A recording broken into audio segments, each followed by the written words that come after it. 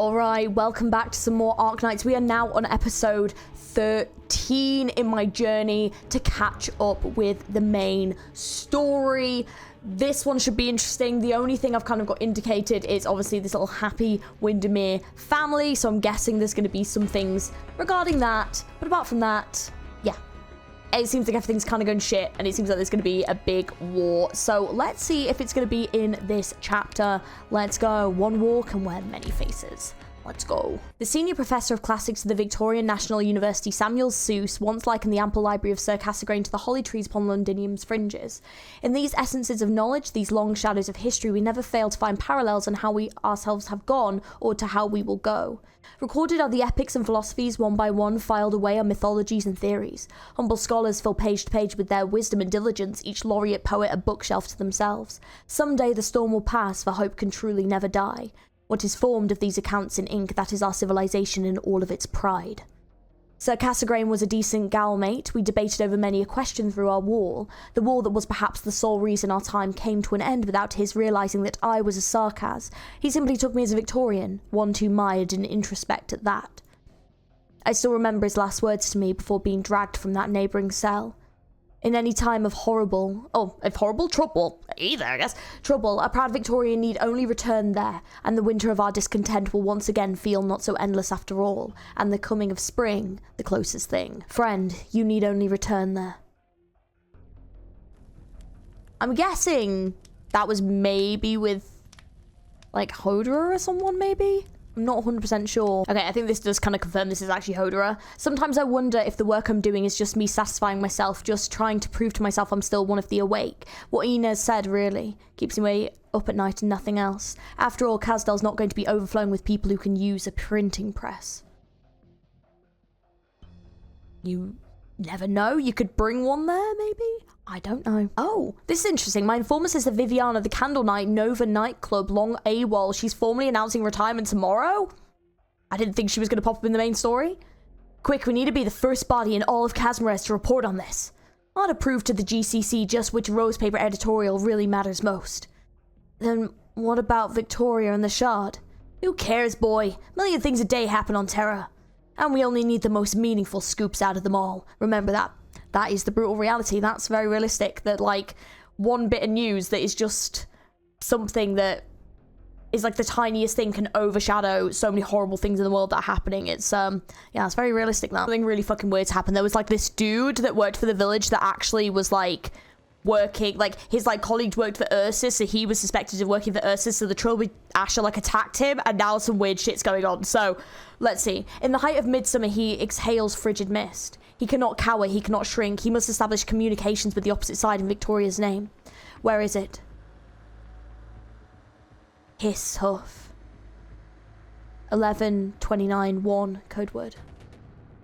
He must not look back. They must not catch sight of each other. He only hopes his adversary is fully aware to abide by the rules of this little game. He can tether a beast, but not a poltergeist. Snowflakes whirl about, jet black sinking into the soil of Victoria. A long, slender shadow stretches out from underfoot. He knows it's right behind him. How close? His heart pounds like thunder. Black breaths clamour at his back. All around him, dead silence. Aren't poltergeists those things from Ursus that, like, are unkillable or something? Hiss. I need an explanation. Yeah, these freaking things. We've had to fight these before. 93. This operation has not received royal assent. We will not pardon any breach of authority. The treasonous will be executed. Over. Understood. We've never met before. Huff. That was weird. He's gone. Sir Trilby Asher, our surveillance picked up... Your surveillance picked up nothing. The fact he could enter and leave us alive, that declares where Victoria and Ursus stand. All this needs to be reported directly to the Duke. Wesley Rowett was cornered and took his own life. The mission is over. Seems to me like the armies and the Emperor aren't on the same page. But any action we take could succeed in bringing about their conciliation. They haven't settled on their plans yet, but their empire, their fear, that will make their decision for them. Yeah, because we know that Ursus is like here to try and help any of the affected, but we also know that, like, what the Ursas are now doing and, like, Reunion are now doing, like, is a bit different. So, shit, okay. Tell me, is my walk fallen among firewood too? All the Sarkaz's lives, save for being lit a flame devoid of any meaning. Then why do I still insist on recording? Why do I still insist on writing? Because while my history of events recounts our destruction time and time again, it is my wish to leave the song of every soldier after the fighting is over as they turn their gazes to yonder castle. Oh, that's sad. They really do just, like, have such a sad story, but Hodora. Oh, Hodora! To our 7, 3 cars, 15 plus riders. They've been following us forever, but they're staying wary. Following this entire time, just following. Why not tell W to hang a U-turn? Maybe they'll be happy to say hi. You could get some free Londinium souvenirs. Souvenirs? Inside that giant bowl of arts they're hand-shaping? I'm treasuring the less close shaves just fine, thanks. The way these mercs are working doesn't add up, especially the way they're hunting us. No, not hunting, they're driving us off. They want us away from Londinium. Ah, our high and mighty General Manfred sparing your life. Isn't that sweet of him? You sure you two didn't swear a blood oath? I want to take his kind advice, scoot back to Castell and teach them slum kiddos how to read. My point is, who let you out of the military commissions dungeon? You were just going walkies outside Londinium's walls by the time I picked you up. My cell was left unguarded for a while. I thought it was a trap at first, but now I think I'm in something worse. Sure, he can be roundabout with me, hinting for me to go resolve some pain in the ass affair, but I think I prefer him just killing me then. That would have been easier. Not to mention we still aren't sure what pain in the ass we're even solving. Then don't bother with it. W, can you speed up a little? It's time we said goodbye to this clingy convoy of send-offs. Yeah, my second-handers here is not going to stand up to much abuse. Good news, though. We just hit a minefield. Late half an hour earlier by yours personally. Now, butts and seats. I do love this trio, they're really great. This looks to me like you're just fording Bomb River. I left them in the bigger share, I promise. Stop the car once we circle that forest ahead. From there, we'll get off and proceed on foot. A vehicle's too large of a target in the catch-up sooner or later anyway. Here's hoping you do remember where you buried every mine, W. We'll find out, I guess. We need more information. Ideally, we'll rendezvous with Rhode Island ASAP. Escalon and the Doctor are on Windermere's warship right now. There's a few things I'm very uneasy about. What did you see? It's just intuition. The less I see any problem, the more uneasy I am. You guys met this doctor, and now they're Rhode Island's doctor. I can't give you the full verdict yet, but there's no doubt in that sense. The doctor is weakened. And I don't mean that in any negative way, but maybe it's not a weak doctor we need so much right now. You sure? Who knows if Rhode Island Op will remember some random thing that happened in Shunabog, and just like that I get a knife planted in my back. Are you really as skeptical as you'd like to tell us, W? Hard to say. That's an old hag kind of keeping me at arm's length from their beloved doctor. W, you've spent plenty of time walking this battlefield. Any ideas? I've just been prodded this way and that like some bug. Can't even organize a sensible military op, so all I do is sit in my front row seat and spectate the most magical siege modern society has to offer. Chaos. Sometimes I even have to wonder, at this point, is anyone actually conducting this battle? The Royal Court's legions couldn't work together to save their lives, and who gives a shit about all the small fry corps scuttling in from their four corners to try and live their dreams of Victorian vengeance? But the ultimate mastermind here is Teresa's. So, this chaos has to have been planned down to the last detail. He wasn't juggling some strategic Lollapalooza, he just set the stage. And now he's waiting. As for what he's waiting for, I don't want to guess. We can't just go brain dumb and reach out to the doctor or Dr. Calcid hoping they'll give us orders. We've suffered enough with Babel. We need to seize the initiative. There's a source of info that might be more open to us than ever in our current position. What position? The pathetic little creepy crawlies? Essentially, Sarkaz. Right, and just on the off chance. Have either of you ever heard of any method to kill a lich? Oh, Interesting. I mean, we know the liches are going to be a pain in the arse, so... Oh, that doesn't look good. What is that? What is that?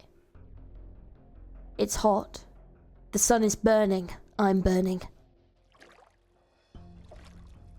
That's a cool image, but I can't really tell what I'm looking at. Is that the exit? A few steps further. Just put one foot in front of the other. Maybe the fire, the anger, the pain, and the regret are all just figments of my imagination. Or maybe the exit is. I don't know. But they're watching behind me. Those eyes, are they judging me? Or just waiting to see how I'll carry the burden of their deaths? They were great men with tremendous accomplishments. My commander and the legendary Sarkaz Scout, and the captain, the last pure-blooded Wendigo. They're all dead before me, behind me. All that's left is sad little me, worthless me. They died so I could live. What did they expect of me? I can't think about it. I can't. I can't let their deaths be meaningless.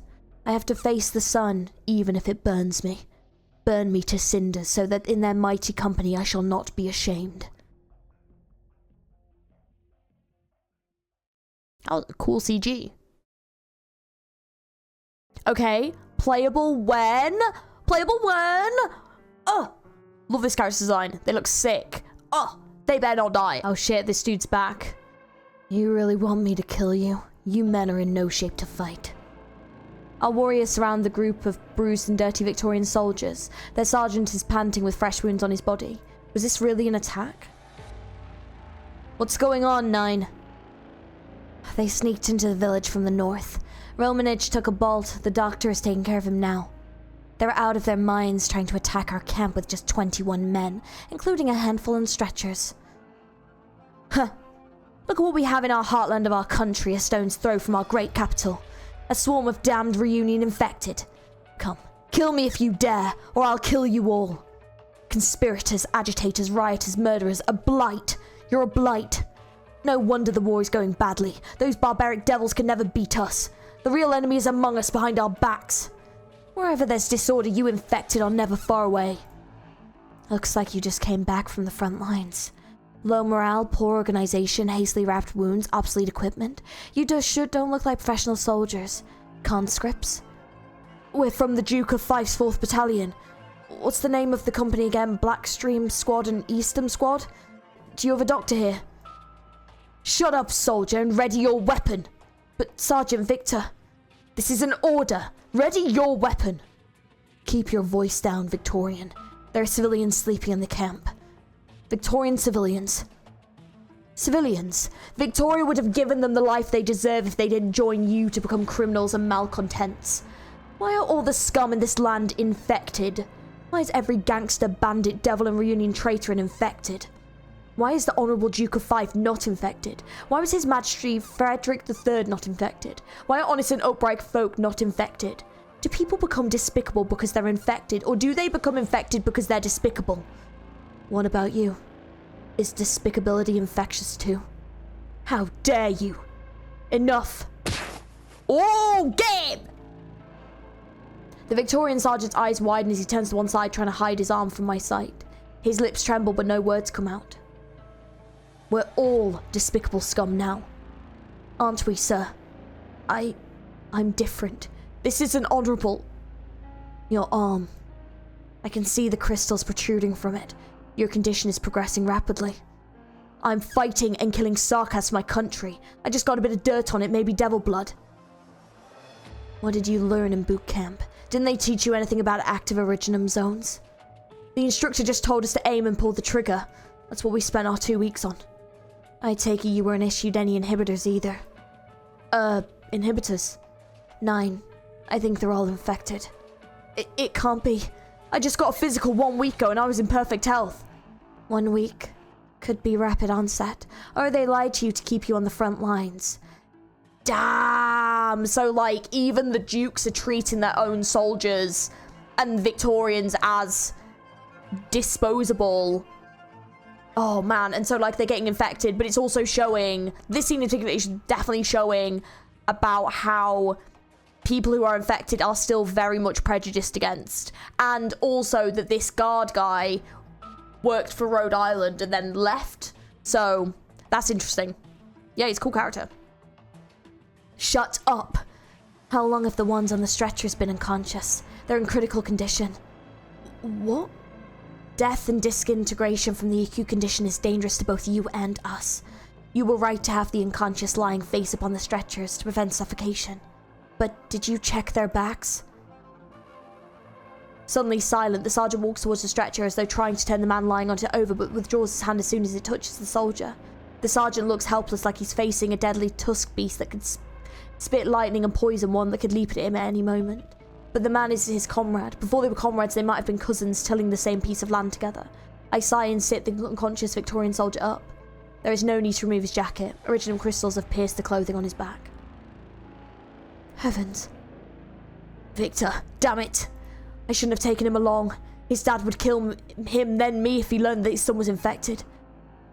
Those Sarkas used witchcraft to infect us. I knew it. It's the devil's curse. It's not enough that they defiled our land. Now they want to defile our souls too. That's enough. Sarkas are naturally susceptible to infection. Their soldiers are overwhelmingly infected. When you kill them or when you get infected, they kill you. And if there's no one to clean up the bodies... I said no more. I heard a sound. It's a familiar sound, whether in Rimbilliton, Rhode Island, or here and now. The sound that every infected fears most. The sound of us shattering. I've heard sounds in the trenches. You told me it was artillery, Sergeant. It was artillery. Our enemy will use anything and everything to destroy us and our country, including their own deaths. Devils, bandits, Terrans. There was none of this crap during His Majesty Frederick III's reign. We must expel this scum from Victoria. What can we do? Can we save Victor? We dwell in the blessing of glorious Victoria. What an idiot. I'll say this again. You're an infected. Very infected. In case this isn't clear to you, like us, like everyone else here, you're going to die. Okay, sorry. I've been kind of going through this scene. He's been kind of giving us his like background story. Apparently he's from Rimbilliton and stuff, but the character's really interesting so far. Like, I don't remember seeing him up until this point. I wonder if he was maybe in like a side story. So you'll have to let me know down in the comments, but I'm liking him as a character so far. I was gonna say, he seems really interesting. On your guard, Red. The Victorians have stopped. Looks like they're planning to make camp. Here? It's only a few hundred meters from our camp. They no longer have the strength to cover their tracks. Who knows if there's a scouting party shadowing them somewhere. And I also love the music as well. This music is really, really nice. Red's hands never stop, even if, as he complains, cutting away the bothersome vines. We approach their position and see their flickering shadows through the sparse bushes. Soldiers lie on the ground in exhaustion, hopelessly burying their heads amongst the falling leaves. The sergeant sits down on a rock, silently polishing his sword, the only weapon he has left. I guess they just didn't have the strength to go any further. These people don't have the luxury to think. They're still living in a dream. It'll all pass. Were they really just separated from the rest of the army? These Victorians are lucky. They face the gentle exile, not the swords of their comrades. It's not easy to accept that you're infected. We should wait for them to understand who they are and for them to make a choice. Do you really mean to take them in? These soldiers? We're weak. So are they. What's the plan then? Finish the shift and notify the sentries. Expand the patrols to include this camp.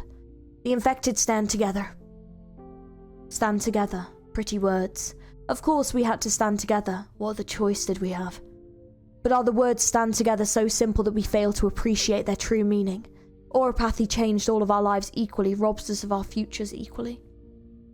But what is taken from a farmer who has to pay his taxes out of seeds stored for next year's planting equal to what is taken from a wealthy merchant with a safe full of pure gold? When what we had to begin with was not equal, neither are the choices that survive deprivation.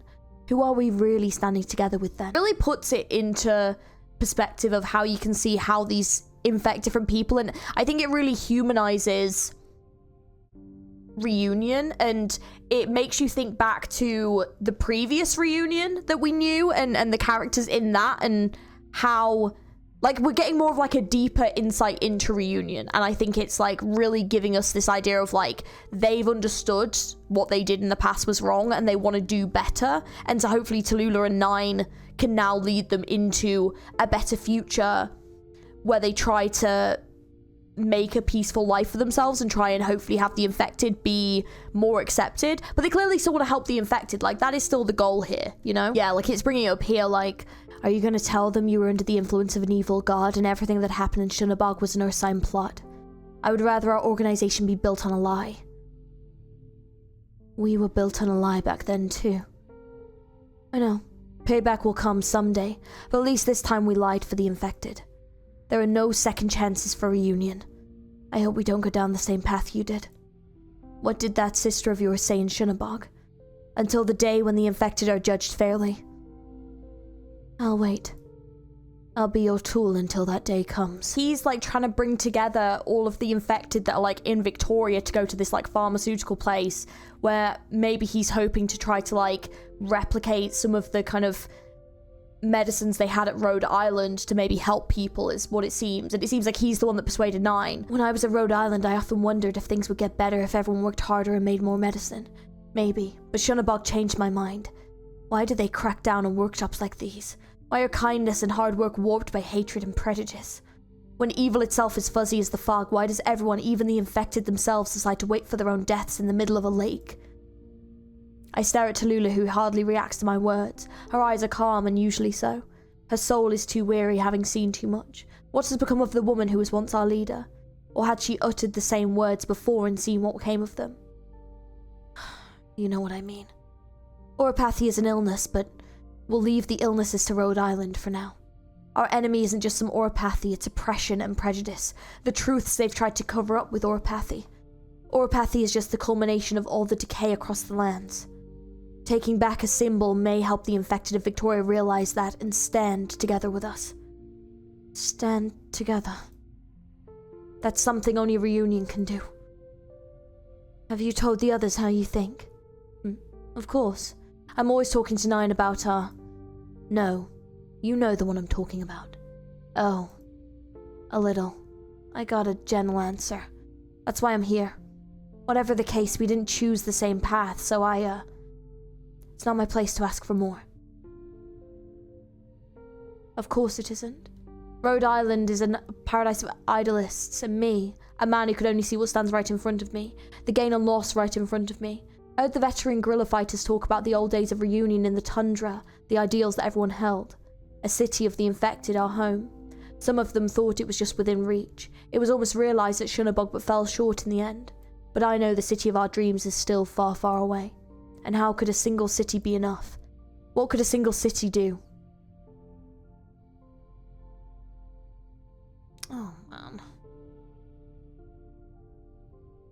It's interesting, though, seeing a character go from, like, being a Rhode Islander to leaving to join Reunion and help this movement. And the fact that Shunabog, like, is the thing that changed his mind. Oh, my God, it's the Duke of Windermere!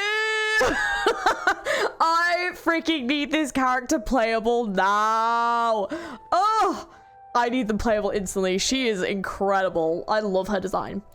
My mother seems utterly unmoved, impassively issuing order after order, but even she cannot resist a frown when she reads the congratulations from her fellow dukes. This is her life.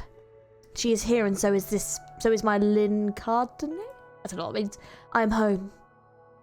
Oh yeah, this is the girl, I'm guessing, that like we found before. Focus, Delphine. Listen to the reports. There is no time left to let your mind wander. She adjusts the position of her eye patch. Is it to hide the wrinkles? The weather here is very different from Lincardine. I think it is. It's suppressed heavy, the gloom of rain and fog ever present. I just want to... What are you gazing at so absent-mindedly, Delphine? Nothing, Mother. It's just...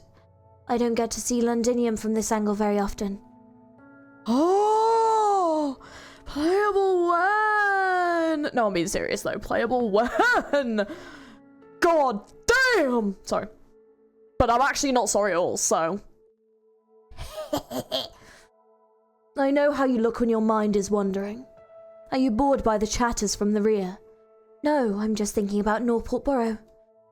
Sorry, I didn't expect the situation in Londinium to deteriorate so much so quickly. I should have arranged for your evacuation sooner. We had compiled reports on everything that went on in Londinium, but we weren't able to bring them. We should be the ones apologising. That's all right.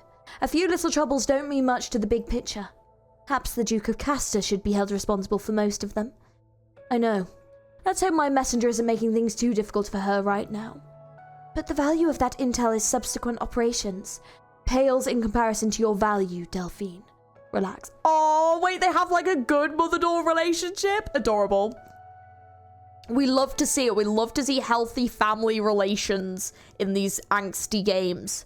I'm here and Ironclad Gallivey is nearby. Everything will be right once we return to the city. We'll restore Londinium and Victoria. Of course. Mother, I thought I would die down there. I wouldn't let that happen to my daughter. You've done well. You have the patience and attention to detail of your father. But you don't have to be the one to do all that work. You're my heir, and your place is at Lincardine. Our standoff with Lethanen can be trying. You'll need to get used to those matters. Plus, I could use someone to talk to. I thought I could do better. Sorry. There are many things that a Duke of Windermere must worry about, for which she needs nerves of steel. But that's not your burden, not yet. You can rely on your mother, at least until she's too old to walk. I understand. Thank you, Mother. We'll be home in another 4 or 5 hours. I've arranged for all the stuff you left behind at the old house to be set up. Your pajamas, your pillow, your bed, your bathtub. That's all stuff from before I came to Londinium. It's not like you're any taller. I have some nice things for you as well, but I'll keep those a secret for now. Get a good night's sleep once we're back. But don't get complacent. We have a lot to do. What is it? I was in Londinium a long time, wasn't I? I had many friends, outstanding friends from whom I learnt a lot. We lived in a city of disorder, chewed up and swallowing the lives we once had, but we believed in our cause. I was proud of it. Then, things changed. One agent after another disappeared and the Sarkas took the city. I was on my own. I had to live with more common people. For the first time I learned how they lived and how they viewed Victoria. Most of them are dead now. Those who still live huddle in the bowels of this ship, waiting for you to decide their fate. 100 meters beneath my pajamas, bed and bathtub. I'm really grateful, really, but is it all because... She does not let me finish. She puts her hand on my head without patting it, but I know this is her way of showing affection. You did well, my daughter. You exceeded my expectations. Go and see the troops below. It'll do you good to talk with them. With that, her grace departs. She's always swift and decisive. I've no chance to say any more. I scratch my slightly untidy head. Mother? We can talk later. You shouldn't have come here yourself. The words that come out of my mouth surprised me. Was it not because of my call for help that she came? How could I say that? It's too risky. We can't fully trust the Lethanens, and we don't know why the Sarkas are planning next. We've fallen behind on intel. She dismisses me with a wave, perhaps telling me not to think too much about it. Her silhouette remains sharp, making me feel like I'm worrying too much, and that all she can handle it all. Wait, I completely missaid that. Sigh, she's right. I'm not much taller at all. Oh, I like their relationship though. That's really sweet. Oh, they've just been talking about how all the dukes should be able to cope with what's happening, but they just can't. The Naxara King. The only thing we know about him comes from sparse records of ancient times. It has been too long since Victoria, indeed Terra as a whole, has last faced a real Sarkaz army. What chain reaction will their witchcraft produce? Are they really as primitive and backwards as the records say? What force of the various Sarkaz branches come together to form, where we can't see them? Why do they stand together? No need to worry too much though. Mother, Duke Windermere and Duke Wellington will conduct this war together. The Duke of Castor has also publicly declared her allegiance. The stalemate will not last long. Once we return to Ironclad Gallivey, our both spies and support will... Oh dear. Whoa! What was that? Looks like we're passing through a canyon. A good thing. It means we're about to leave the battlefield. A canyon. I feel even less at ease. It's interesting seeing, because I think each chapter so far that we've had has been from, first one was Hodera, this one was, last one was Guard, this one's from Delphine. It's interesting seeing the perspectives written like this, of their inner thoughts as well. It's a cool new way of doing it. Gives a bit of variety to the storytelling. I feel even less at ease. I know where Mother's confidence comes from. The ship is defended by Windermere's pride, her sword guards. If the Sarkaz think this is merely a reckless act by the Duke of Windermere, they will find themselves on the receiving end of blades that have been honed since the War of the Four Emperors. But do we truly know the Sarkaz? Is the ship slowing down, Siege? I think so. The weather outside, say, what time is it? How long has it been since we left Norport? A few hours, I think. Is this just an ordinary canyon? Yes, nothing remarkable besides some abandoned factories. Abandoned factories, yes. This place has been abandoned since before Londinium fell into chaos. Why? Because of the catastrophe. A massive crystal formation the catastrophe left behind. Oh dear. Edging closer. Be careful! Hey, I'm talking to you. Something's not right. No, that was weird. The way he was like inching closer was strange. There's a different smell in the air. I look around instinctively. All the elite soldiers in the hold are gone. This is not right. Oh, shite. Get away from him, Hannah. Siege pulls her back before I can. I see the soldier smiling at me. Oh, shite. Look out!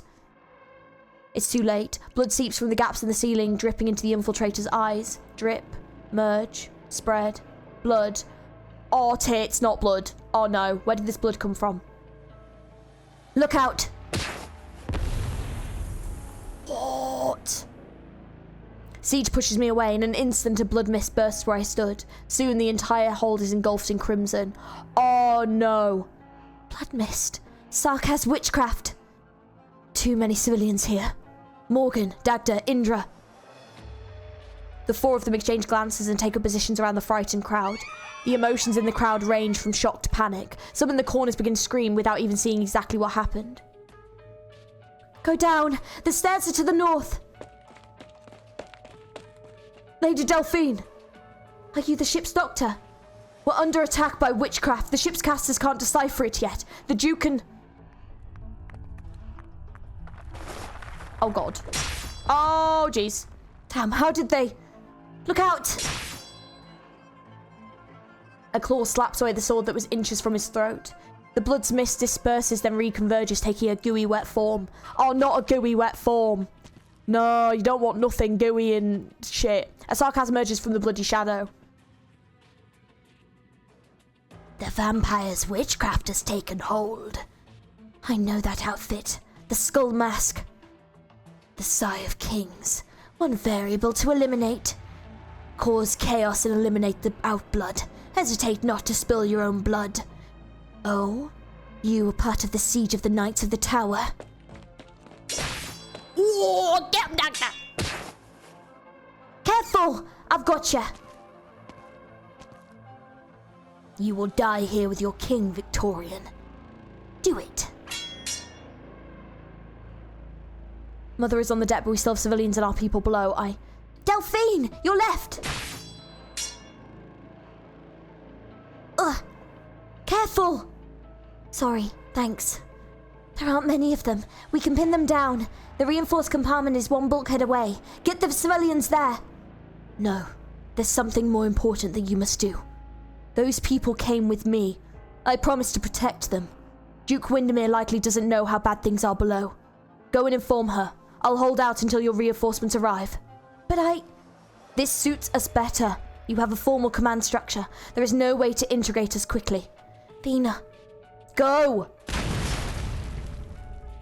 I really wish she was wearing her previous outfit from the previous episode. It's such a cool outfit! I'm so sad about it! This outfit is just kind of mid, I'm sorry. The jacket's actually amazing. I love the jacket, but the other outfit is so badass. I wish she was still wearing it. But I guess, though, the point of this is that she's kind of, like, still Siege. Like, she's still the person that they all grew up with, and she was part of the gang, like, the Glasgow gang. Like, she's still that person. So I know this is about accepting that part of herself and the new part of herself, but clearly she's kind of regressed back to just wanting to be part of this because the burden of being being royalty is like a lot, and it's come with a lot, and it's putting a lot of burden on her. So yeah, I understand why, but like, I want the previous outfit back. Do you know what I'm saying? Damn, you've got a hard head. Almost made my hand go numb. Sarkaz profanity. Fucking shit. I'm not even gonna bleep it. Sarkaz. So be it. The Sigh of Kings will be spoils enough. Surround the Aslan. Get ready for a brawl, mates. For an instant, I wished I was with them. Like when I first joined Slobberknocker Gym, when I went from being alone to being in a community, I actually asked a few of my friends if they've ever heard this term before. they hadn't. Broken down, yes. But it turns out, fun fact, I looked it up, slobberknocker is an American term. It's not an English term. So the gym being called slobberknocker makes no sense in, like, British context, but apparently in American, like, it's a word for, like, knocking someone out or something. Like, that's what it means. So they kind of got this word wrong, because in English you'd break this down into slobber and knocker, and those two things don't really, I mean, they can mix, but it's a bit fucking weird. So yeah, because I looked up and asked friends about it, because I was like, is this a word? Yeah, it's strange. Yeah. Kador and Bard, we stood together. This ends now. The swing of the hammer compresses the air in the passage. It roars. Damn, get him! Tiny drops of liquid fall on my face. My vision blurs. Delphine! A shadow draws near. Delphine! Mother? I try to wipe my eyes. I see another pair of eyes right there in front of me. Red flows from their sockets. Delphine, go no further. You're hurt. You'll only be in the way. Same for me. Kill me before whatever this is consumes me. The sword guards and her grace will kill the Sarkaz. Do not put yourself in danger, Delphine. No. I don't even feel the pain anymore. Free me, then stop. I draw my sword. She is still conscious. I should not do this to her, but I see the relief in her eyes. She grabs my sword, sending it into her own body. I'm trembling. I can't see clearly. Oh, shit. Lady Delphine, you must live. Thank you for freeing me. I look down and see the red eyes. She gives up breathing, smiling to the end. This is Sarkaz. Mother. My feet cannot move. Worry and ease and fear grip them. The lights go out. The only light comes from above deck. Oh, shit. What? Oh, that's very... Oh. Oh. Oh, no. That looks bad. There is only silence amongst the bodies. Rain solidifies as it falls, blowing backwards, evaporating, converging.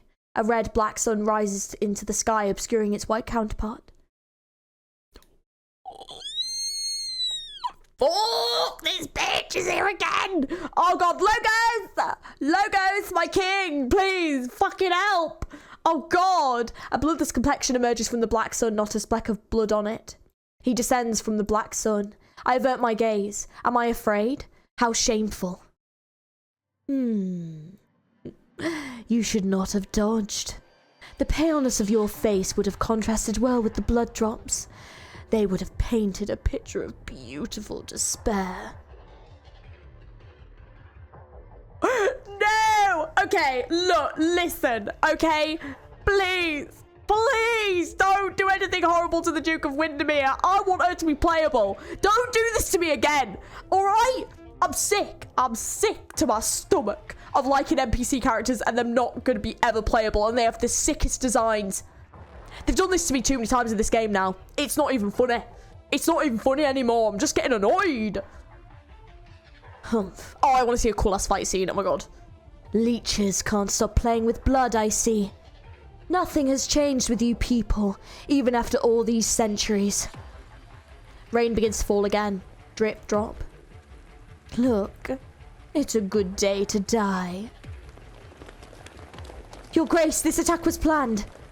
As expected. For a sovereign of the Sarkaz to pay a personal visit, though, all well and good, I suppose. The battle below is not going well. The officers are organising the defence. No matter. This one is our only threat. Mother, the Duke of Windermere points a sword towards the invading Sarkaz leader. Oh, she's so cool. I cannot see the expression on her face, but I know that is not the mother I know so well. The soldier was right. I would only be in the way. I've long had enough of Lethen and spire arts. I wonder what spine of a vampire looks like. You're a strong Victorian. You don't think you'll shirk back. But your blood will betray you. The Creator built a bridge of life for humanity, and I stand above the bridge. Ooh! Oh? Not any worse than those spire madmen. A blue blade cuts through the rain of blood. A tiny drop of rain cuts open Mother's cheek.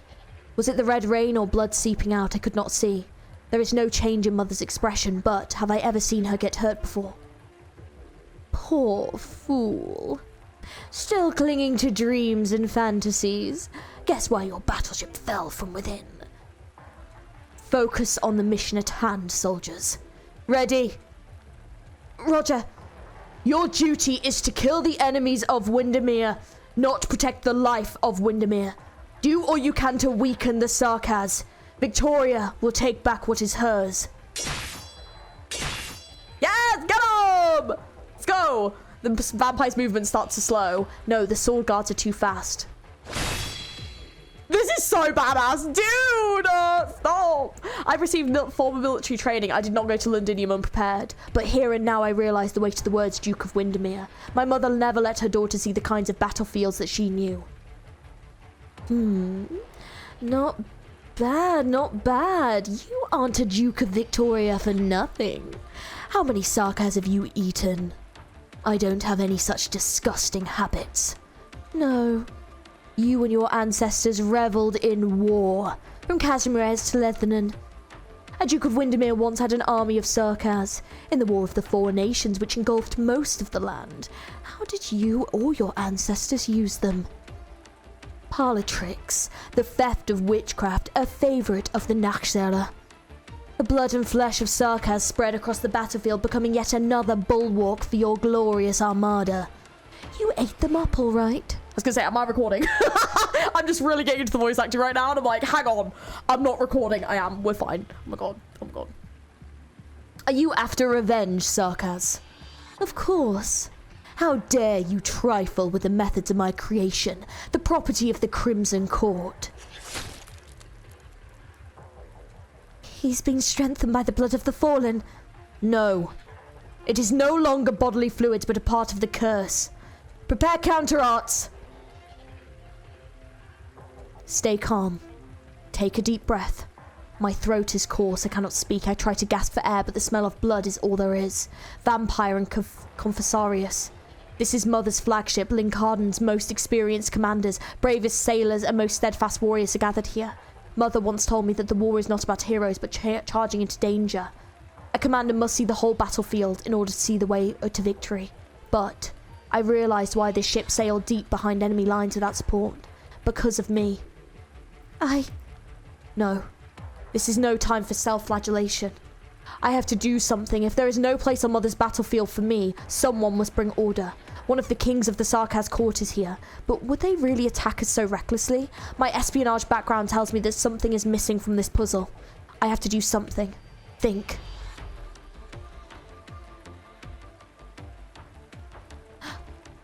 Could it be? No. Arts that can teleport an entire army are unheard of. Our ship fell from within. I know this feeling. Demazi. I encountered him personally when leaving Norport. I'd heard about this terrible king of Sarkaz court from Amir, but he was defeated. How could he? Still, this is the most likely answer. There are 2 kings of the Sarkaz court on this ship. A truly terrifying conclusion. But what about the vampire? Why didn't he go straight to his target if he could use witchcraft on the officers? Attacking secondary targets with witchcraft and creating disorder with the assassins. That's too inefficient. But the Sarkaz fighting with Mother. The Demazi, did he simply infiltrate us by taking the face of a Victorian? Damn it. Mother! Delphine, stay back! That one's a fake! The sword guard's weapons impale the vampire. The light of the arts penetrate the Sarkaz's twisted visage. The arts of the sword guards of Windermere, passed down from generation to generation, are simple but brutally effective. Mother quickly sets her sights back on the target. I draw my sword. The sword guards do not hear my cry, but Mother is ready. The vampire laughs. The massive blood arts explode before it can be cast.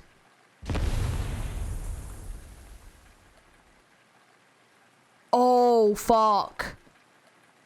A gust of wind sweeps through the sticky air, blowing away the sanguine rain and wind. Death falls silent. True terror begins to spread slowly but surely. Blood converges upon the hands of the silhouette, forming a crystal. Then, the other, the true. Enough. I don't enjoy seeing another wear my face. The sword guards pull back instantly. Even so, 2 of them are late, but by an eyelash and their flesh takes incomprehensible form in a split second. I can feel my sword hand trembling, my throat seizing up. This is a battle beyond my comprehension. I thought the doctor was on the ship. Where's the doctor? A little girl saw through your disguise. You're losing your touch, Demazi. The previous you would have been more convincing. Yeah, because like 2 of them formed, right? Oh, I was kind of expecting a new design. Okay. Is that so? These arts are merely a poor imitation by the Confessarius. Foul, uncouth, vulgar killing. He looks towards me, then towards Mother. I'm trembling. Delphine. Yes. Good job seeing through the trick. All the sword guards would have been lost. But there's nothing more you can do here now. The escort fleet is approaching. We must ensure the communication with the fleet is maintained.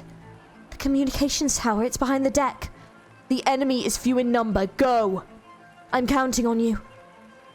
She pats my shoulder with an uninjured with an injured hand. Only then do I notice she has many more scars on her than I remembered. Understood. I'm scared! For the Duke of Windermere! I'm worried. I'm fucking worried. Shit is going down. We should be concerned that she may not be playable. I'm really worried. She better be playable. I'm gonna be pissed. I turn around and run for the communications tower. Pride overcame fear in that instant. Mother said, I'm counting on you. I see the Confessari trying to blow up the communications tower and our soldiers still resisting. Yeah, can you freaking stop? Thank goodness the communications tower hasn't fallen yet. The ship's slowing down. It's the engines. They're attacking the engine room. Damn it. Grab my hand. Don't look back. Get up. Thank you. Oh, Lady Delphine. We must regroup and counterattack. Reinforcements are on the way. Listen up, men. Dust clouds in the distance. Help is on the way. Their plan has failed so easily. I turn around. The front of the deck has been completely engulfed in red fog with only the flashing of sword and vampiric arts to penetrate it. Why do I feel so uneasy? Delphine, look out! A pair of eyes peer at me in the infinite raindrops and the reflection of blood on the deck. The vampire's hand brushes my neck. Why? Is he not fighting Mother? Vina tries to push me away, but it's too late. My sword, I still have my sword. I am her daughter. She is counting on me. The blood-woven crimson witchcraft vanishes into thin air. Are you all right? I'm fine. It's all in my head. Your troops are holding back the enemy down below, so we've come up to help. The bad news is that we found traces of the Demazi down there. We know. The Sanguine Arch and the Demazi are attacking together. No, wait. That attack was not Demazi feint. It was true blue vampiric witchcraft. If the King of the Sarkaz Court intended to kill me, there is no reason I should still be alive. It was not my own strength that allowed me to resist. He had other plans. There's no doubt about that. Once again, I look towards the sword guards. Their swords are still flashing. I can see their silhouettes converging. Something's not right. They are falling one by one. They're backing up. This is not right. Where is Mother? Delphine, where are you going? Ugh, dreadful. The scent of blood has changed. The Confessarius has succeeded, as has the Sanguine Arch. Pull back. Those unable to do so, drive your daggers into your hearts on my command. You... Oh shit. What is going on? Impossible. Even if the fight against the fake vampire had taken its toll, Mother and her sword guards could not have fallen so easily. I know the legend of Windermere's sword, which no wall could stop, the blades of light that struck down the spires, one of Victoria's 2 sharpest swords. I grew up listening to them. Why? How? I charge into the fog of blood, hearing only my accelerating heartbeat. Finally, I spy a figure.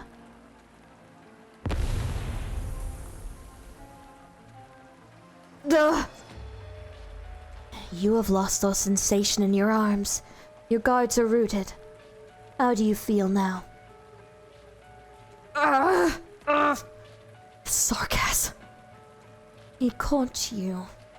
An instant of weakness, of disorder. Why? We do not understand. We find it regrettable. She's finished.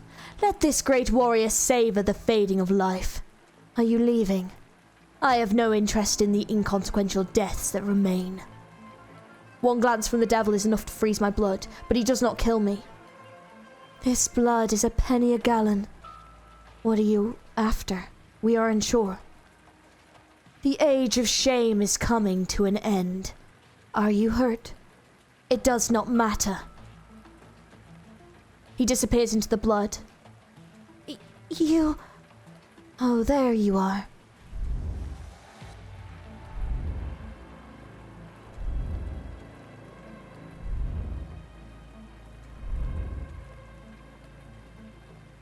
The one who saw through us.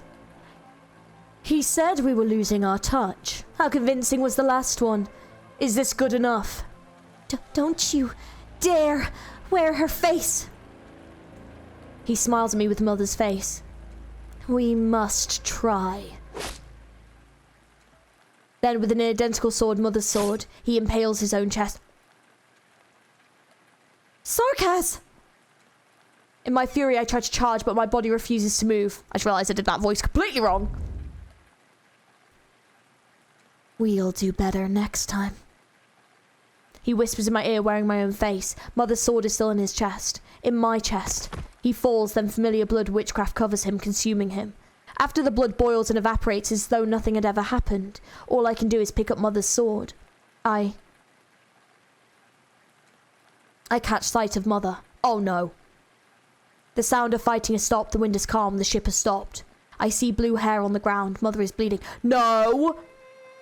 No, bitch! You take that sad music back! No, no, no, no, no, no! No! Delphine. I can't see very well. Have they retreated? Mother. They're gone. Mother, I'll call for the doctors. You'll be fine. You're the Duke of Windermere. You're my mother. Wait here, I couldn't beat him. I can't believe it. Don't go, Delphine. Don't go. Let me look at you. No, bitch. No, no, no.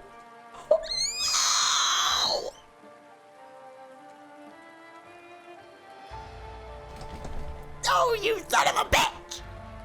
No! Oh, fuck off! No! That's fucking unacceptable. That's unacceptable behavior right there. Oh, I'm fuming, raging. Oh, that is absolutely unasked for. Are you serious? They just killed the Duke of Windermere. Like, fuck. What, right, I'm just not gonna like anyone anymore. Fuck it. What's the point? Because they all just keep dying. Everyone I've ever loved in this game. Oh, I mean, not everyone, but everyone that's an NPC in this game. That is so unfair. Why give us such a goaty design to have her in it for like 2 fucking minutes? Oh, I'm so pissed. That's... Oh! I'm so mad. That's... Oh, no, I'm fuming. Absolutely fuming. Raging. That's not on. Mother's body grows cold in my arm. What's the point of me even playing this game if I can't even simp over characters because they keep dying every 2 minutes? Give me playables like this! It's unfair! I'm so angry. I'm so mad about it.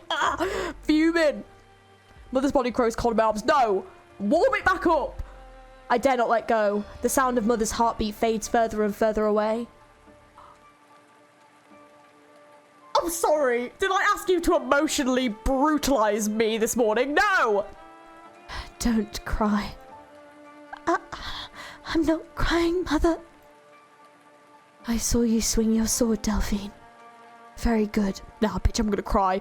That's not on. You had injured your hand. Your grip. It was never right. I was too hasty. Mother, don't say any more. Mother gazes towards the horizon. Is that the direction of Londinium? Her eyes have always laid upon Victoria. I remember the direction your father left in. We had a surprise for you. One we prepared long ago. Mother, Delphine, I thought you would be taller. The clothes will be a bit loose. Just calm down, Delphine.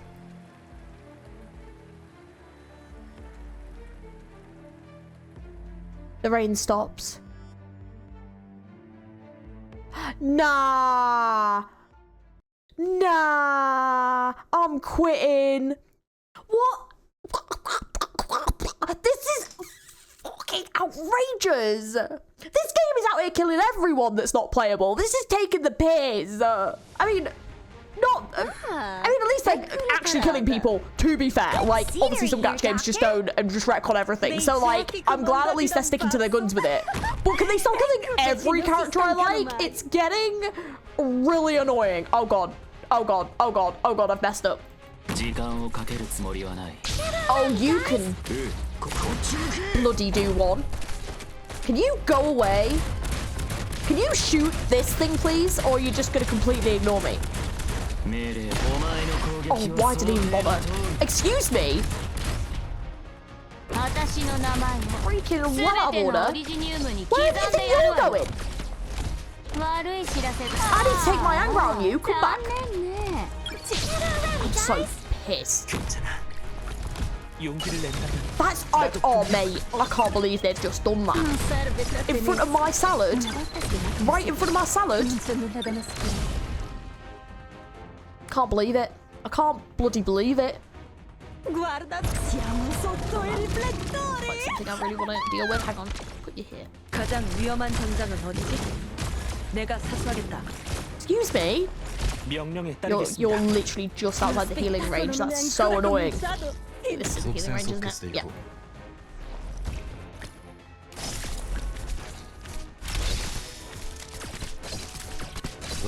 Oh god, that's a lot of enemies. Okay. Made a choice.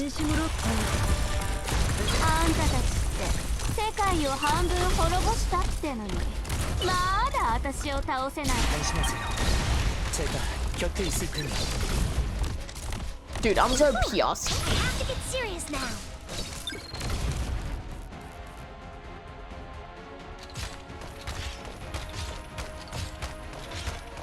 Flipping heck, that thing is eating away her HP. Holy moly. Dude, I'm so annoyed right now.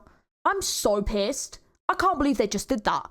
I literally, at the beginning of this video, just said, playable when? Did they not listen to me? Oh.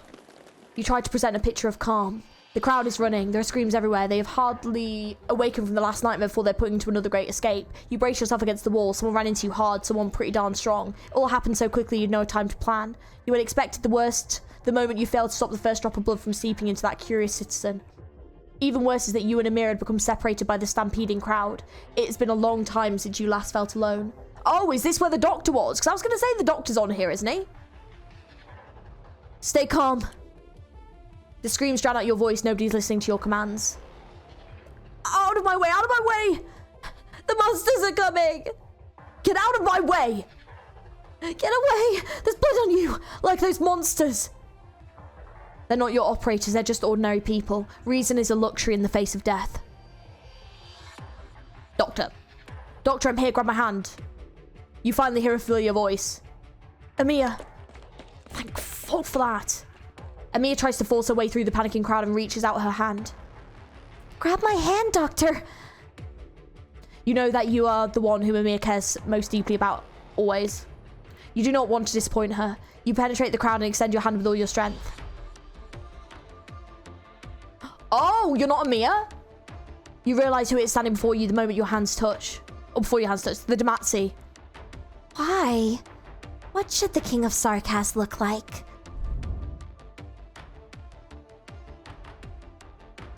I heard Logos's bone whistle. The myriad souls still reject us. However, a change has occurred. A part of us has left us. We must make a choice. We cannot remain stagnant. The Demazi approaches you one step at a time. You can feel that the one-time King of Sarkaz's court has changed. He is no longer an idle observer. He has begun moving forward. Doctor! King of Sarkaz. I tried to imitate you, but I failed. At New Demazi, Is this your choice? To formally stand against us? We simply decided to try. Will we learn our meaning and battle against you, King of Sarkaz? Where does our path lead? Once, I asked the previous Demazi what I should do. He said I must overcome all doubt and hesitation. If you still call me the King of Sarkaz after being reborn, then go find the answer yourself. You won't get it from me. She is always at your side, smiling. Almost makes you forget that she is the true King of Sarkaz. Dark arts rumble. You find Amia's presence downright imposing. But still, you feel uneasy. Instincts tell you this was no ordinary attack. In just a short period of time, you have learned that this is the Duke of Windermere's defender of the frontiers is no pushover. She had her flagship break off from the fleet in order to save her daughter. This was an opportunity. But the rest of the fleet was not so far away. A tactical advantage in attacking a ducal vessel is limited, unless this was a decapitation operation. No, killing a duke only makes her men angrier. There is more to Cerese's plan. Plus, this ship is home to more than just the Duke's elite guards. You and your friends are here. The King of Sarkaz is here. Suddenly, a pang of intense pain dazes you. Ooh! Ooh, bitch! Oh, did I hurt you? That Ascalon woman is so annoying. Is she so persistent with everyone? Doctor!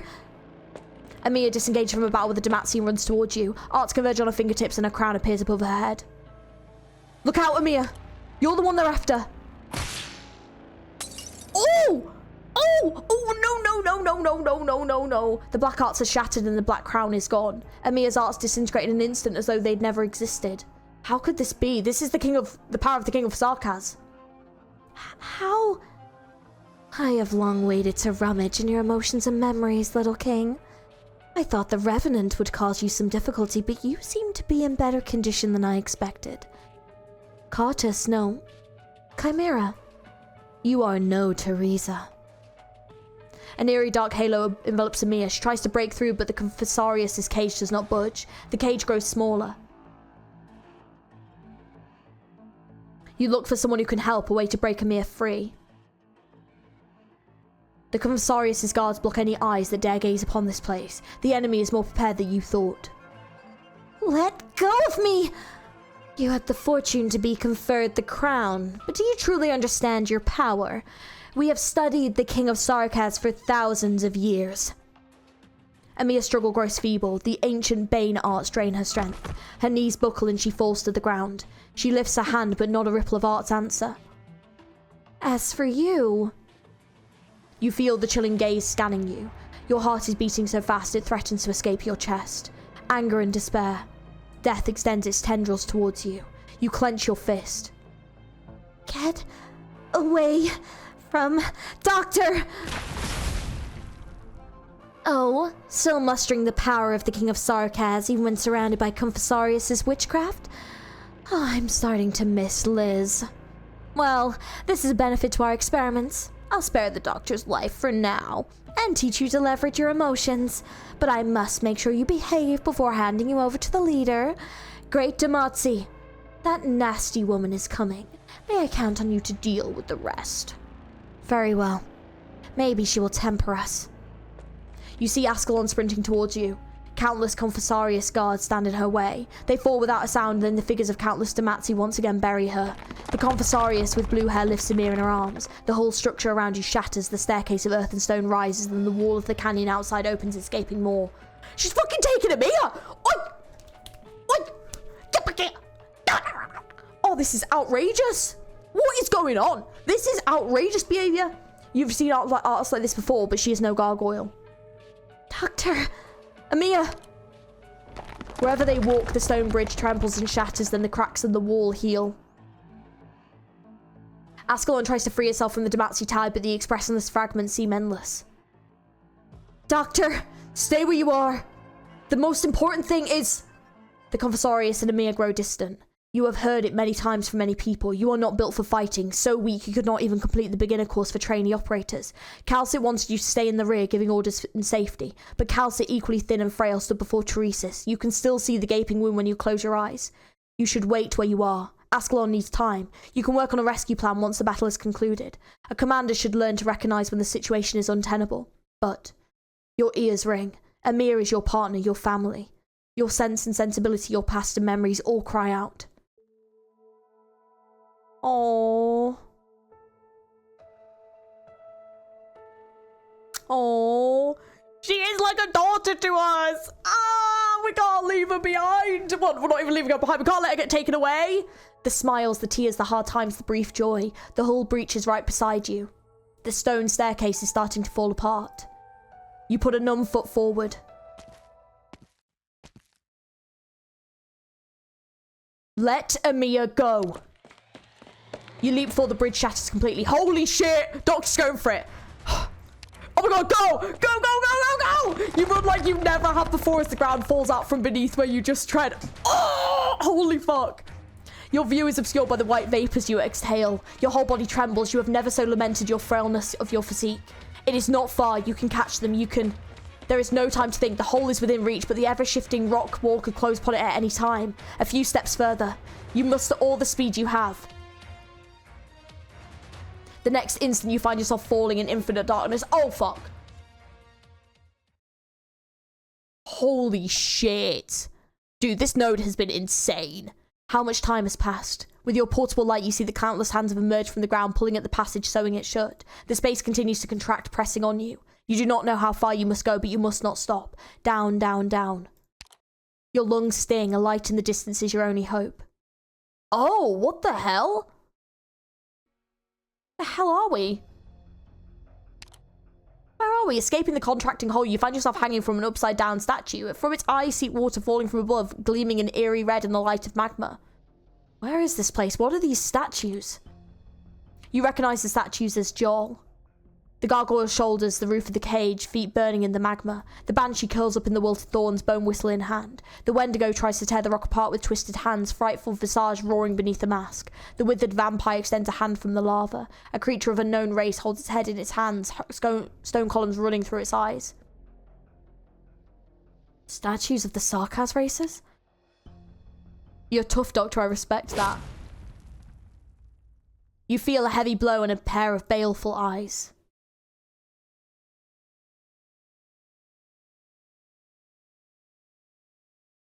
Who was that? Oh, shit. Oh, we have caught up. Awake? How did you follow me with that feeble constitution of yours? I examined your body but found nothing. Well, not exactly nothing. Your structure is unusual, different from all the samples I've seen. I would very much like to study you in great detail. Unfortunately, this place has been abandoned a long time and the equipment is far from adequate. It would not do to damage such a precious sample. Perhaps I could bring you back to Londinium, but Teresa seems to pay particular attention to you. Amia. You look towards Amia. Her consciousness seems hazy. Black hearts seep out from her, then fade into thin air in the next instant. Her brow twitches in pain. She is not in good shape. You have rarely seen this expression on the brave child's face ever since you met in Shunabog. Look, Doctor. What is she looking at? She's trembling. What did you do to her? The King of Sarkaz grants the promised land. The little bunny simply got a taste of her own power. What do you want? We can talk about it. Meaningless negotiation. Painfully amusing the way you hopelessly grasp at straws. No operators at your side, nothing for you to command. Even the King of Sarkaz, whom you served, is leaving you. What can you do? She draws closer. You tighten the hand hidden behind your back. All you have is a sharp rock that you happen to pick up with. And look, if you hit her with the rock, you might be able to push her in the lava, okay? Just saying, if there's lava around and... you know, you gotta do what you can do. I doubt she can survive a lava, but maybe she can. But I doubt it. Your reason tells you that it is useless. Perhaps you would have a speck of hope if you were Blaze, Ascalon, or even Poplicar. You feel regret, but even stronger is your determination. The pain in your hand keeps you conscious. Patience, wait for her to draw closer. I've asked the leader many times, why does power so often end up in the hands of the ordinary? What have these forgotten kings of Sarkaz given us besides the life of exile and persecution? Will you, Doctor, be one of the causes of another round of suffering? I have the same questions, but hurting Amir is not the answer.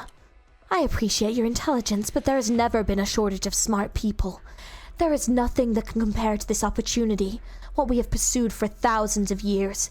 If she can force the crown upon the head of this little bunny, then it can be forced out. You want to steal Emia's crown? Steal? No. This crown is not a ring lying on the battlefield for the taking. You'll never understand. The blue-haired Confessarius turns towards Emiya. That might buy you your chance. You make the calculations with your full strength, perhaps. What's this? A rock? Shit. You feel your internal organs twitch and convulse. The taste of rust fills your mouth. One little push from the Confessarius and your right hand loses all sensation. Bones have broken. Wincing at the intense pain, you force yourself to lunge forward, but she lithely dodges. You fall in front of Emiya, blocking the blue-haired Confessarius' malicious gaze. How touching, putting yourself in front of her, but meaningless. If you're so obsessed, I have a better way to deal with you. Perhaps that brain beneath the hood holds secrets beneficial to our experiments. There, don't try to resist. Share your memories with me. You can feel the Confessarius is breathing. A numbing sensation filled with ancient witchcraft moves towards the top of your head. Get out of my head! What? What could possibly repel a Confessarius is the King of Sarkas, but her mind should have been shackled. A black vortex rises from behind you. Emiya whispers at its center. The black crown trembles with agitation. Ancient Sarkas language. Emiya! Oh god. The shackles of myriad souls are not so easily broken. She remains amidst the myriad souls. She has chosen to protect you subconsciously. Huh. Wait, that's not all. Her connection with the crown is growing. The crown remembers souls. Is that Emiya's voice? You get a feeling. She is growing more distant by the second to the place you cannot reach. Emiya, wake up! You try to grab Emiya. The black vortex roils between you. The great force tries to push you away. You dig your one good hand to the dirt, dragging the rest of your hide along towards the girl lying on the ground. Such intense emotions. Looks like Teresa's choice was not entirely one of desperation after all. Just a little further. Why don't we cut straight to the chase then? I hope this won't break your little head. That would be a shame. The Confessari left more than statues in this cavern. Sarcasm incantation. Emiya! You touch her. You promised. Reject the voice. The black vortex shatters and vanishes. You grab Emiya's hand. Emiya has grown up, but her hand still feels small and frail. Her palm is filled with sweat. You do not know if the Confessarius' curse worked or if this was the result of Emiya's efforts or yours. Blood sprays from the Confessarius' neck. Oh! Damn! Ascalon walks towards you, casting not another glance at the fallen Confessarius. That was reckless, Doctor. If I didn't run into... Look out. Blood explodes and the sanguine shockwave sweeps towards you. A figure stands in front of you, arriving in the nick of time. My boy! But... I really wish he'd been here sooner to save the Duke of Windermere, because... What do you mean? I'm so pissed. Vampire arts. Oh, that's the wrong voice. Vampire arts. What have you done to your bloodline? Hard to imagine that you're related to Shining. The amount of grief that your degeneration has caused that fine girl. Lord of Banshees. I'm impressed. It couldn't have been easy to get here. The Confessarius puts a hand on her neck wound. The blood that sprayed from it is slowly flowing back. I should have been more careful, knowing that the sitting Lord of Banshees is rather rebellious. You're more dangerous than we expected. Urgent situation. Interrogation out of the question. Kill her and leave. I know. You see Locus's cold expression, the incantation that obediently emerges from his tongue. But you do not see Salus's fear, anger, and any expression you might see to one facing her own death. You see only curiosity. This is the Lord of Banshees. The Algeic court? Indeed, these incantations are no less refined than that of your famous mother. But did you know, such refined runes, refined arts, they are far from the Sarkas' roots. She is backing up. Behind her, the statue of the Banshee towers above.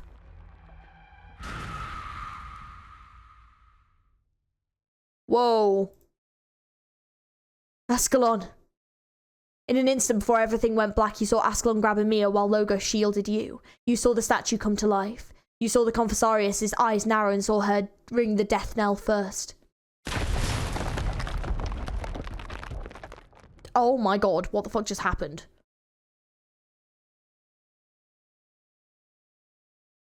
Damn, this note has been absolutely mental. We've left the cave. Ascalon is scouting the area.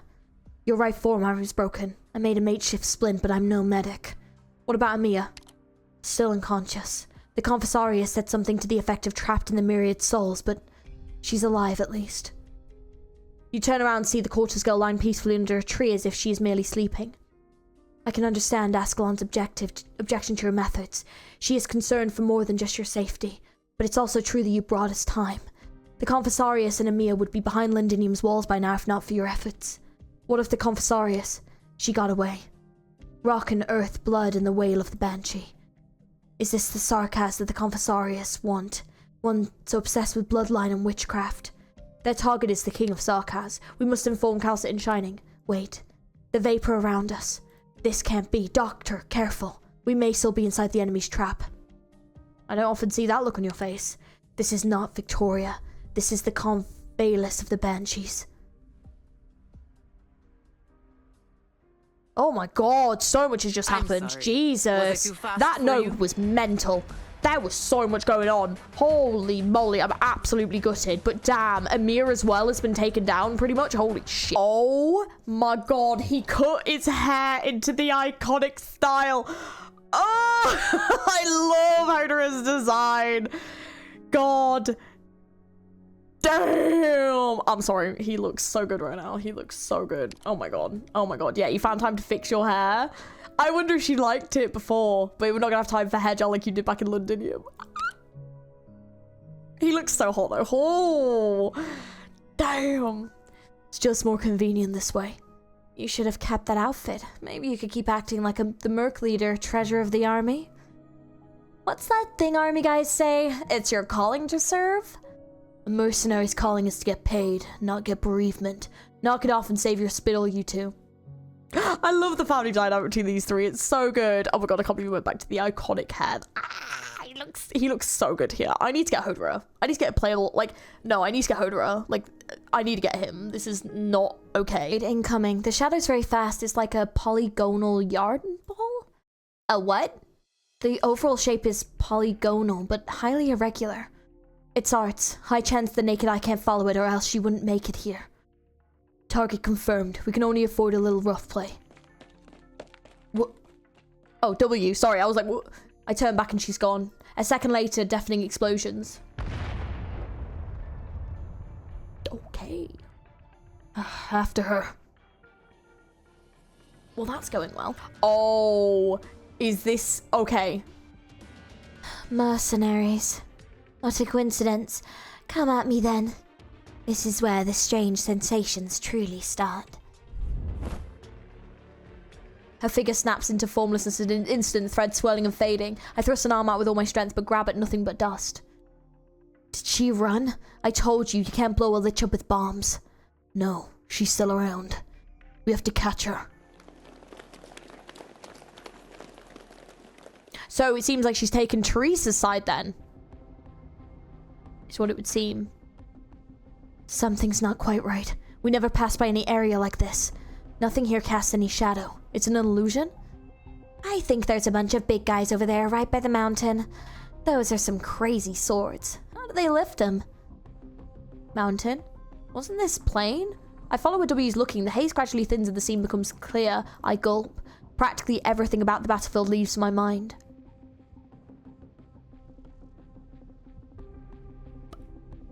Oh, that's a completely different place.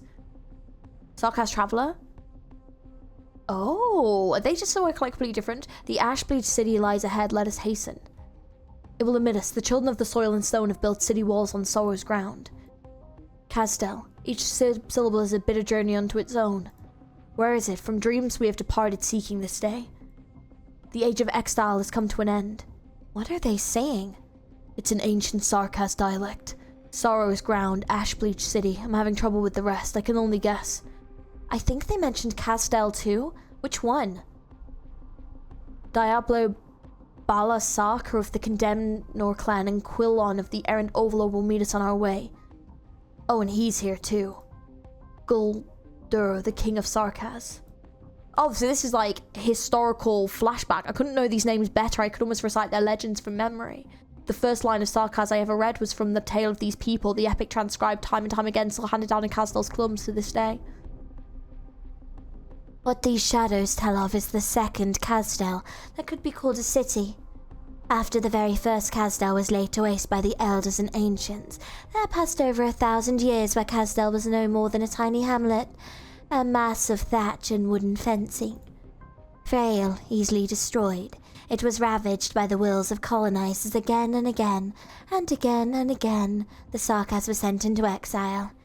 Until this moment where the Sarkaz had once again accumulated strength, once again rebuilt, a true city. They left the waste that we now call Columbia, and came to the heartlands of Terra, and there they lived, and there they died. And then, a betrayal, another migration east, and before they had gone far, the blue flames of fury were again betrayed. It seems as if the Sarkaz history were cursed from that moment on. History's waves have rolled on, to this present day where citadels are incessantly scrapped and rebuilt, and still ample about in arm's reach. But the names they speak, those are the city's first kings of the Sarkaz. Yeah, she has such a cool design. The kings of Sarkaz 7,000 years ago. When did this lich appear before us? How does she have this power? I draw my sword across my chest. The lich lifts a hand. How did you produce these things? Considering this Castel's historical significance and its impact on the generations to come, the legends of the kings of Sarkaz have found such widespread in song. But these vagabonds? Even we lack for such trifling, accounts. This is scarcely even witchcraft. It's absolutely not. No original arts could attain this degree of effect. Oh, or perhaps it could, but at the very least a historian would be needed.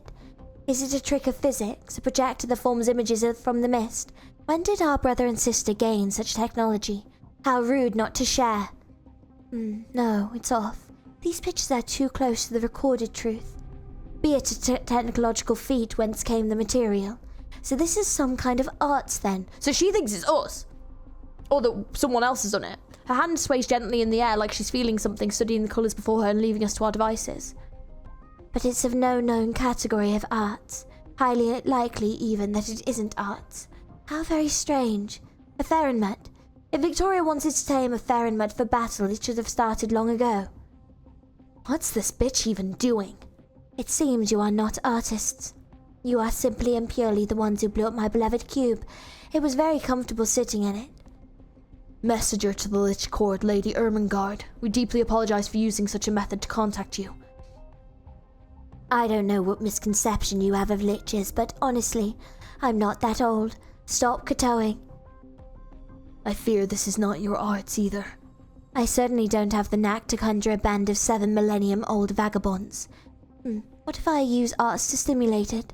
Just the most basic tiny amount of energetic irritation.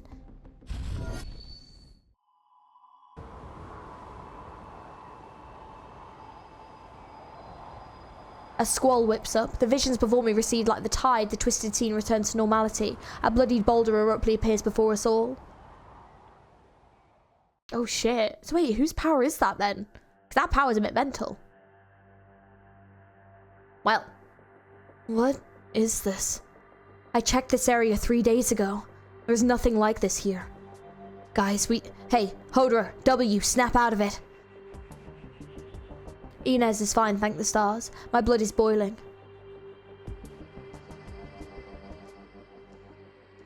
What was that? W. The hell is wrong with you? Nothing, just some bloodletting. Hodor scrunches his brow. That lich is giving her hat a death grip. The racket finally dies down. No, actually, I guess we Hardy Bunch just got used to it. Inez, are you alright? Absolutely nothing's wrong with me. You guys explain. I get it, these rocks don't work on chilly old hags. I bet Calcid could dance a whole jig here. I believe it. I'd also suggest you bandage that wound. I could surgical, avoided the arteries. So this is an anti-Sarkaz installation? Something to do with the blood? Sarkaz blood. There's a difficult guess. This witchcraft device hasn't properly activated yet. I drew past this area on the uneasy feeling I had. Here lies the main offender. Little wonder the tutors are always so cautious with matters on Lindinium. So what if it does activate for real? All Sarkaz explode and die? And then the Sanguinage throws up blood all over the Victorians? No vehicle tracks in the vicinity. No signs it was transported. They took these giant crystals, crossed for miles, and then set them down here directly. Somehow, this wouldn't be the first time I've heard of something like that. Lady Ermengarde, I'm guessing you have nothing to do with this either? Naturally. Liches can't accomplish this sort of thing. The space we research isn't this one. Also, if I'm not mistaken, you recognized me just now? Hodra, was it? I've had an eye on your books before. Some of your manuscripts are even in circulation among Lethen and Sarkaz. Do you have any leads for us? Why should I be helping you? You just blew up my little cube. The bitch just shot me a glance. Hey, you don't know how much I'm holding back from stuffing a bomb in that chest cavity of yours. Are all Sarkaz mercenaries so eager to die these days? If she says one more word, I'm seriously gonna do it. Forget it. Let's talk about that illusion just now. That was a vestige, a spatial one, a temporal one. Were you looking for vehicle tracks just now? That illusion was it. Some kind of special arts is affecting this place. But that wasn't Originum Arts, and it wasn't Sarkaz witchcraft.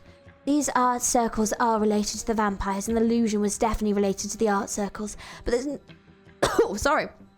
My throat. But there's no direct line connecting them.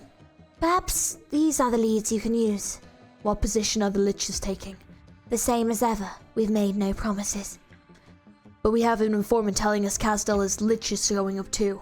You actually usually never make appearances as Casdell. Oh? You left Babel, joined an infected organization, then ended up in Londinium, and you still kept an intelligent net up in Casdell. Are you really just a mercenary? I feel like with your competence you could get hooked up as the Geschatzvater in Lethenen, relatively speaking. Oh, except your arts is a little mediocre. Personal habits. Personal habits. In a battlefield this extensive, how do you think you would stop me if I did want to leave without a whisper? You were looking for us too. Technically, I'm a little interested in you. Specifically you. Do you Sarkaz always have to talk in riddles? Skull wanted to interrupt her from Inez. She's getting impatient. Nice. Let her draw everyone's attention while I kill this son of a lich dead. Given you get news from Casdell, that actually means our siblings' act has just been feigning ignorance. We need to give Teresa some flex room. We're taking control of Casdell right now. Everyone's come to Victoria, so someone's got to look after the place. What flex room? You gonna hold a celebratory feast? Yes, that's the first part of the plan. Then we declare National Foundation Day and so on. No more jokes now. That is just the first part of the plan. Teresa and Teresa have no plans for evacuation at all. Seems they really do want Lindinium to be the battlefield for a face-off against all the lands. We have no idea what's giving them so much confidence, but if it's their plan, brother and sister, then they must have some means in place already. So if they do succeed, then that means we'll have to rebuild Casdell, rebuild the Sarkaz's Haven. And if they fail? If the Sarkaz fail here, then we'll lose an entire generation of youth, and maybe every youth that was to come. After the expedition of 200 years ago, most nations had no clue about the present state of Casdell. They weren't even interested. Until all this, a lot of Victorian worthies believed Casdell was just a pile of ruins. But before a civil war with Her Highness Teresa's establishment, Casdell had a nation-nomadic city. Until Teresa messed the whole thing up. Now Casdell's just this supergiant witchcraft tractor. The kind that's got bolts and parts popping off it while it trundles along. Casdell wouldn't stand up to anything you could call a war, but the region just so happens to be starting one. Once it begins, every spy will have made contact with Casdell. How will those nations sitting on the fence regard the Sarkaz within the territory? Alright, you're a pessimist. Good, so am I. So part 2 of the plan, the Liches hanging back in Casdell have formulated the plans to break the place up.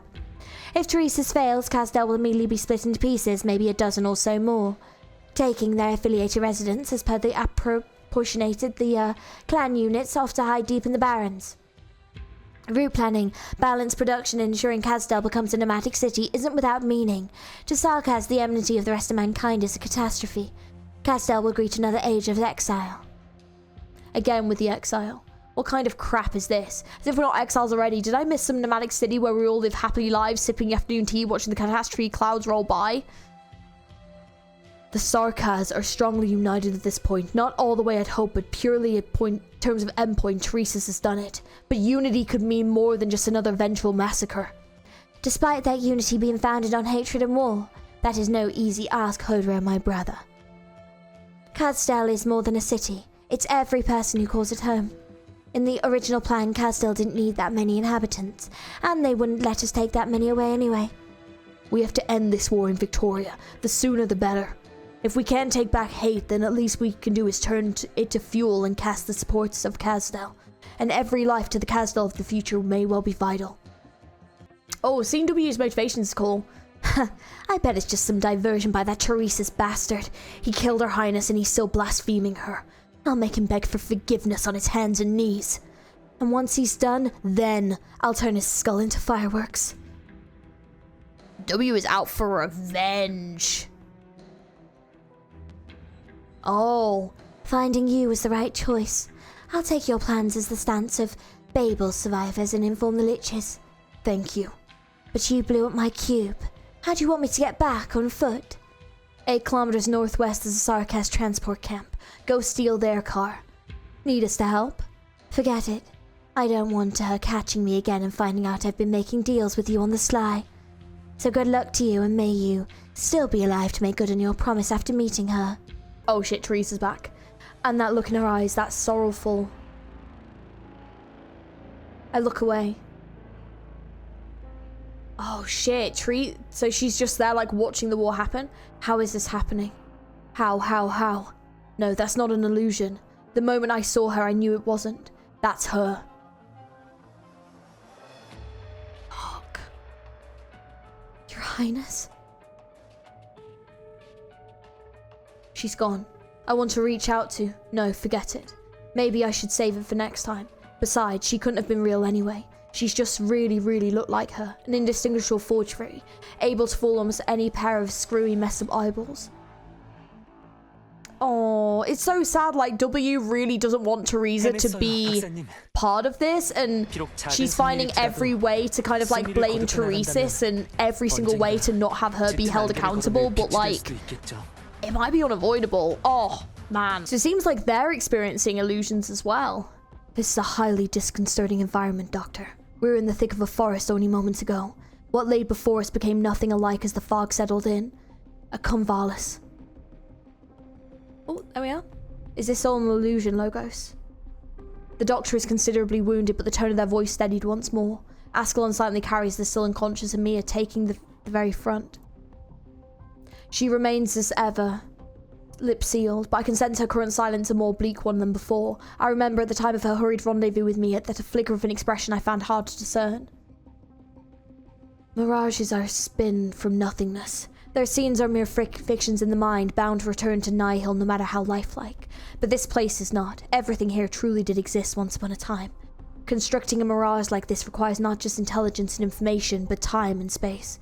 It's too difficult. A bone whistle. I know this convalis. I've always loved it. Yes, the whistle of the banshees. It doesn't necessarily entail original arts. When we were young, we'd learn it by the riverside. We'd sit by the underbrush and wait still, until Great Finn gobbled small bug, until foul bee snatched up Great Finn. That is when the bone whistle is played. What's this scenery doing here? How do we get out? I'm trying. Originum arts has this power. This power can only be something more ancient. But it shouldn't come about in this battlefield at this moment, not on Londinium's periphery. Everything we're seeing and hearing could pass for real. Our squad is not in good condition. We need to up our vigilance. At the convalesce's other end, there seems to stand someone dead still silent. Oh! Mother. Logos, what's wrong? Nothing. I say, try to tear this landscape quite directly. Carry some risk, but it's the best solution. I don't know whether it'd be safe to leave this place, Ascalon. Ascalon nods, handing Amir over to the Doctor, who's strange to hold her up by the arm that isn't hurt. Ascalon, Master Assassin, vanishes in the blink into the mist. I shut my eyes and prepare, conceiving of destruction, imagining reconstruction. But the figure appears again, this time on top of one of the Confalis' crests. She seems to be looking at me as if as if a thin slice from the past stuck frozen in some older time. I know that crest full well. When I was young, I would practice incanting there until twilight fell and she showed up behind me. I would never know when exactly she had come, but she would stand there as she does now in this mirage. And once I exhausted myself, we would go home together. I feel for my bone whistle. It's as cold as bale ice, just like the time I was first given it. Not long ago it sounded to the close of the Dematsi's court, but the time before that was back in this Convalis. Oh.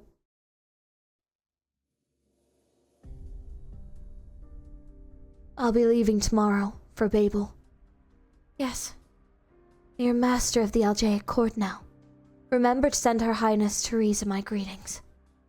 It still doesn't feel real to me, Mother. I'm too young to be master of a royal court.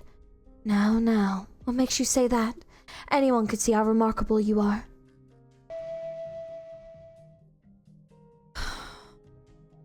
My, now, well done. Oh, tender little Lord of Banshees, for whom does your first fledgling knell toll? For myself. For the royal court that would rot past and future all.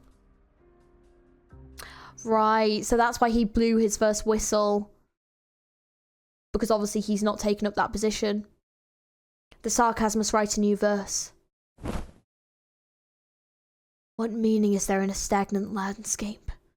With the words, power bursts forth.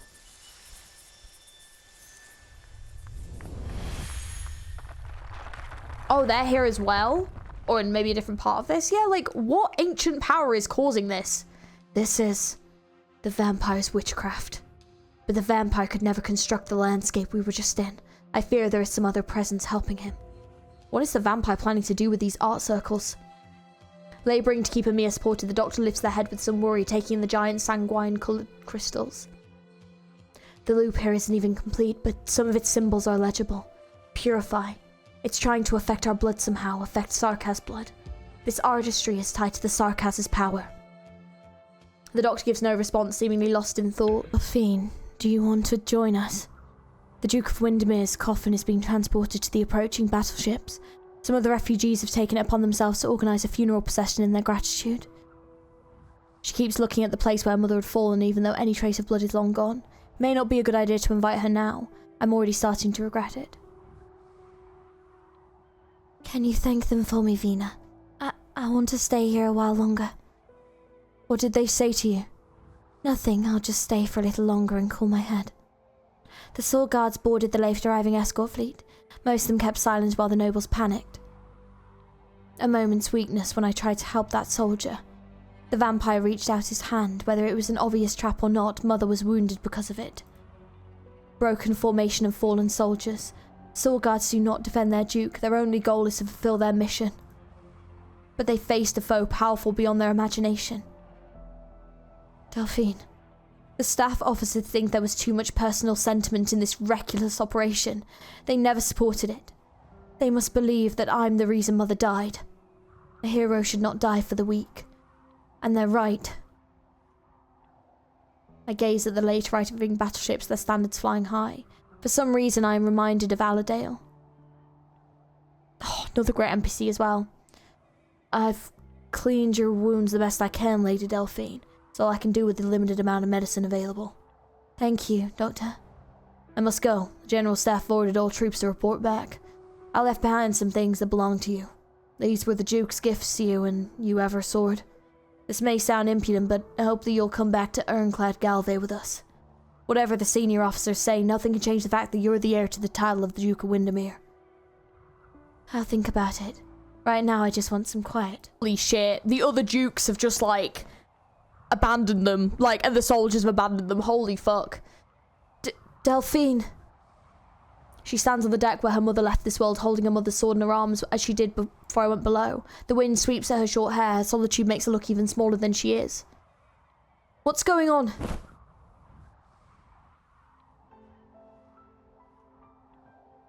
I grab her shoulder. Only then does she come out of her stupor. I see none of the anger, fear, nor sorrow I expected to see. She's wearing barely any emotion at all. Only calm, flat disappointment and a quiet so deep it's painful to see. They're gone.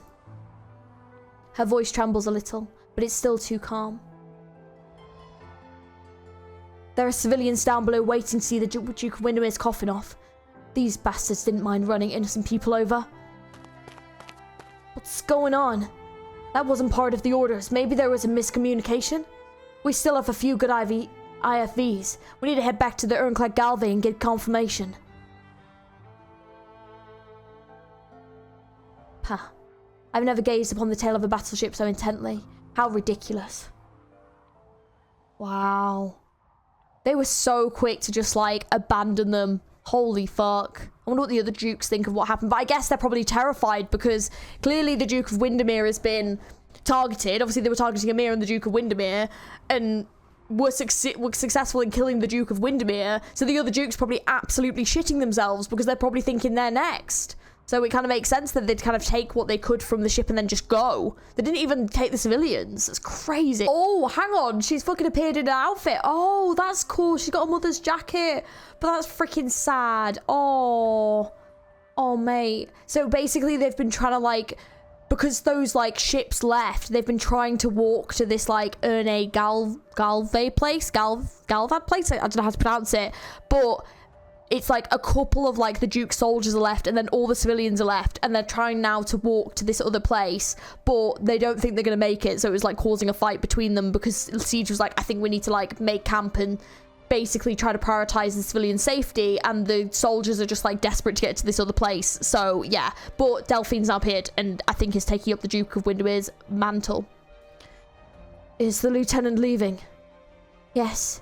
They formed a small squad and picked the tank in the best condition. You can leave at any time. Oh, she looks cool. That squad will travel light and quick. They can reach the marked location before dawn. You put those clothes on.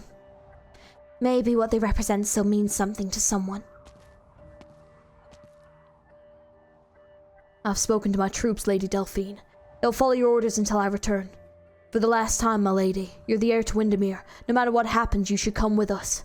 Sorry, but I must stay. This was my promise to the people. They need to know that Victoria has not abandoned them. They need this hope to keep going. We can only trust each other now. We must trust each other. Oh, yeah, she's definitely grown a lot since the last chapter, like, and she's had to extremely quickly. Like, she, even though she wasn't around, I guess, for a while, like, clearly her mother has taught her well.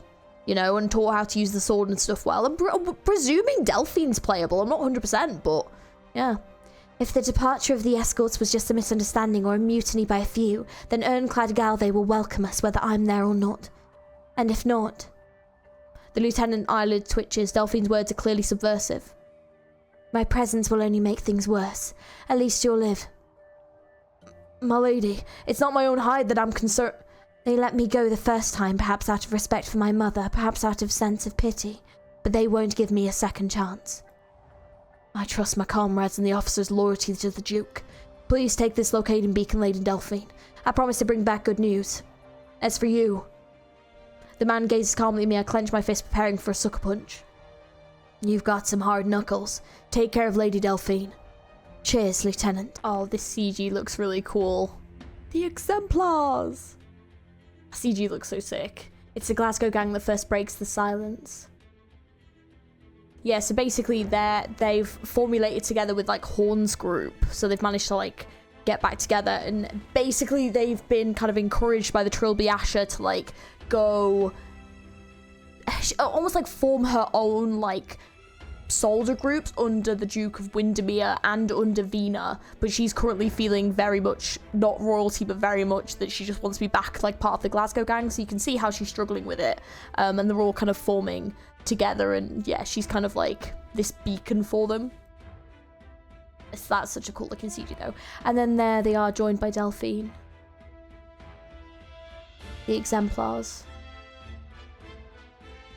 Until everyone joins in.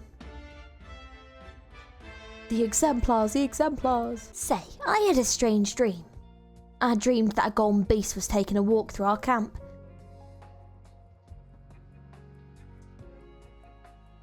Good omen, perhaps? Let's hope it all goes smoothly. Wonder if the Self-Salvation Corps arrived at Brentwood before us. We'll have even more hands once we join up with them. Who would have thought a few days ago that we would have our own army? I kind of like the name the Exemplars. Are you sure about this though, Vina? Are we bringing all of them back to Londinium? Very few of them are ready to fight the Royal Court head-on. Perhaps there will be more sacrifices along the way. Oh, this is cool looking CG. I'll protect them. Maybe there will come a day where they don't need anyone's protection anymore. Yeah, because the Dukes, I think, have become quite selfish and are kind of like cutting people off and kicking them out, and Vina's trying to like help everyone. You know? It's cool to see. It's cool to see them all kind of getting together and becoming more firm in their beliefs. Yeah, so like the art circles are like vampire war art circles, and they're like being made by the Sarkaz, but we don't, yeah, like they're like on the battlefield and they're like messing with them. It's really strange. They all appeared within the last week, a scary level of efficiency. We found troop tracks on 2 of them. The marks indicate that the troops were only on maintenance or patrol missions. I doubt there's much point in destroying the art circles. They could easily replace them with new ones. It's only that much more important we take control of that thing, whatever it is. It's really strange, yeah. They need to take down the vampire is what they need to do, really, out of everything. This place is completely ruined. Just like the Rhode Islanders said, it's another secret network of routes that lead into the city. Through these hubs, Teresa has shipped huge amounts of steel, crystal units, and witchcraft devices into Londinium, enough to repair the shard and complete that airship. But how did these materials reach Londinium? Even the dumbest dukes wouldn't let large shipments outside their control to travel freely around Victoria. It's probably that day, like the Nakshada King's Legion appeared out of thin air around the hubs. The so-called Sarkaz supply line we've been looking for may be the last and least important step of the transport process. How did they do it? Not only that, if Teresa's had access methods like this, why isn't he using them directly in battle? Teleporting armies behind enemy lines or plopping Originum bombs right on top of the ducal flagships. Either there are limitations to the method, or they're actually really fragile. The Lich called it an art beyond the realm of Originum arts, but I just couldn't picture it. W, over there. Huh? Oh, no sign of battle. It's completely collapsed. W has looked attached ever since that encounter a few days ago. I saw her gaze absent-mindedly into the fire while on a night watch. I can't help her. She'll get through this on her own. Let's go. There's nothing to see here. The CG actually looks so sick. So they're currently assessing Brentwood, which was the place that they Closure found out about, and they were going to like converge there because they were thinking that potentially Brentwood might have something to do with the Sarkaz like plans that they've made, or like somehow it was like helped them or something. The hills are dark and eerie. A Victorian history book wrote the study of history is like walking into a cave feeling the grains on the wall. Working blindly in the dark, all you can do is try to piece together the puzzle of where we came from by feeling around in the darkness. This land is not friendly to history. Originum veins assimilate any organic tissue around them, even bone. All that archaeologists had to work with Originum-infested ruins. All they could do is mull over metal shards. But we are different. We are Sarkaz. We have many ways to look back. Legends say that the revenants in the furnace of Kazdel whispered the achievements of a certain king of Sarkaz or the sad ending of another. When I was little, I used to wait by the furnace that never went out, hoping to capture a single echo from the past. But all I ever heard was silence. You might actually be right. There's something unusual about the shadows here. There seems to be a pattern in the chaos. It's like the ripples created by sailing ship overlapping and interfering with one another until nothing is left but entropy. Not so much sailing as drifting. Drifting. I once heard a story from an old Diablo. This word came up in his broken whispers. What story? Story of disaster. Yes, it looks like they found where they're like transporting stuff from. Did you hear the name they said? Ursula. Could it be? It's not necessarily the one we're thinking of. Sarkaz names are often code names or taken from legends. Ursula the Time Stealer, Ursula of the Luck of Key. It's a Sarkaz legend about a Farenmud. Anyone could have drawn from it.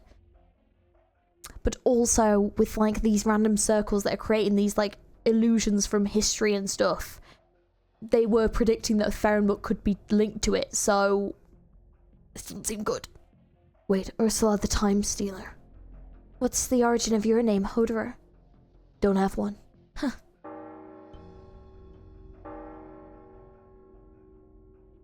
bells. Wait, over there. What's that? God, what is it? What was that? The hills are trembling. No, space itself is trembling. Ooh.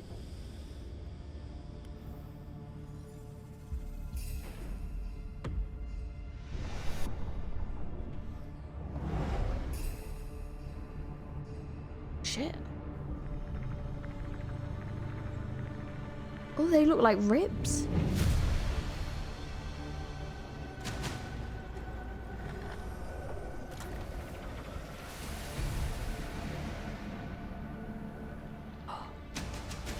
What the fuck is that?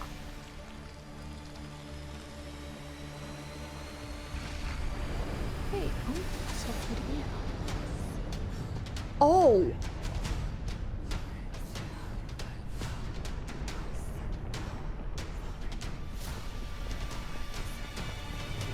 Holy shit.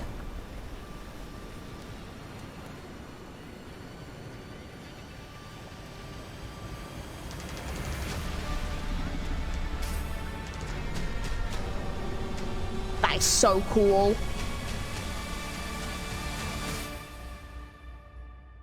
Oh my god, pop off CG. What was that? What is that?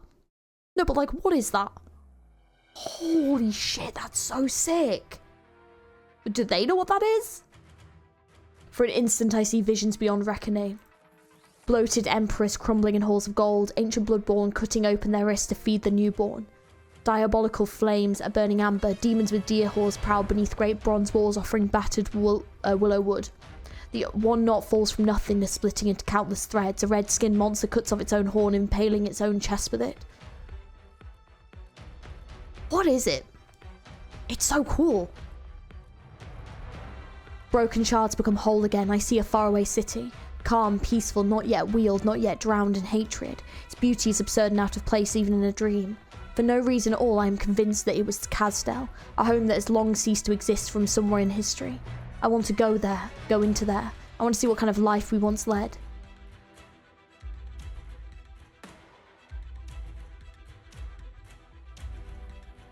I lift my foot, but put it down in the same place again. I watch it quietly, until all is silent, until... Wow. Oh my god, that's amazing. A pathetic creature that is naught but bleached bones moves slowly. Nerve strands reach out and grab the massive containers. It still roams this place, it's not dead yet.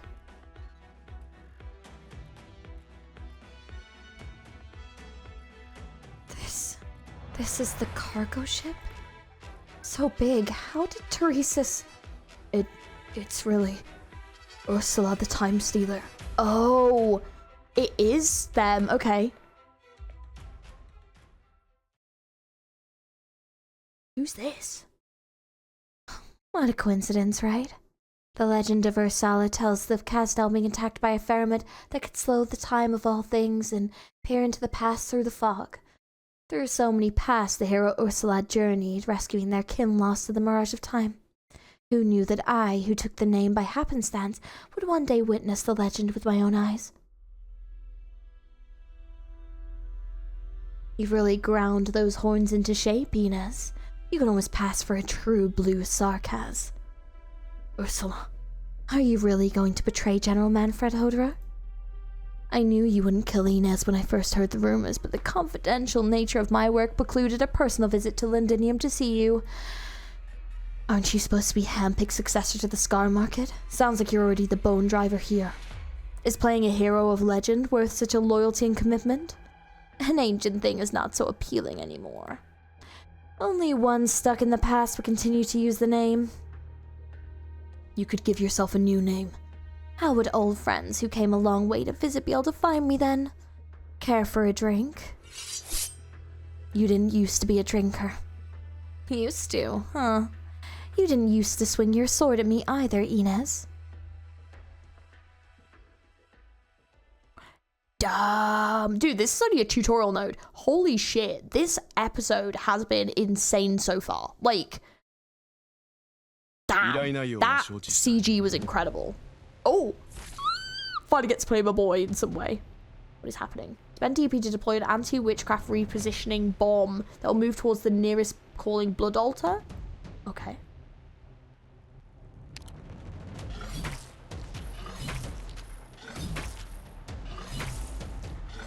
Yeah, you game, Hooterer. God, those vampire altered things came back to life. The blood calling altar's doing. The tactical witchcraft platform periodically recycles blood amber from dead vampire spawn to produce bloodborne spawn. We have to use W's anti-witchcraft repositioning bomb to destroy the blood calling altar so we can vanquish the enemy for good. We can only maintain our lines for now. Oh, I see.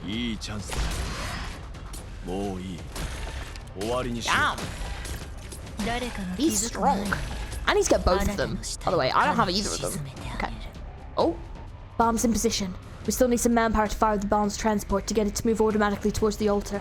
We can speed it up by attacking the transport, but enemies can slow the transport movement speed with their attacks too. Bomb will explode when it reaches the altar, destroying it. Once it's gone, the blood amber will vanish on its own. Try and see for yourself. Okie dokie.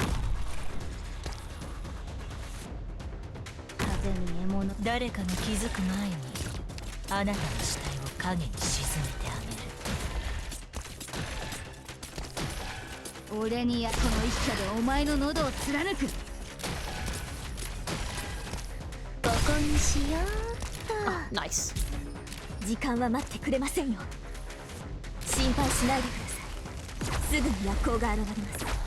Ah, okay, so we can do it again, but there's not really much point.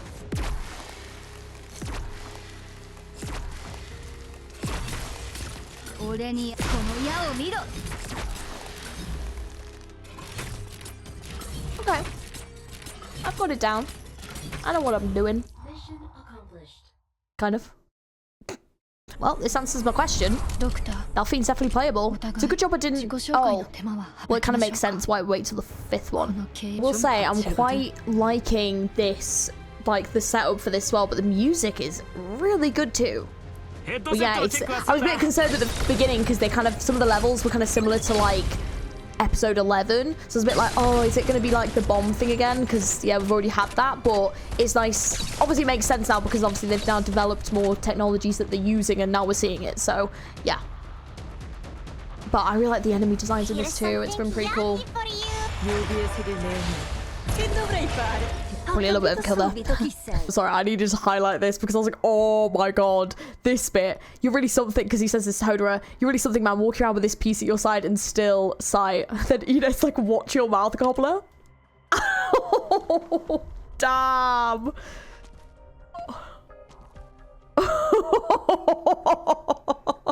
Oh my gosh. But seriously though, will they ever get together? God damn. I'm sorry. The moment in this scene where the Ursula's saying, as for Hodor, you're missing an eye, and then he goes, I want to see the socket. It's all thanks to that fine Caprinet woman right here. Lose an eye or lose your head. You had a choice. Ah! I guess Ines broke her heart when she made the move. Drop it. We're old friends getting together again. Can we get back to a nice atmosphere of sentimental nostalgia? Talk about days gone by, muse on the passage of time. We could talk about how you became the youngest major in the military commission, the driver of this skeletal Farinmut, Commander Ursula. Yes, we should talk about that. Otherwise, we being who we are, we shouldn't be so warm and friendly. And we could also talk about you, these two Sarkaz. One Sarkaz trader and one sheep. Why are you popping up at a secret military commission site? I know you were detained by General Manfred Hoderer. And you and Ines, who disrupted our operations together with an obnoxious little girl planting bombs all around, stole into my territory in broad daylight. As an officer of the military commission, I can't very well let that go. It's 2 against 1 here, Ursula. Is it? Remind me, where are we again? Oh, blocks! Huh, since when? The girl wasn't like this before. You're welcome to try, Ines. She's wearing a smile, but she's dead serious. The most important thing I've learned over the years is to be true to my decisions. And Teresa's is your decision? No, the military commission is. You decided to go with Babel, or what is it called now, Rhode Island? And I decided to stand with the commission. We decided our paths a long time ago. Ursula, we can still know I know what you want, Hodor. You haven't changed a bit. But we're not those kids who strutted around cheery for a whole day on the back of a single bounty anymore. We don't get to relax after our missions these days. No idle afternoons on the streets of Casdell. We are Sarkaz. Or at least we're citizens of Casdell. It's our responsibility to make sure those streets and alleys are a better place. Casdell is the main issue here, Ursula. Then you've got to admit the military commission is the best choice we've got. Even Her Highness Teresa wouldn't disagree. It was the two royals who made Casdell into a nomadic city, the both of them who made it possible for us to even talk about the future of the Sarkaz here. It was the same two royals who promoted me, giving a poor girl from the slums a chance to stand in the sight of the royal court among those pure and ancient bloodlines. Once trapped by naivety and compromise, the Sarkaz lose our chance at a true homeland. There's no room for me to hesitate here. The military commission, it's the foundation for Casdell to become a nation. Will there even be a Casdell once this war is over? All I know is I'm no traitor. Oh, shit. Sure, we were prepared to bump into this old friend from the beginning. Hodor tactically crosses from my side to confront this stupid girl, the major of the military commission. 10 minutes, that's my limit. Get as much intel on that thing as you can. Damn. I bypass several Sarkaz blocking my way, shadows entwining their ankles. I leap up, climbing the nerve clusters of this terrifying creature, the slippery feeling making me feel sick. Is this a Ferrenmutt? I've never seen one before. Show me the secrets hiding in your mind. Damn. Oh wow. This isn't a good section to walk on. My luck has been pretty bad lately, always ending up on the body of some kind of monster. Last time it was a revenant, and this time it's whatever this is. Oh, I hope I don't have to jump off it this time. These nails piercing its spine must be some kind of witchcraft device. Are those nerve clusters trembling? Does this thing still have a will of its own? Oh. She's here! Oh, the Spine Guardians, that's a cool name. How are they so quick? They climb up the skeleton in hot pursuit. The sinews between the bones become something like a ladder for them, with splinters of fallen bone serving as their weapons. Shit. They know war. Ursula's training a real elite unit. But they could stand to work in some variety. All they've got on me is numbers. Oh! A foreboding instinct pops into my head and I instinctively dodge to the side. A huge cluster of nerves comes crashing down and bone fragments I've been standing on shatter and crumble. It's so hard on itself. Looks like every bone fragment, every bundle of sinew here could be a deadly weapon. That's a pain. The nerve clusters wraps around again. I sink my dagger into it hard that it recoils violently, carrying me high into the air. Alright, so it has the most basic of reflexes. Good enough. There's a cabin up ahead. Right there. A cabin? With all my might, I grab the dangling bundle of nerves and leap away. Oh. What is this? Dust everywhere. From wind-weathered bone. This should be the center. No clear interface. Is it driven purely by witchcraft? A willing slave or a marionette controlled by strings? Oh shit, she caught up quick. You dodged my artsiness. That should have gone right through your heart. You still haven't fixed that old habit of yours. Your casting always deviates a little to the left. Luckily, I've been on the bad end of that enough times. You in a hurry? Did Hodor make a fool out of you? It's fragile, isn't it? Not as honest as it seems. You're welcome to guess. If we get the chance, I'd really like to hear about those 3 deaths you mentioned. Must be a thrilling story. You want to try once? No, I'd rather us live. If you can make it through the chaos and live on, that is. A tremendous force flips me over. The nerve bundle sweeps away, trying to tug me with it. The Ferrenmutt is gradually swinging its body. They've built a lot of cabins here, and the thing tends to drift in the space. What if the Ferrenmutt wanders when I'm not in one of the cabins? I really don't want to find out. I'm not Hodor, I'm not into becoming history. Shadows like blades sweep through the hall of bone. Save what's left of your dignity, Inez. There's no point. Your shadows can't protect you from the might of a Ferrenmutt. Weathered bone dust takes flight again, filling my vision. Thanks for the reminder. Hodor. Oh, what did he just do? He looks so badass. Oftentimes I have to admit that Hodor makes a pretty good partner. I'm actually glad we didn't betray each other. It's hard to find a sarcasm like him. The past was tough and the future's gonna be tough too. The dim firelight rises with the dust twisting. His figure emerges from the embers, sparks in the wind singe his cloak and my hair. He looks so fucking badass here, oh my god. And sometimes, only sometimes, I'm willing to tolerate his obnoxious arts. Oh, hang on, I need this. Oh yeah, he looks cool as hell. We're well past the age when we can talk about friendship. But I'd rather live in a future Castel that keeps the silly naivety we always laughed at. The turbulence is intensifying. I grab his hand.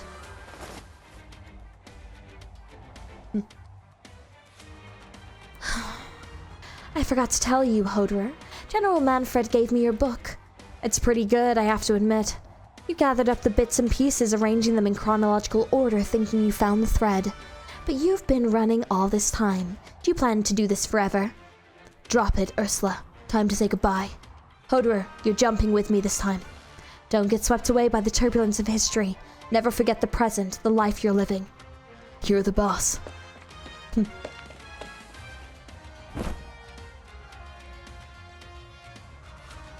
Boiling shadows point the way for us, scorched dust carrying us along.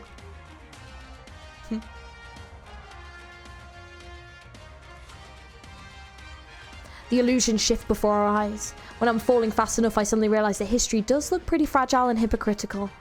I see a vast and familiar battlefield, one of war zones from Casdell where the flames are still burning. I recall the past. Hodor always wanted to steer clear of the war that tore apart his people. I forced myself to turn my head while he single-mindedly focused on finding a suitable landing zone. Run away from the war? Huh. We weren't at Babel when Her Highness came under attack. We could have left Casdell straight away. Why did we go back for W? Why join Reunion? Why lay low in Londinium all this time? What is Hodor fighting for anyway? What am I fighting for?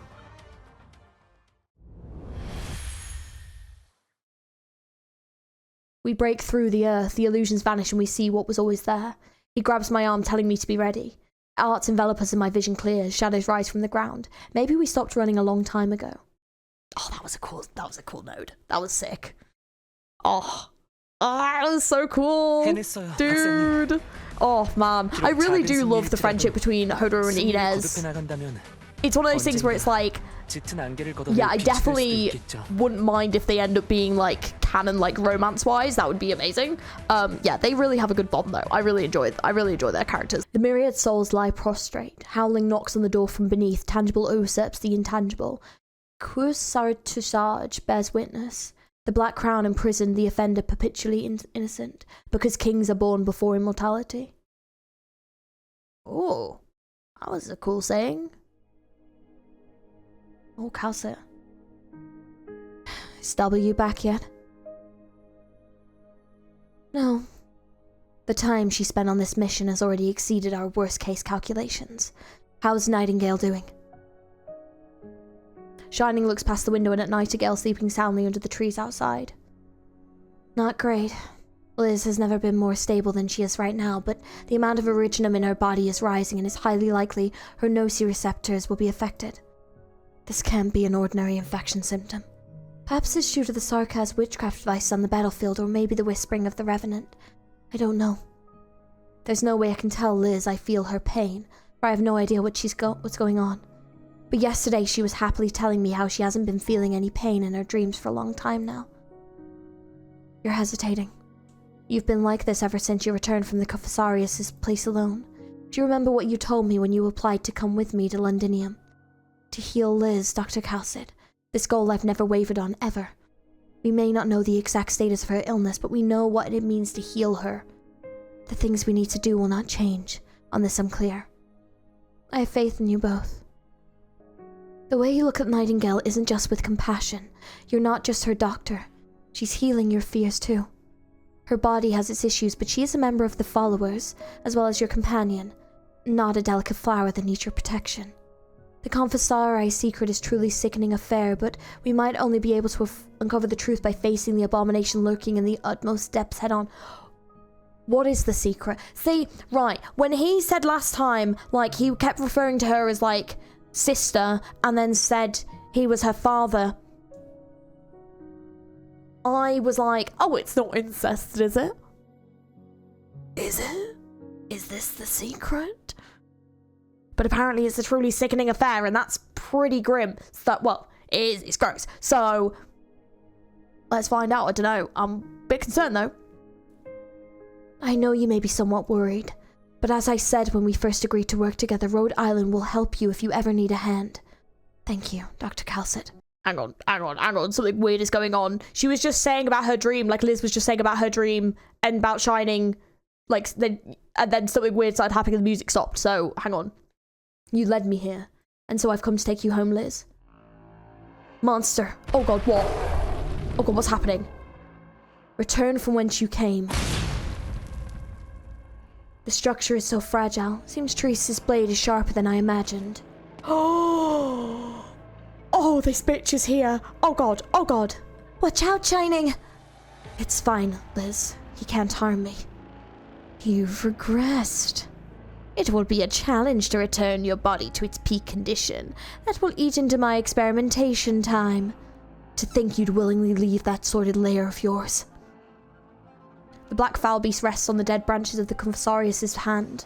Its robust body is covered in an abundance of feathers shining with luster. It was reborn so easily and instantly from corruption. It seems like you're anxious about something as well. We have already arrived at the gate. We have made the great strides in our experiments, even just knocking softly on the door. You must attend the final ritual. Monster, meltdown. Yeah. 5 minutes will be enough, sailors. Not sailors as well. Oh, we're so cooked. Stop her with your life. Do not let them hinder me. Shit. Of course.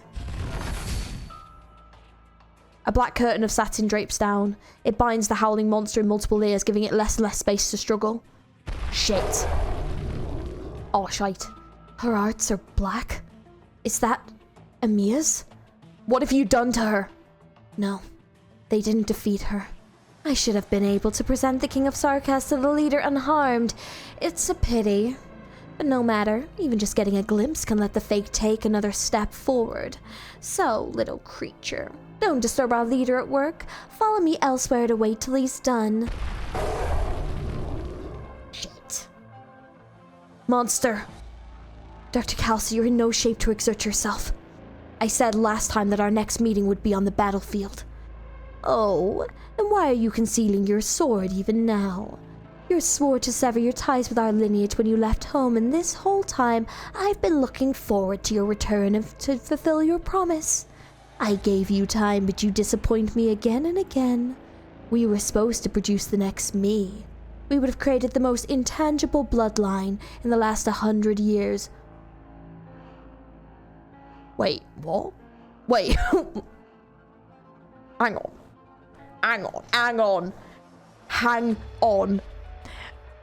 This doesn't mean something gross, does it? Does this mean something fucking gross?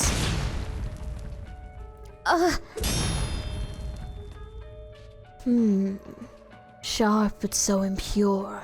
What happened to your soul? Did you think you still had hope to cling on to after leaving us? Liz, come back. I won't let you manipulate me. Oh, you're a creation that has surpassed my expectations. You're supposed to be just a shell, and yet you can touch me.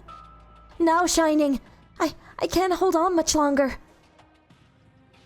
A strange feeling surges from within Shining. Nightingale is resisting the Confessarius and even suppressing him. The ancient devil's soul has never manifested in such a vulnerable state before. Bloodline. The word itself sounds so unreal, but at this moment there only seems to be an extensive crack of blood right in front of her eyes. But Shining hesitates. Why is this so simple? How could it be this simple? Nightingale, stop! It's a trap. He's waiting for your arts to resonate. Time slows down. Monster fights with Salus as Calcit yells out. Everything flows past like streams of light. Both of you and I know where fate will lead us, but those without self-awareness will only trap themselves in their own pitiful cage. It's futile to despise your bloodline or resist your fate.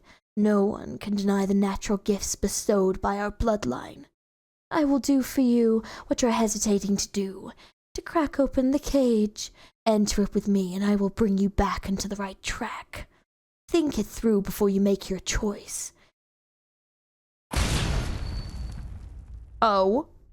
What? A white sword pierces through her heart atop a stone platform covered with dead branches.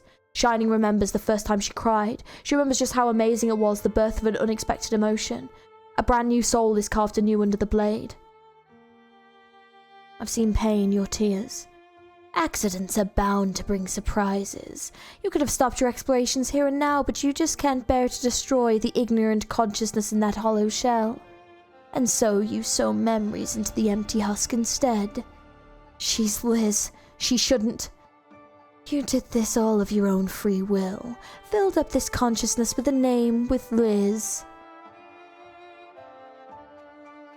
What the fuck?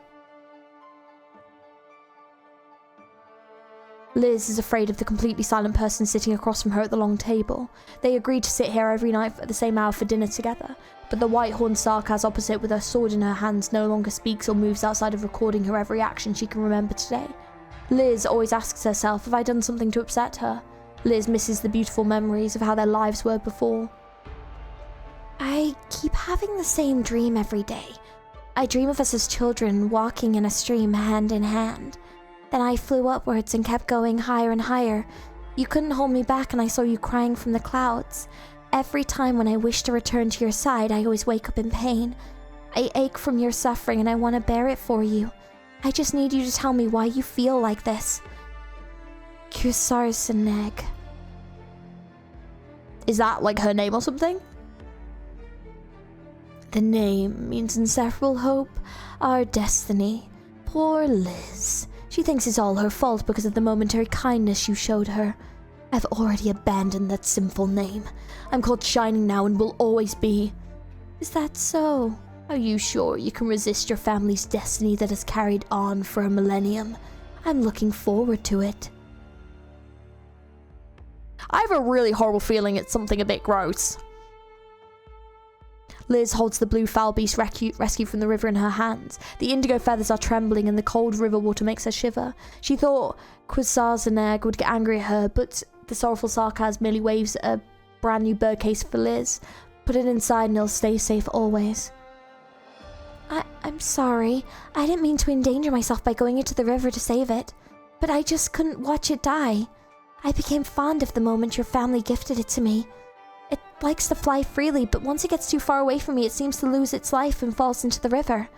You say I did something similar yesterday, but I have no recollection of that at all. But I'll listen to you and put it inside the cage. I'll keep it safe. Please don't get angry. I promise you something so foolish won't ever happen again. The cage has finally accepted their duty, and you have also realized your own destiny. More fragments and lies you fill her up with, the more confusion and suffering she goes through. I've lifted those dusty fragments for her. There's no undoing her awakening, and eventually she will suffer as her ruthless consciousness crumbles. I won't let that happen, Father. I'll end our sins with my own hands, and Liz will be cured. And what next? Isn't her regaining the truth the very thing you fear, my dear sister? Why do they have two different names for each other? I'm concerned. Oh, God. This is the source of your woeful hesitation. I tolerate you wandering around with this receptacle, continuously strengthening this fragile cage, because I trust you to cherish it with your all and never disappoint me. Eventually, you'll come back to my side with the cage in tow. That's why you've done... Look.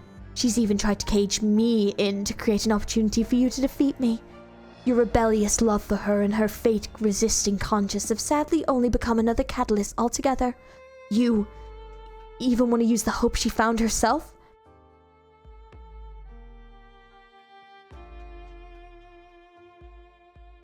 Shining, are you here? I can sense your breathing, but I can't see you. I'm here, Liz. She can't hear your voice. We're walking within our tattered consciousness, inside the cage. Shining sees the blue foul beast huge enough to fill her vision. Giant grey eyes look down on her as she is unable to see herself reflected in those eyes. The foul beast's sharp beak opens and closes, a mellow voice tails from nowhere. Shining, there's a vague question echoing in my head together with the name that stings me, but I can't recall it at all. I might be able to remember it after we leave this place. I found to share the pains of others and slow down their lives withering away. You said we can go to faraway places to find a way to cure me, and maybe I can cure others in pain along the way too. She's submerged in those disorderly and fragmented memories and will eventually lose herself in them. Or perhaps she'll go mad and maybe she'll end her own life before that happens. But you know how to solve this. I've taught you. Draw your sword and cut down your blood relatives here and now. Our souls will reconnect with your sword as a bridge, and you will give birth to ancient power. This is your inescapable destiny. Become one with me and use the remains of your bloodkin to nourish her consciousness that will stay shattered otherwise. Forgive me, Liz.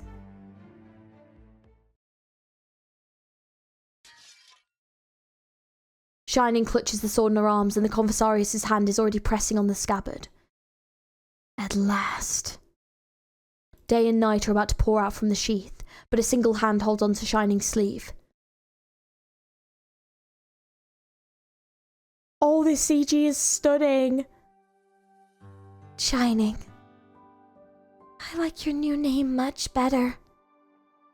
Liz, I feel like I've slept for a long time, lost myself within the infinity of fragments.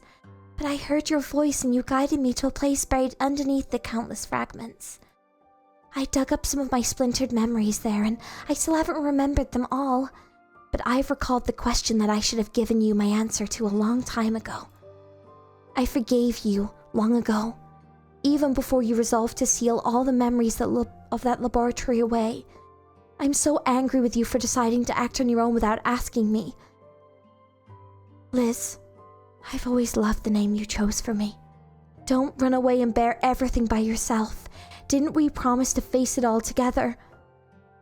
Shining sees Nightingale's eyes in her smile. When she comes back to her senses, the hand has already quietly slipped away from her sleeve. Oh, that CG is stunning. A tragedy we have here, but the ending has already been determined.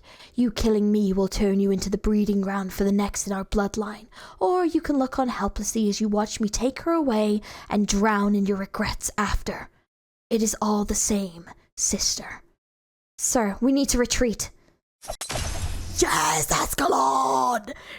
Get him! Oh my god. Oh my god. I tell you what, I will say, I'm going to say this right now, I completely underestimated Ascalon as a character in this. I was like, okay, they're not my fave, whatever. They are fucking goated. Every single scenario where shit's going down, Ascalon is like, I'm here to save the day. It's incredible. Yes! Slay! Ugh. Yes, murder her! Sorry. How many bloodlines have you yet to touch, Chimera? Show me. How many times can you put blood back into your body and tell yourself your own fate? Yes, monster. Oh, never mind. There's two. Oh, because she's like, she can copy the abilities, right? Your little monster's copy is quite poor. Is this because you're not as strong as you were before your rebirth, or is Dame Calcid, beloved of all tribes, even more injured than I thought?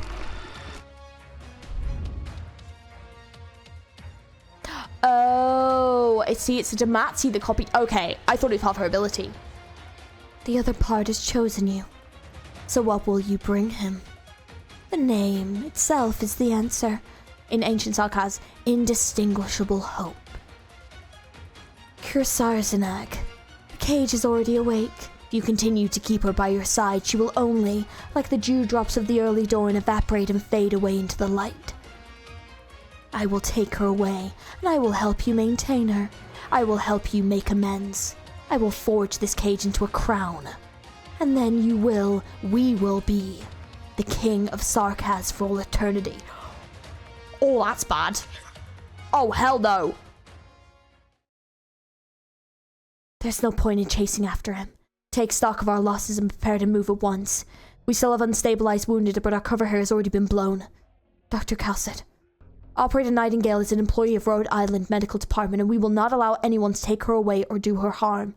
But we might place her in greater danger if we make any rash moves. After all, we're facing an immortal Lord of Fiends that has coveted the crown for thousands of years. So wait. So what we're saying is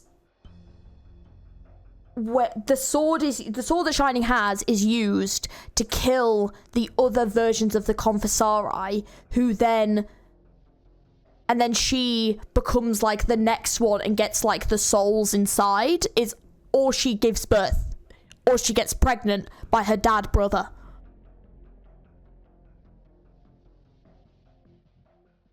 It is a bit weird, isn't it? Interesting, but fucking weird. Can't quite get my head around that one.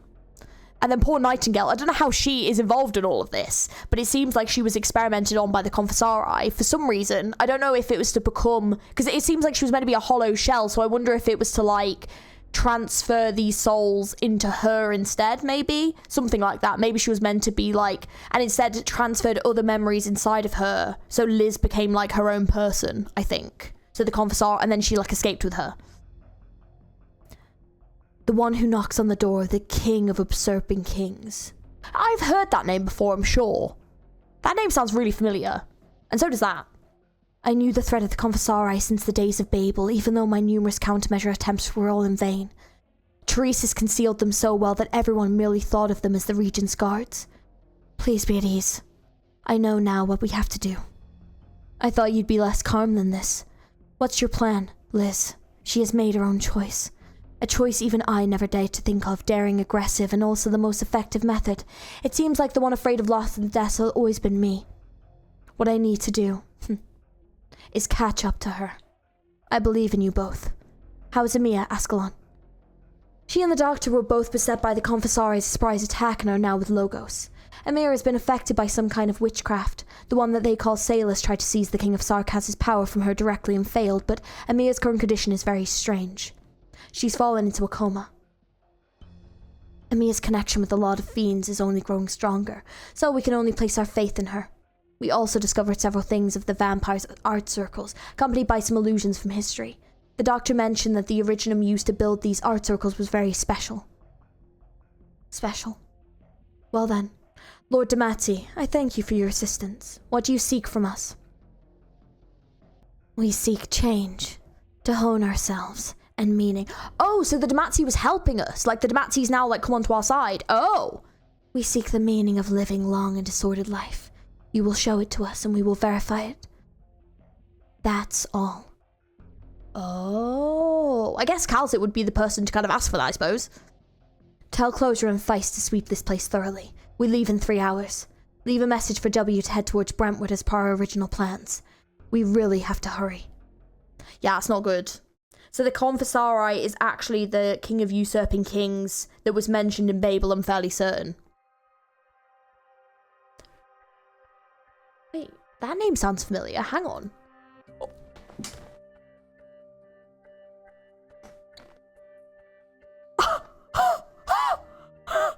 What is it with this main story and having like every single one of my like favorite MP like characters pop up, like play up? Oh my god. Oh my god. You've got to be joking. I love this dude. I've completely forgotten his voice though. Oh my god. I mean, I've got a very limited repertoire, to be fair. I can't believe he's in this. That's so sick.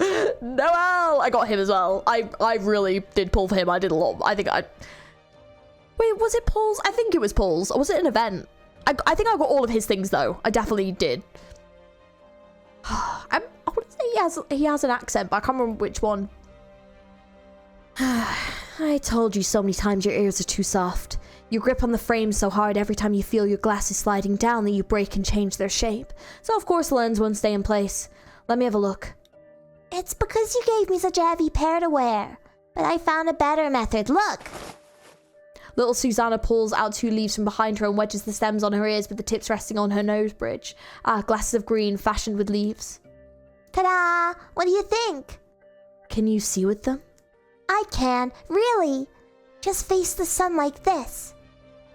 The child goes over to Noel and puts the 2 leaves on his eyes. Noel's vision is filled with verdant green. Alright, kid, you. Just look. Leaf feigns. The sunlight at noon in the forest is not very strong, but it's enough to shine through the thin leaves and reveal their interlaced veins, clear for all to see. How is it? You can see, right?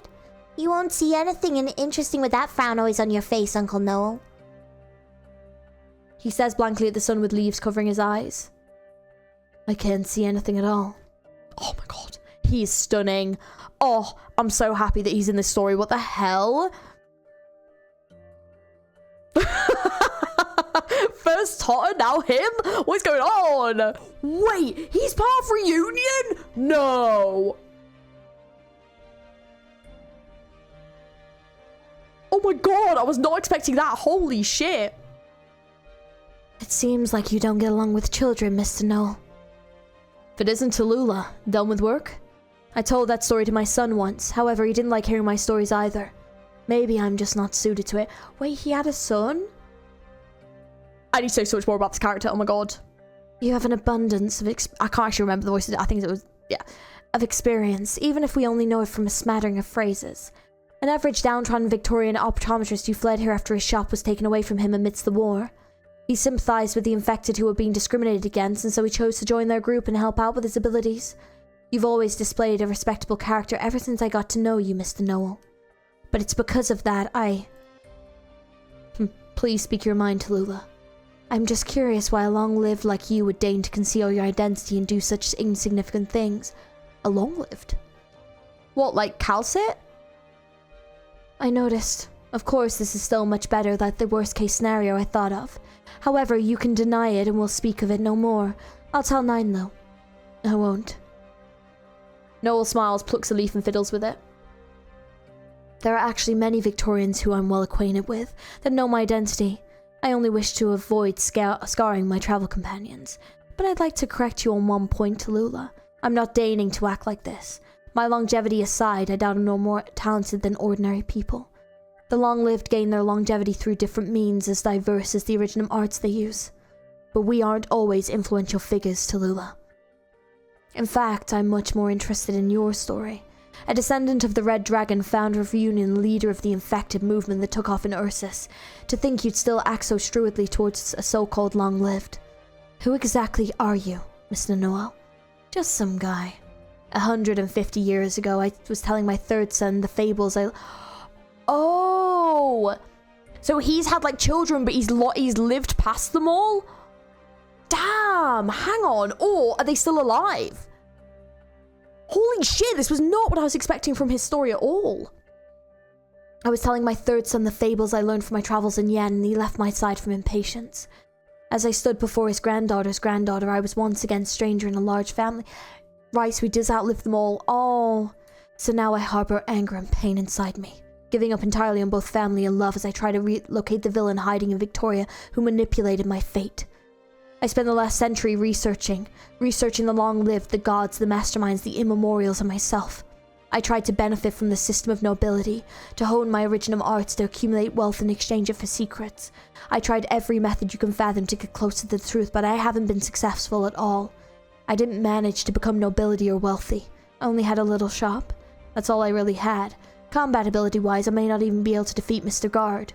Time has only taught me to recognize the reality that I hold no talents at all. By the way, Mr. Guard, I did not realize, I did not twig. He was in the previous chapters. He was like, there was a guard that did leave us. And he was like with Ace and Scout at one point, I believe. There was like a mention of this. Like, there was someone, so I think it was him, I believe. So he was in the previous chapters. It just wasn't in, like, how he looks now. That's the story of an ordinary person, Tallulah. This tale I can freely share with you. Noel drops the leaves that were in his hand and the breeze blows far away. He dusts himself off and picks up his suitcase once more. Please, rest assured I hold no ill intent towards you all. I only wish to find the hands of fate that cursed me. She hides behind the country, treating her monarchy as her glove, and the city-state her chessboard.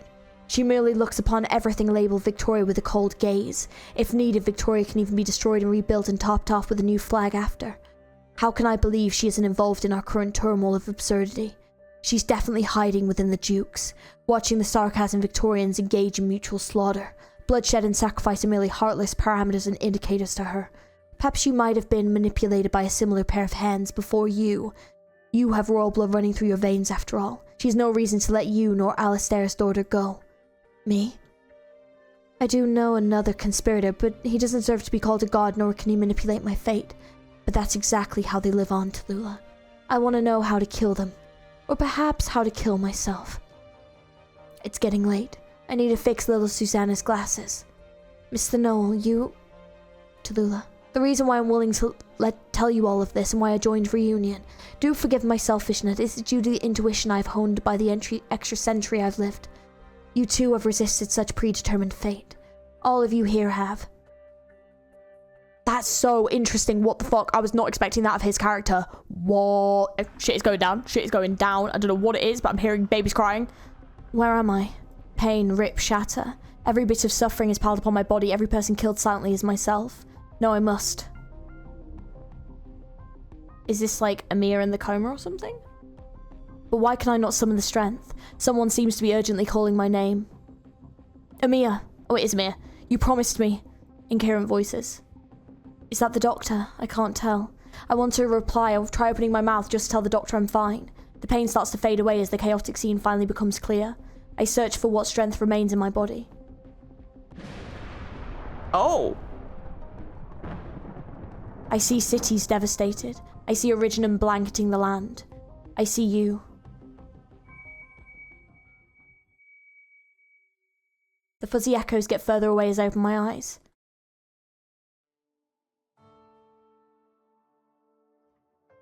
Because they've had to escape, haven't they? Ooh. This is a battlefield. My battlefield. The battlefield of the King of Sarkaz. An army lies dormant behind me, silently raising their banners up high, soaked through with blood, pain and suffering. Of ours, of our enemies. We will take this last city. The resistance has reached an end. You are the King of the Nakshara Court. What's your name? I have no name. I am merely your loyal subject, King of Sarkaz. This is your fate. You will bring us salvation. All that we fervently wish for, all that we have finally achieved. Salvation. I nod slightly. A droning cry fills the air, declaring the new chapter of destruction. The earth beneath my feet, it squirms, it curls, all because of me. This is the grace the Lord of Fiends has bequeathed the lands. The formation begins advancing. Your will is our will. You have answered the prophecy and thus it will yield its rewards. Please leave it to us. This battle will not drag on much longer. Prophecy. Prophecy. I once heard that. You look exhausted these days. Amiya, you can't go on like this. You need to rest. Teresa? Is that it? I'm exhausted. We fought a difficult battle at the Defence Forces Control Tower with Dr. Calcit taking a serious injury. Norport Borough has been locked down, all its residents left for dead. We are at the tender mercies of victorious catastrophes, but our military is yet to give up. Within the Sargonian City of Gold, the Sadean millennium-old roars nailed shut in their coffins. Zwillingstrum's spires rotted and crumbling, not a tune ever to ring out again. The eternal holy city of Laterano, its pure white cathedral dyed in black, their ancient betrayal paid in full. Even under the tides, the arrogant Aegir bow their heads to me, for those still try to uphold the dignity I claim them one by one. In all of these, one solitary figure remains constant. Is all of this my doing? Is all of this my doing? These are the things you need to do, Amiya. You have to come to the origin of it all. This is also our fated end. I feel something flowing out the edge of my eyes. Teresa raises a gentle hand and wipes my tears away. Don't be like this, Amiya. King of Sarkaz, I personally placed this crown upon your head and brought you to this pain and glory. We will face it together. This is the will of the myriad of souls. We cannot deny it. The more you reject it, the more you suffer. The more you resist it, the weaker you are. Teresa's face begins to blur. All of them are telling me this all at once. Across millennia, all of the Sarkaz within the myriad souls, they are telling me this. There is no rebuke, no terror. They just truly wish for me to be at peace once more. We have seen so much defiance of fate. Prophecies manifest early before those who defy it, and it is clear as day where they will ultimately fall. We are grateful to those pointless challenges. Through their struggles they weave the ode to heroes, yet the heroes themselves are destined to perish. The more you reject it, the more you suffer. Because you understand. All choices, all struggles, all fatigue, the sorrow you swallow, they bear no meaning. Rejecting it only embitters the gentle hand of fate. The more you resist it, the weaker you are. Because you realize all fights, all resistance, the blood we spill, are haggard words, they have no destination. Resistance only fills your destined home with thorns. Why bother? Why bother? We only wish for you to rest. Close your eyes, Emiya. Oh, fuck. Damn. Close your eyes. Millions of kin bow down before my rusted throne. They will bear Casdell here. The king spurs them, the king drives them, the king enslaves them. This is your mission, this is my mission. This is my predestined fate. Which is crazy, because obviously everything she's fighting against is them. So she's fighting against this fate that she's now been destined towards. A good ending is never earned. This is fate. I tasted too much. I fought fate so many years, and in the end I could not win. But you, maybe you're... Will you admit it? Oh,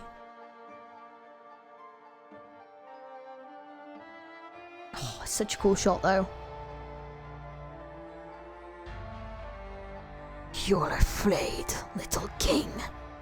You know my ending. You believe all the prophecies will be realized. You will be the origin of ruin. You will be the harbinger of disaster. You decide. You accept. Really?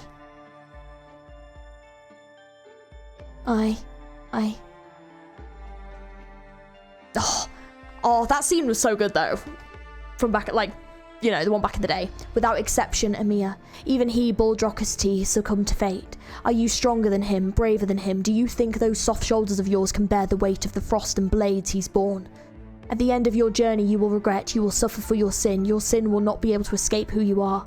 Look at your hands, child, look at your hands. Teresa has put such a burden on her. It's like, it feels so unfair. I glance down, feeling my hands. I try curling my hands into fists. Is this my will?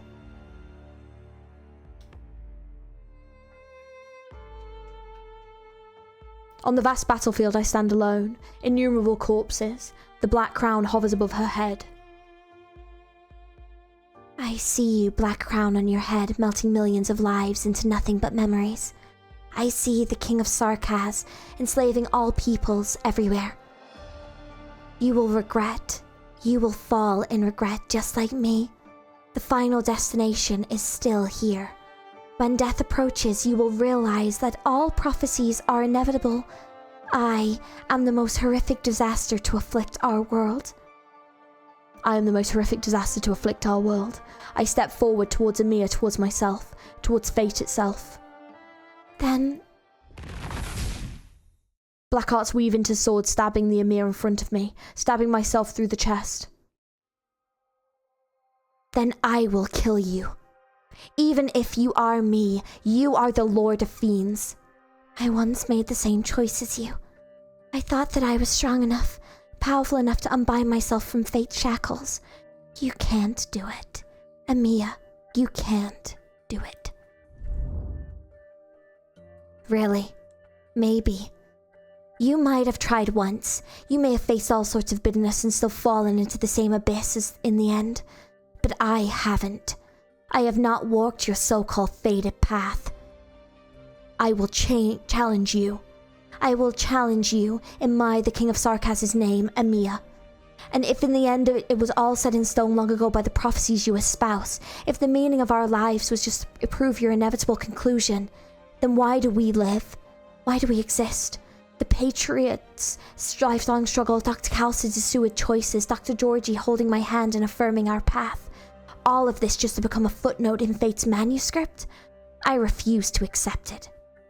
Emiya, this will only beget pain. It will be an endless torture. Myriad souls of Castel, I ask you, did Teresa break out of her own fate? Even Teresa's, did he face you head on? Teresa, she handed over this crown to me for this. She didn't believe in the predestined tragic future you paint. So, she is suffering now, listening to our voices with nary a rest. If only to relieve her burden, King of Sarkaz, you must. No. Teresa doesn't need any rescue. The King of Sarkaz will no longer be a symbol of conquest and revenge. Maybe that's why I must be the one. How arrogant. How conceited. No. It is only because I have worn this black crown that I brandish my sword at you. You cannot escape fate's choice. The further you run from it, the faster it will come. I won't run. I'll wait here for it, fate. When your plans have dissipated, when your taunts fall short, I'll show you all. We, the peoples of this great land, can choose an ending for ourselves. I find the strength in my body. They call this power the King of Sarkaz, but I know it was never about the king. This power was never meant for conquest, for subjugation. Its true objective is survival.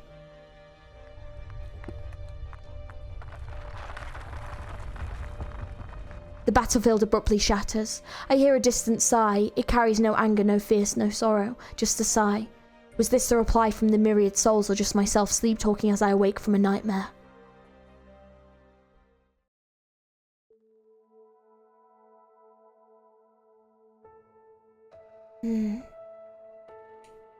Amiya, you're awake. A familiar voice beckons. I feel those lingering emotions dissipate. Do you feel alright? Any pain? You got hit by a confessorius witchcraft. Did you have a nightmare? The doctor's voice always calms me down. I'm fine now. I lift my hand, the black heart sparking out as usual. The King of Sarkaz. Doctor, this power is not a curse. It's not forbidden witchcraft that brings disaster. Teresa passed it to me so that we can use it to find our own path. I trust you. The doctor holds my hands tightly. You're up, Amiya. I'm sorry. It's fine, Logos. Whether or not I was caught by confessorius witchcraft, I would have had to face this self-reflection eventually. In my dream, those voices proclaimed the prophecy again. Prophecy? Yes, the prophecy the Patriot spoke of before he died. No matter what voices they were, it's all a trick of the confessori. Don't worry about it. No. Was that a method of confessorius torture, or are the myriad souls still deeply connected to my heart? Or maybe I still hold on to that scary prophecy deep down inside. It's not important though. I already rejected their offer. Again. Good. I still want you to get a full checkup from Dr. Calcid though. Your rings. I do. Logos, where are we though? The sound of footsteps approaches. It's some Sarkaz mercenaries. They're moving a crystal shard the colour of the blood into a truck not far away. I recognise the girl leading them, Paprika. The doctor said she freed the workers in Highbury. Okay, so it currently, with a cast of characters in Brentwood, have met this new character called Magdalene, and it seems that the Sarkaz have some like very strict rules on like what's going on in Brentwood. We've got this new character. Design is really awesome, but it looks like she's protecting Rock and Feist. So I did wonder actually where they'd gone, because we've not seen them in ages. But yeah, it looks like they actually, I mean, the plan was for all of them to meet in Brentwood. Obviously things have just kind of gone a bit awry, but yeah, I was gonna say it's cool to see them again. I was gonna say it's been a while since we last did see them. Oh, and it looks like it ties in because in the center of Brentwood it looks like there's like a giant crystal thing that they're building, which somehow is going to link to all the other vampire circles that the Sarkaz are kind of planting in different areas between Londinium and Brentwood. So clearly it's for some kind of scheme. I wonder if we'll find out. Oh, this dude just revealed something. Okay, so it's like the Sanguine Archers and Impatient. That's it, sorry. So it's like, time really flies. This town citizens must have all gone to the work site. What do you mean? Your deaths are unavoidable, Magdalene. The Sanguine Archers and Impatient Man. That's why the ritual was pushed forward, and under the Felines' leadership, the mission was indeed completely, mostly, marvelously. Everyone here will be the key to the ritual's activation. That, of course, includes you, Ritual Key. He was stopped by the devils at the Sarkaz barracks just now. Frida, do you see that? The blood-coloured worm is staring at me. The entire town will be the key to the ritual's activation. Oh no. The key. My soul is trembling. Oh, they're all so dead. I need to go find Frida. Let me go. You mustn't leave this greenhouse. Wait a little longer, Magdalene. I'll be here with you. Until we bid each other farewell for the last time. Why? The people of the town have never done anything against your wishes. Frida and everyone fulfilled each and every one of your requests. His Highness decided to carry out this war and your dukes responded. This outcome has nothing to do with us or you. All we need to do is follow our orders. Then let me warn the people at the worksite. Just pretend you don't know anything like before, please. I serve His Highness and I won't allow you to quash this ritual. Not unless you make it past me, Magdalene. Can you do it, Gardener? He grabs me by the hand but places it on a pair of scissors in his hand. There seems to be a ray of longing burning in the depths of his ashen eyes. What is this prideful man longing for? Release, pity, or is it perhaps that word that I can't even bring myself to touch? I notice that even though the two of us have spent a very long time together in the greenhouse, I've never actually understood this man. But I have to leave now, just as he said, there is no time. Yeah, the little interactions that we've seen between these two have been quite interesting. I kind of felt like, especially with like the roses and the flowers, like him asking her for the flowers, that potentially it was maybe he was more enamored by her. That was kind of what I got from it, because he was trying to keep her safe and he like even tried to stop the other guy from investigating the greenhouse. Like it seems like he was kind of like, this was his like safe haven a little bit, and he found comfort in her even if she didn't feel the same way. So I do kind of wonder if like he's like, I don't have a choice now, like I tried to protect you and I can't protect you anymore, so I would rather you like get rid of me and go and save those people, other than the other option is like me help you, you know, because he doesn't want to betray who he is as a person, but also I think there is some romance that he's feeling here, you know? And it's quite sad, but it's also something that I feel like if this is the case, it's not really portrayed in Arknights that much, and so like reading it has been like quite interesting, because yeah, there isn't really a great deal of romance in this game, or in gacha games in general, so it's like, it's quite interesting to sort of read it, if that's what they're kind of going for, which is kind of how I took it, you know? I'm sorry. I can't stand by and watch anymore.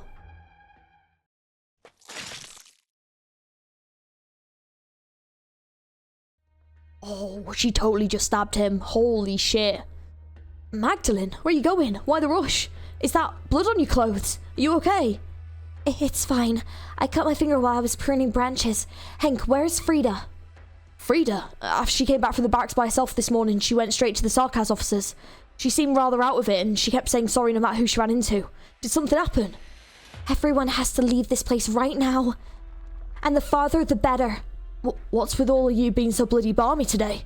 There's no time to explain. I need to tell everyone else. But we're almost finished. Besides, if we all ditch work, what are we supposed to do when those officers find us? Oh shit. Fireworks? Where? Who blew up that wall up? And is that Frida? Oh, is she fighting back?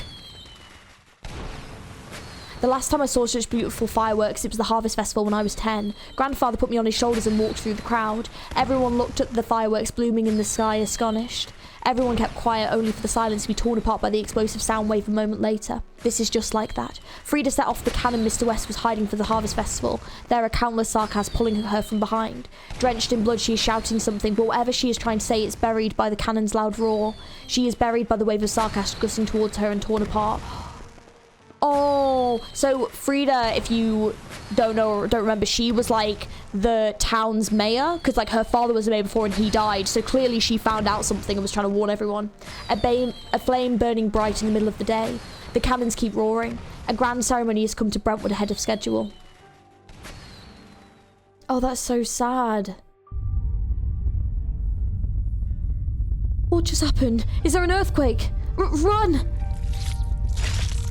You're bleeding. Bollocks, stay away. Those disgusting monsters are dripping from your body. What are the Sarkaz trying to do? Hank, you can't close your eyes. I'm starting to feel very tired too. So sleepy. I feel my own blood fluttering out of my body before disappearing into the earth. Oh, is she gonna die?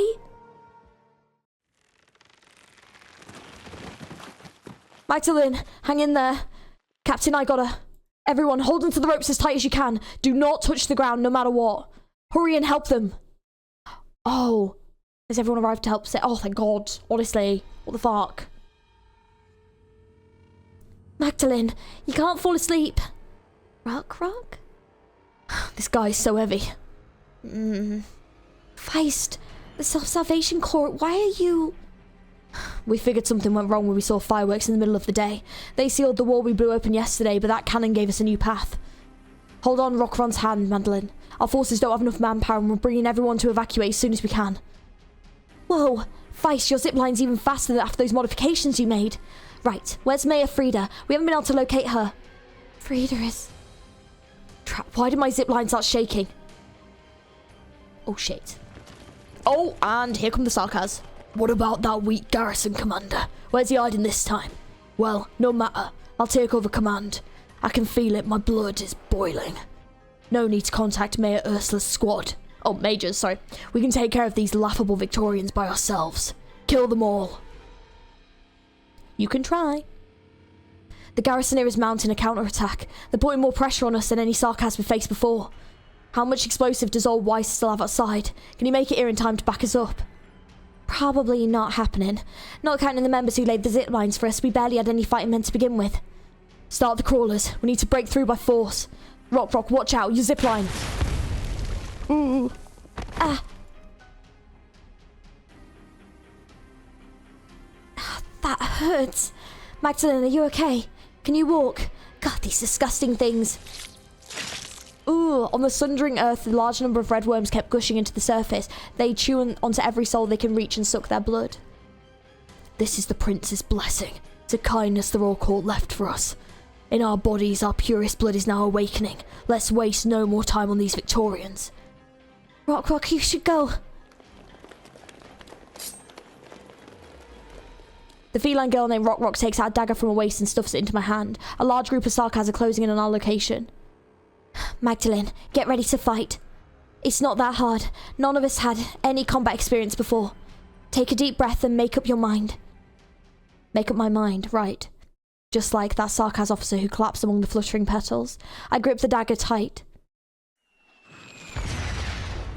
Oh, well, maybe we don't need to make up our minds.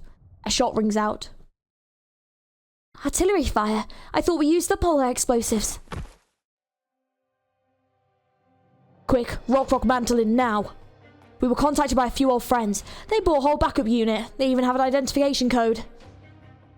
Identification code? Is it the military, Victorian? Right, the military is responding to the war. They must be a group of ice-cold men. They're here to kill the Sarkaz and save the Victorians. The exemplars. Oh, let's go!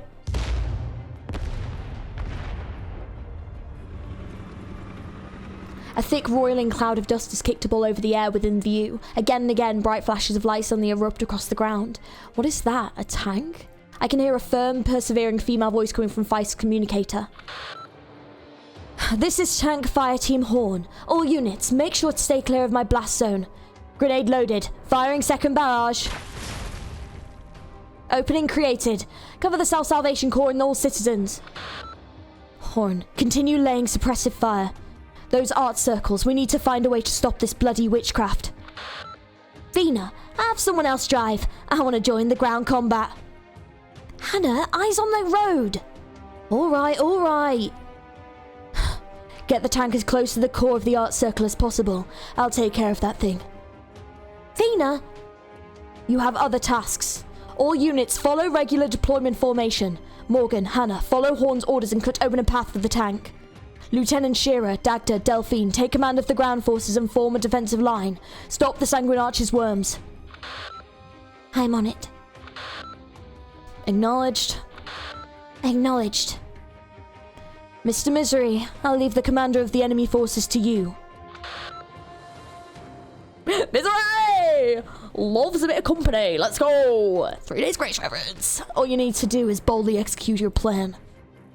Feist, it's been a while. Shall we exchange pleasantries later? I need the Self-Salvation Corps to help set up a lit zipline that will take me above the art circle. On it. We have no time to lose. Let us take care of the strange art circle first. I will leave my rear to all of you. While I was still trying to identify the squad that suddenly came to our aid, the blonde feline had already ziplined into the center of the battlefield. going for it. She's pissed. She descended from the sky and bombastically made her way to the center of the art circle, blood-red pillar of light. The sound of rocks blasted apart ringing throughout the entire battlefield. Yeah, she's had enough. Thump. I can still see each and every swing of her large sledgehammer in that red light. Forward. They're going for it, dudes. The feline's voice ignites the tank's engine. I see a warrior holding a sledgehammer up high, leading the Victorians to retake our land. Look! Look how easily our Victorian tank fire can blast that thing apart. We said as much long ago. Them bloody devils are no match for Victoria's military. Crush them. No. There are too many Iridium crystals in town. The mayor's office, the small town square, the library, those things we've been rebuilding day in and day out. We won't make it in time. Is it over? No. Oh, here we go.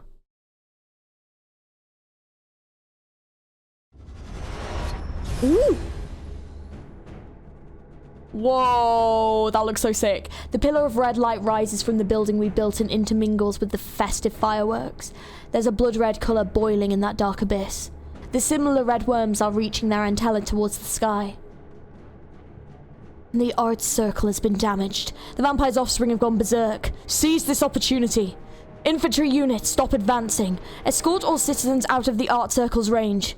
Tank squad, follow me and push forward. Destroy the remaining Iridium crystals in town and commence search and rescue.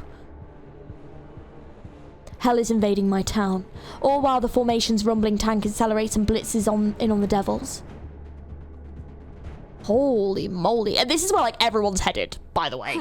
So that's not right. For Georgie, when the war is over, I want to visit Casdell again. Yeah, it's interesting seeing Amia trying to see things from, like, another perspective, like, from Teresa's perspective, because she was obviously so young when she was with Teresa that, like, seeing how Casdell and Babel were both sort of looked at, now she's got more of an adult lens on it, and also context. It must be really strange. Must be really strange. Stop the car. There's something strange up ahead. All units prepare for battle. In the distance, the town of Brentwood is already coming into view. A crimson light rises from the centre of the town, staining the surrounding land. The blood-covered veil gently envelops all living things. This feeling, it's the same one that came when we were inspecting those art circles. Banshee, your lordship, what is this? When the war started, no one expected the land to be drenched in so much blood so quickly. Modern warfare, is it? Huh. I'm afraid the vampire is all the prerequisites he needs for the ritual to fall into place. The crystals on the other battlefields were just nodes resonating with the ritual. All this time I've been looking for its center. Brentwood, this little town, is a special place in the vampire's wicked design. Can you handle it, Logos? This is an ancient royal court method and they have completed the preparations for it. I need time. We haven't exposed our position yet, so we might be able to buy some time, but wait. What's that? Fire? There's a firefight in the town there, but who is it? Looks like they beat us here. A rather choppy meeting. The doctor looks calm. Right, after all we've been through, we finally get to stand shoulder to shoulder with our friends again. Lord Banshee, what are you going to do? You'll take care of the enemy, won't you? This power is a blessing from His Highness, the Prince of Blood, is it? The Sanguine Arch, he's blessed the Sarkaz bloodline. The Ursine Minor swings his weapon and a sharp whistling sound rings out. He looks a little frightened of his own strike and was losing grip on the weapon. The driver and the shopkeeper gather around him, investigating his new strength. Paprika moves a few steps towards me. Lord Banshee? I also feel a bit stronger. A little. Is it, arm strength? Or my brains? I can't tell for sure, but I just feel kinda... It's a strengthening altar witchcraft. We've seen this before, but this one on a larger scale and it feels different. Logos, could this have any adverse? Quite unexpected. It does not demand a price of us, at least not one drawn from our own bodies. Then why? Logos looks at the Sarkaz girl.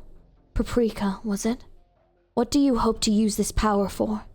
Well... The more skilled a Sarkaz becomes in war, the more efficient he spills blood on the battlefield. Doesn't matter if it's his enemy's blood or his own. The ritual can continue. The Sanguine Archers prepared for this decisive battle, but Teresa's plan was just for this ritual? The art circles seem to have come under attack and the vampiric creatures are going out of control. Yes, a large colony of crimson worms is drilling out of the ground, rushing out in all directions. A good number of them seem to have caught our scent. Leave this to us, Logos. Please look into the ritual for us. Amiya, you and the doctor could accompany me. I look at Paprika's team in the distance, though Sarkaz unaware of the danger here. Let's be quick. Roger. What are you going to do with us? What do you mean? I realized a while ago that, well, the ones who've been captured are us, right? I know the Royal Court guys pretty well, and you guys give off a totally different vibe. Your name is Amiya, right? You and this doctor are in charge. I think you're about the same age as me. And I can tell that Banshee is a pretty big deal. I can feel it. You can't fake that. But he's working for you? A few days ago, I met a Caprine lady who called herself a Sarkaz. Is she with you too? Just who the heck are you guys? Do you intend to fight us, Paprika? I can feel that girl is not hostile. Well, I don't know. In the distance, Sarkaz let go of the sudden surge of power they're feeling for a moment and called out for Paprika. Captain, how did the Banshee get away? What do we do now? The cracks in the earth are spreading towards us. Why did they leave those 2 prisoners behind? Did the big shots from the Royal Court distrust us so much? Yeah, be on guard for threats from that direction. I'll keep an eye on these 2. You may be stronger, but you still don't know war. Or I guess none of you are ready to fight this war. Yeah, after all this time, how could we not know? I get a little closer to her, but she seems to misunderstand my intent and retreats half a step. Then, as if making a difficult decision, she holds her ground in front of me. And at that point, I realise she's about the same height as I am. I'm the captain of the transport team. If you're going to do something to us, you have to start with me. They're just regular people who answered His Highness's call to arms across Terra. They don't even know what they're doing. They're just transport the stuff General Manfred says to move. The instant they answered that call, the Victorians would cease to call them regular people. And that's got nothing to do with what they've actually done. I think of the fires in Auschwitz, the I can't even speak. Factory pipes in Sedin, the street corners of Norport. The survival of the Sarkaz means the destruction of Victoria. The triumph of Victoria means the cleansing of the Sarkaz. Those caught in the vortex no longer have the power to choose. They're units put under my control by the General. No matter what happens, I have to guarantee their safety. I swore as much to General Manfred. The General, huh? Then first things first, let's deal with these out-of-control bloodworms together. Tell your team to fall back. Don't take any chances. These creatures will suck dry any blood they can find. Doctor, stick close to me. I will use my power to clear the way for us and for them.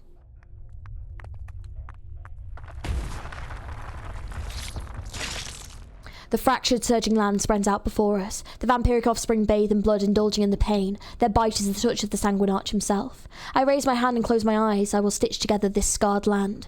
I will hold the whispered fate of the myriad souls in my hands. A black rhombus, a black shadow. Black hearts surge from my fingertips. These twisted offspring deserve peace. Hey, little bunny, there's a faster way to seal those cracks, you know. Oh! W? Bang, bang, bang! It's Sarkaz mercenaries? Watch your footing, Yarnball. That's not a great place to stand. Huh? My advice is to give that lunatic a wide berth this when she's tossing bombs around. W's not the type a sweet little Sarkaz baby ought to be close to. Oh, Inez? Thanks, and me? Wait, over your head there, that's the Black Crown? You're the one Jennifer Manfred was talking about. Hodor looking holy moly hot. I heard Manfred picked up a kid. I guess that was you. The Sarkaz are under my control. You're their captain, right? Hey, let go of me. Who are you? What do you want? We're on a mission for the military commission and all the big shots from the Royal Court. Great, I'm here to enforce their discipline. Hey there, Mia. And of course, Doctor. Hodor. What's wrong? Your first face-to-face meeting got you feeling disappointed? He did spend more time playing with the antagonist than working on our side. I'm not used to it either. No. Thank you for your help, Hodor. We can talk about the other stuff later. As you can see, this little town is quickly becoming a war zone. Yeah, I do see. and we've got some important intel to share with you. About this town and the lifeline hidden in its shadows. There are two forces attacking the town's Sarkas garrison. One is the Self-Salvation Corps that closed your board in from Londinium. Looks like my safe house got trashed. I hope that old hag doesn't go peacefully. The other is a force made up of soldiers who once fought for different dukes, along with some workers and refugees. It's a pretty disorganized group led by the Siege. The Siege. I do like that name. We reach the town to find the battle is mostly subsided. Logos has not yet returned from the town centre. Seems dealing with the vampiric ritual is no simple task. I catch sight of Siege and Delphine as well as Misery and Closure along with the fighters from the Self-Salvation Corps. When we left Londinium, we never expected this rendezvous in Brentwood would be so difficult for each of us. Yeah, it definitely hasn't gone smoothly, let's be honest. Yeah, so they're now for Hodra is telling them about the Farron Mutt. Oh gosh. Help! Oh! Shh! Quiet down. We all turn to the Sarkas who have not yet figured out the situation. Where are we? Victorians and Sarkas mercenaries? It's okay, I'm still here. The situation is, a little bit complicated, but you can trust me on this. You aren't actually gonna carry this dead weight around for the next phase of the plan, are you? Who are you calling dead weight? W. I promised Paprika that no harm would come to them. Ugh, Rhode Island, same as it ever was. Then let's have them stick with my mercs. They've had it far too easy for too long. Might as well bring some new blood in to have some fun. Hey you, blue-head feline. What's on your mind? You've been staring at us for a while. Feel like killing us? Go ahead, draw your sword. Not gonna do it? Pfft. If all you want to do is a Bolivian standoff, I'm gonna pass. Me and my men ought to hit the road. You can stay here and stay mad. Oh, by the way, Inez, if you're gonna fight the Victorians, make sure you let me know ahead of time. Won't want to miss the show. Lady Delphine. Amia. You're alright. I'm glad. I was worried. Amia, I'm sorry. I'm willing to trust Rhode Island's processes in choosing collaboration partners. It's just, I'm an intelligence officer myself. It's not as if I've never heard of this Hodra gentleman. No, it's not just him. Even Misery and Inez, I can't help but think. I can't accept it, not at the moment. No, maybe I can't ever accept it. But for now, as I said, I'll trust Vina's judgment. If this is what we have to do, then let's do it. These scars won't be forgotten, nor should they be. If the Sarkas wars have never ended, feline. Cut the military commission supply lines indeed. This has been our goal all along. In any case, this is the way to end the war quickly. And for this Farron Mutt, I know what you're thinking. Now that no base is safe, the skeleton can become our key to counterattacking Londinium. We can't take any of these armies head on, and we can't work around the essentially unbeatable firepower of that airship. So this elusive Farron Mutt is the best vehicle we could hope for, and at the same time it's a fortress, a spear aimed right at the heart. In that case, if we succeed, it'll be thanks to the leaders of this counterattack, and not Sarkas mercenaries. It seems we have no ground on which to refuse cooperation. However, from a rational point of view, I understand that there are differences among the Sarkas, that the exemplars appear to function seamlessly with Misery, but we're talking about individual friendship. We may be able to respect, trust, and even love a few select individuals, but now we stand before a war where all sides have blood-soaked hands. Given enough time, we may be able to determine one by one who has committed war crimes and who is innocent, but we do not have that time. We are at an impasse, Hodor. Our cooperation will not be so smooth. And that is why we are here. Rhode Island will serve as a mediator between the two parties. Such is that we can end the suffering of the Victorian people that this war has wrought, and such that we can prevent the Sarkas of Casdell from being dragged back into the abyss. We are not here to force handshakes and reconciliation.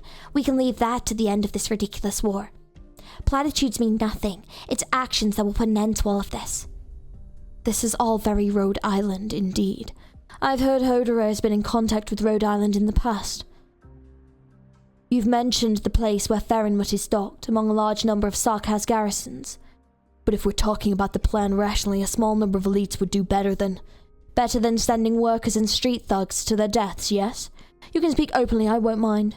But my boys won't miss a chance to strike at the Sarkas. Our armor can draw the garrison's fire. I see Hodora smiling. It seems this side of Siege that relaxes him at least. A bit. After all, he seems to be hiding something. That'll do, thanks. Hodora expresses his gratitude and discussion comes to a close. Sarkaz mercenary Hodora. After reuniting with W in Shunabog, Ascalon gave me his complete file. It dates back to the time of Babel. So, I trust him. Amiya, this is our first formal cooperation with Rhode Island. Yes, it is. But if I might ask you a question. Sure. You didn't express your worries or concerns just now. Your innermost thoughts. Are you to save lives, to put an end to war and hate, isn't that right? I've heard that the King of Sarkaz can see into people's hearts. It's different from the ambiguous feeling Inez gets. I probably can't hide it from you. I can respect a Sarkaz who has struggled since the Babel days. I hope you can answer from your own free will. So that's how it is, yeah. I'm fighting for that future. Very good. Thank you for your answer and your trust. Logos, Dr. Calcit, you're back. I've analyzed the vampiric ritual. The results are worrying. It is indeed a blood blessing, using ancient and very fine techniques. The Sanguine Arch borrows the witchcraft's power, collecting blood spilled in the war to activate the bloodline within the Sarkaz warriors. Oh, so that's why there's so many of them, because, like, they're acting as, like, little beacons to, like, power up this thing to make everyone stronger. Right. Got it. He is giving the Sarkaz a constant reminder of our fundamental differences with the other races. It's less amplification and more incitement. But more importantly, I'm afraid he's only using a small part of the power he's collected for this purpose. More energy is going somewhere else, somewhere I don't know. I tried to track it, but the structure of the arts is complex and chaotic. It only points to Londinium. Shit, it's probably something to do with the shard, isn't it? God. That's not good. The airship, the Therenmut, the shard, and the witchcraft device right here. The doctor's concerns are justified. As you said, the Therenmut will be our most important breakthrough, and we must take action as soon as possible. Whether Vampire and Naxxela, even the Confessare, they all exposed to Nightingale in the most unusual way. They are taking risks. There is a reason why the war is being fought at this particular point in time. Therese is preparing his final trump card in Londinium. Sure, seizing the capital of an empire is already unheard of, but what could it be? Let me start with a fundamental question. A question so fundamental that even the Sarkaz have forgotten it. Why are the Sarkaz so uniquely susceptible to oropathy? It's a very good question. That is a very good question. Calcit, asking the right questions. Oh, bloody hell. So he's basically found this factory that he wanted to go to, and they found someone acting as reunion here that's like gathered a load of like refugees here that are like infected and not infected, and they've just like murdered this Sarkaz, the people there, because he's a Sarkaz, and now like his body's gonna explode because he like had originum, you know, and yeah, basically people have been dying there for too long, so it's like too unstable. Everything's going to shit. It's not good. Don't you get it? The originum environment here is extremely unstable. The place could blow in any minute. So we leave and go where? Everything out there is... There's no time. We're talking about reunion here. They have an entire bloody nomadic city. Run. Get them all moving. I've contacted some of our teams on the outskirts. They'll take some of you in. There's still some booze left in this distillery. There's an explosion, the whole place is going with it. And that... Hey, Maze, where are you going? Oh my god, she's gonna get them both killed. The woman dressed in a reunion uniform is struggling with the machinery in the deepest depths of the workshop. What are you doing here? Help me pull that lever. Did you work here before? But you're not infected. Thanks for not exposing me. Pull harder. Where did you get that reunion outfit? This used to be a reunion base and so many died here. Don't test my patience. I didn't do anything. That's what they all say. I was a worker here. That reunion lot took over the distillery and they needed hands to run the machines for them. It's just the mercenaries hired by the Lord attacked and I ran. I'm not infected. Why should I die here with those reunion? So why did you come back? Why? Because I had nowhere else to go, damn it. What other reason would I end up trading my life in a secret distillery? I'm not infected, but sometimes I feel like I'd rather be with Reunion. At least they have something to fight against. They have a purpose. Pull harder, it's stuck. First, open the switch for this unloading port. Reunion left behind a whole bunch of material. The doctor said that this was the cheapest painkiller formula and they were working on it for a long time. It only relieves pain, but that's enough, right? With this, can I be a genuine part of reunion? That is, I might be allowed home in your nomadic city. A nomadic city. I take a deep breath and throw out a kick. It makes me sore. The lever finally loosens. The machine comes to life. A giant hopper tilts to one side and falls out of its countless petals. She hurriedly picks up the herbs scattered across the ground and carefully piles them in her arms. If I don't consider where exactly I am, I feel like this could be a beautiful sight. Just like that city. We don't have a city. But those reunion guys all said. But... Well, I mean a nomadic city, you know, People without home, people with nowhere to go, the infected across the world are growing more and more numerous. It's not that the disease is becoming more virulent, it's just the world is becoming more cruel. The great worthies have so much to say about the modern era we live in, an unprecedented era of high-speed battleships and nomadic cities of industry. How enlightened our era is. How tragic our era is. Stand together. Can the infected really stand together naturally? Who do we stand with? Is it just the infected? That nomadic city we're dreaming of, does it have a place for them? Is a city enough to accommodate everything? Take the herbs, we need to leave. There is no applications to join reunion. If you're willing to fight side by side with us, you're already reunion. But I'm not infected. It's not only the infected who want to resist. And besides, I need you to help me figure out who killed that Sarkaz man. They need to be punished. Now come on, let's go. Yeah, there's been bits and pieces of his story. But yeah, I feel like I kind of forgot about it a little bit. We make our way through the gigantic tanks. Some places have already started collapsing. The area is full of pungent scent of alcohol with smoke floating in from somewhere. This workshop where the Victorian reunion began is about to go up in flames. We're almost there. Quickly now. The waves of intense heat hit. May struggles to stay standing. The herbs in her arms are lifted by the hot air. Oh shit. Ah, my...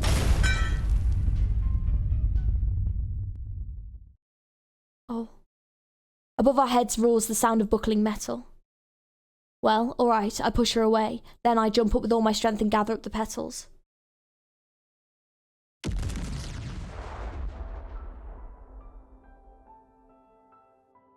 I collapse. It's hot. The sun is burning, I'm burning. Is that the exit? A few steps further, but they're watching behind me, those eyes. Are they judging me, or just judging my insignificant death? What did they expect of me? I can't think about it, I can't. Maybe I let them down with their deaths. They should hope for a more meaningful end for me. Like, I don't know, dying on the steps of the palace in deity Grifferberg. Anyway, not here. Not dying for an uninfected woman I just met holding some broken petals in my arms. How could I face them here? But I still need to face them.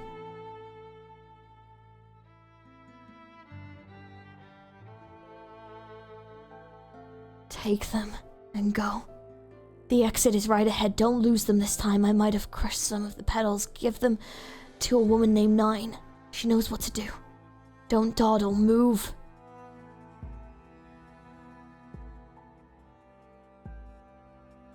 No! It's hot. It burns. I remember the afternoon where I first learned I had auropathy. What was it exactly that caused my infection? I still don't actually know. Maybe it was the time I fell in the river and something scratched my leg. Might have been an active iridium crystal instead of rock. Maybe it was the dust I inhaled in the mines. Maybe it was industrial waste from the factories. Maybe. No, they've not just killed him off. But when I got home, the smell of smoke in the room hadn't dissipated. My luggage was packed and placed on the table where we usually ate together. I found a salt lake, but I wasn't lucky. Maybe I chose the wrong place. There was no boat at the time. I owe a lot to the Rhode Island operator who came over and talked to me when I was first sitting by the lake.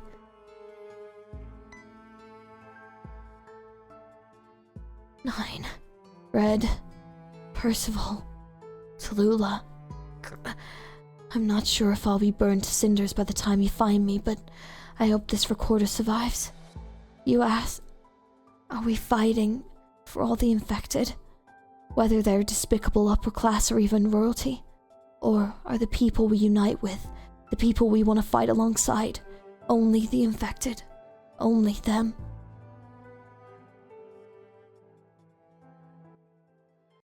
No. No, did they just kill him off? No, I liked him. Oh, you're joking me. Can you stop killing the characters I like, please? What is this? Oh, dude, I'm so pissed. Hurry, get everyone out of the building and as far away as possible. My stuff's still inside. It's all my family has. What stuff? Pillows and a mattress, the last of the belongings I took from my home. Are you mad? Follow me back to where it's safe. You haven't gotten infected yet, right? Better count yourself lucky for that. The crowd's so chaotic, there's so many people running out of there, we don't know who's infected, who isn't. And there might be some even wanted fugitives among them. We don't even know where they came from. And this fire, we're not far from the battlefield, who knows what kind of attention we'll attract. We could leave right now, we're not responsible for this fire. 9, make your decision. People are screaming, crying, falling into the mud and crawling back up on their feet. The fire burns a rosy red behind them. It was an infected who started the fire. Some infected exploded, so that the distillery... What's that got to do with us? Wasn't it you lot who brought the Sarkaz here? Not us. It's all because of you, infected. We could have hidden here for so much longer if it weren't for you. What the bloody hell did you just say? Did you already forget who took you all in? You dare strike me? You... Enough. Incessant bickering. Endless verbal abuse. If you don't want to move, I can send you back to the fire. Reunion, you and Maze are the same gang. If it weren't for that infected, if it weren't for you infected, then what if we weren't infected? Open your eyes. We're not the ones who caused you to lose everything you owned and made you huddle together in an abandoned distillery with nothing but the clothes on your back. We're no different, except for the stones in our bodies. We had everything taken from us by this disease, but you haven't experienced how hard it gets, and yet here you are in the same wretched plight as us. What do you know? Ever had a finger chewed off by a machine on the assembly line? Been thrown out of the factory? Had your house burned down by some lord? You yell about injustice you suffer, but you're not the only ones who live unfair lives. The Viscount had burned down my own. Everyone says his son actually has oropathy, but so what? Big wig like him could just send his son to a fancy hospital in Colombia. Boss, me. He burned down my house with my 2 children inside it just because I couldn't pay my taxes, just because I talked back to him. And no one dares to care because he's high and mighty while I'm disabled and poor. You're not the only ones enslaved by your fate, so why does it seem like you're the only ones who actually stand up to those bullies so brazenly and even kill them? Why? Because we don't want to remain enslaved in those chains. No one ever said you couldn't fight against it. There's no way I could do that. I don't have your original heart. Don't make excuses for yourself. It's not like every infected comes with powerful arts. 9, we're already grouping up. What, are we evacuating? Tell Red to bring a few of his men to monitor our surroundings. The battlefronts near us are currently at a deadlock, so warring parties may not be able to spare any manpower to inspect a distant fire. Percival, help me calm down the people who just escaped and get their names as you examine and provide medical treatment. We'll stay here for one more day at most to be safe. I got it. I'll help. I'm familiar with burns and respiratory blockage. Oh, we haven't been able to contact Guard yet either. We're not sure he made it out. Don't worry, I'll find him. We both made it out of Shunabog after all. But I think he's fucking dead. 9. The concentration of original dust particles. I was already rushing towards the burning distillery. I entered a scene like this before back in Lungman multiple times, as an LGD officer as a slum resident.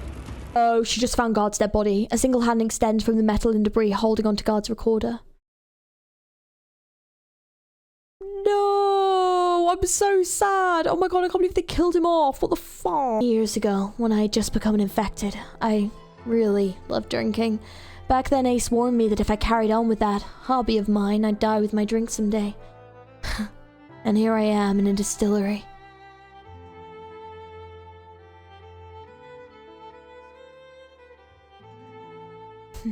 Nine. You've replayed it so many times now. I know. Tallulah. I've been wondering if we really did manage to build a city for the infected, what would it look like? Are you sure it wouldn't be a hospice at its core? All we do in that city is wait for everything to be covered in a blanket of disintegrated originum dust, for our deaths to come one by one. Yes. We can't just wait for our ends to come like this. 9, Tallulah. What is it? I'm thinking of leaving your group for a bit. Yesterday I met some people among the refugees who escaped from Londinium. They mentioned some matters I'm very concerned about, that maybe someone I've been seeking this whole time is still hiding in there.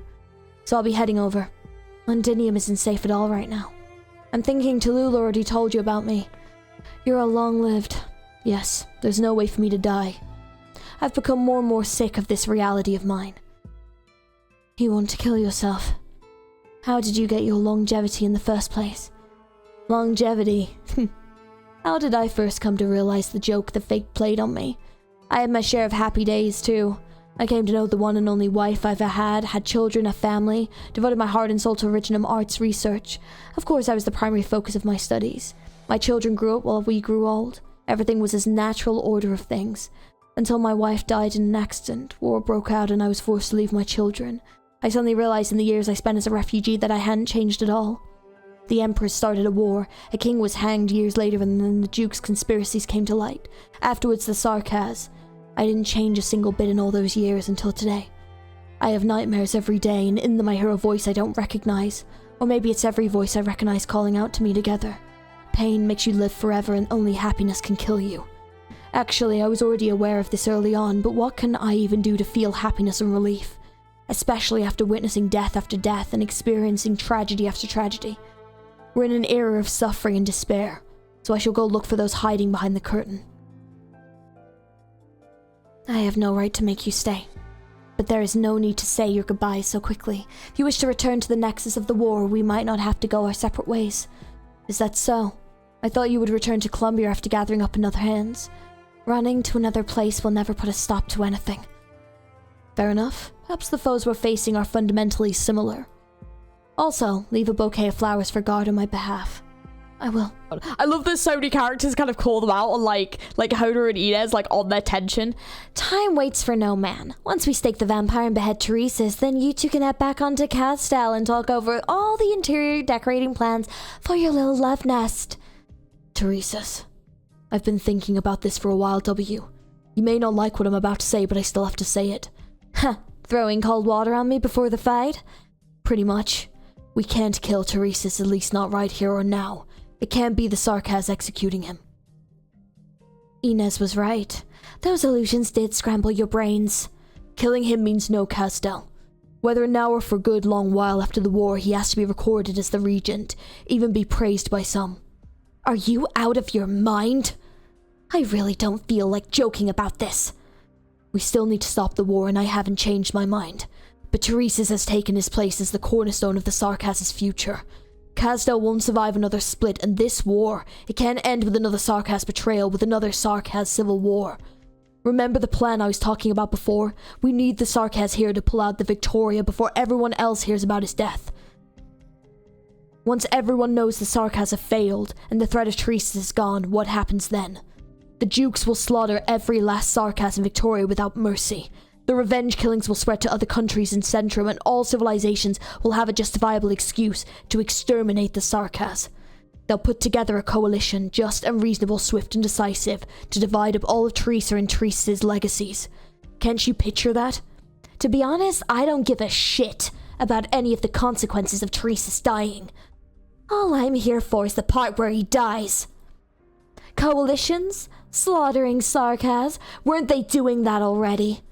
Does Teresa's dying mean that all the devils are just gonna lose their will to fight back? Huh, no way. I don't buy that. He sent the assassins to kill Teresa, declared himself king, and dragged all of us into the mess we're in today. We don't need to sacrifice ourselves for his Castel, for his. Don't think you can keep yourself out of it, W. I thought I was going to really let her have it, really Terrence W, this sad woman. Do you think of yourself as nothing more than a merc? How many people have you brought? From Reunion to where we stand now, how many Sarkaz have you gathered? You're carrying their lives on your shoulders. I don't fucking care. But W is wavering. I know her too well. It's not like she hasn't thought about it. It isn't like she's an uncaring leader at all. Looking at it objectively, the whole lot of mercs have stepped up to follow this mad woman. You have to care. You think you can just keep on killing people, keep on burying bombs in the dirt. You're leading those Sarkaz now. You have to think about how to deal with their hopes and dreams. You have to think through what their lives mean to you. But I...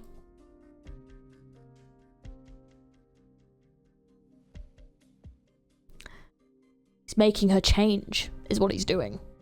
For the better, really. It's not just Teresa's. Don't forget there's Teresa too. Oh god, she is not going to stand for trying to kill Teresa. Oh god. So, from all perspectives, all we can be is their successors, the inheritors of their ideals. The two of them, the reason the Sarkaz could come together in the first place. That's not the real Teresa. That's a fake Teresa's is cucked up. He can't fool me. W, look at yourself. Who do you think you are? You couldn't accept Teresa's death. You're stuck in the shadow of Babel. Like, shut up.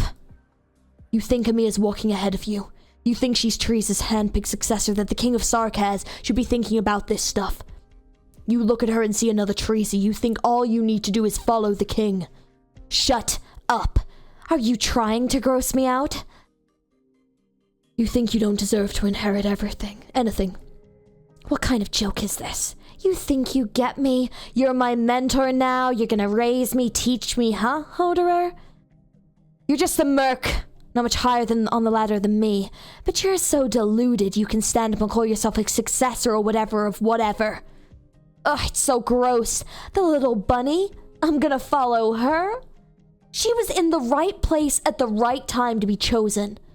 Chosen by Teresa to become the leader of Rhode Island, who stopped Reunion, and Tallulah, who broke her way into Londinium today. So what about you, W? What exactly does Teresa mean to you? Some distant ethereal symbol who once gave you a place to stay? One specific flesh and blood royal, or the path she stood for? For this land to fall into peaceful slumber. Ugh. So that's why I say she's a fake.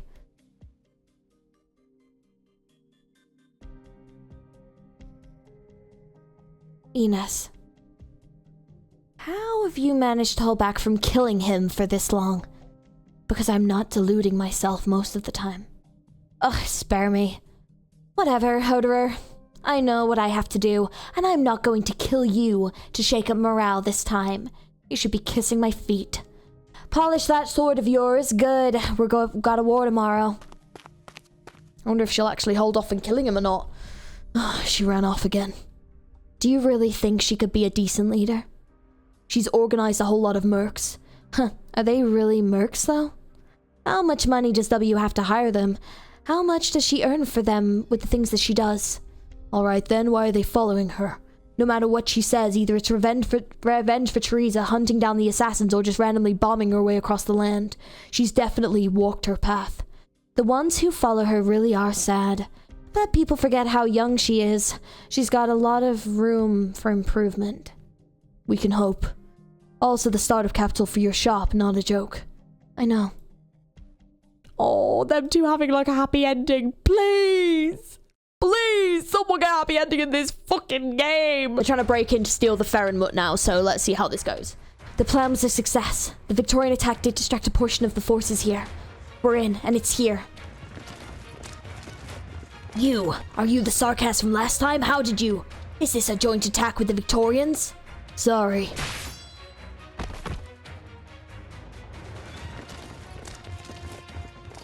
Kill the traitors! Kill these Sarkaz traitors! Ursula isn't here to welcome us. Logos guessed right. Looks like she's too busy. You didn't let me come in last time. This sucker is huge. Can I blow it into 2 halves? No, stay with the team. Get on its spine and seize its operator. Amia. Yes, I feel it. He's here. I follow the Banshee's gaze to the shadow cast on the rock. A hint of blood invades my nostrils. Does this skeleton have veins?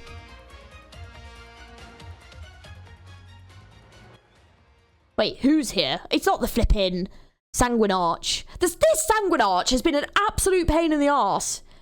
Like, is he gonna die or not? Is what I'm wondering. Like, death? Question mark? Or nah? Non c'è bisogno di fare tanto We'll casino. find out, I suppose. But bloody hell, this Sanguine Arch. Honestly, if the Sarkaz did not have the Sanguine Arch, things would be very different. Very different. 100% very different.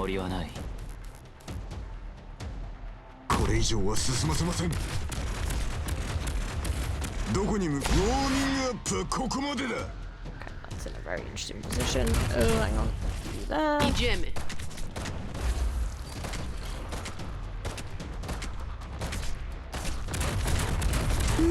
We're counting on you again today, little apple. Hai le armi a portata di mano. Do you want to start shooting this or not? Le tue ultime parole? Non mi interessa. お前の攻撃は想定の通り Assumo le posizioni designate. お星様にあんたたちの悲鳴を聞かせてやるわ。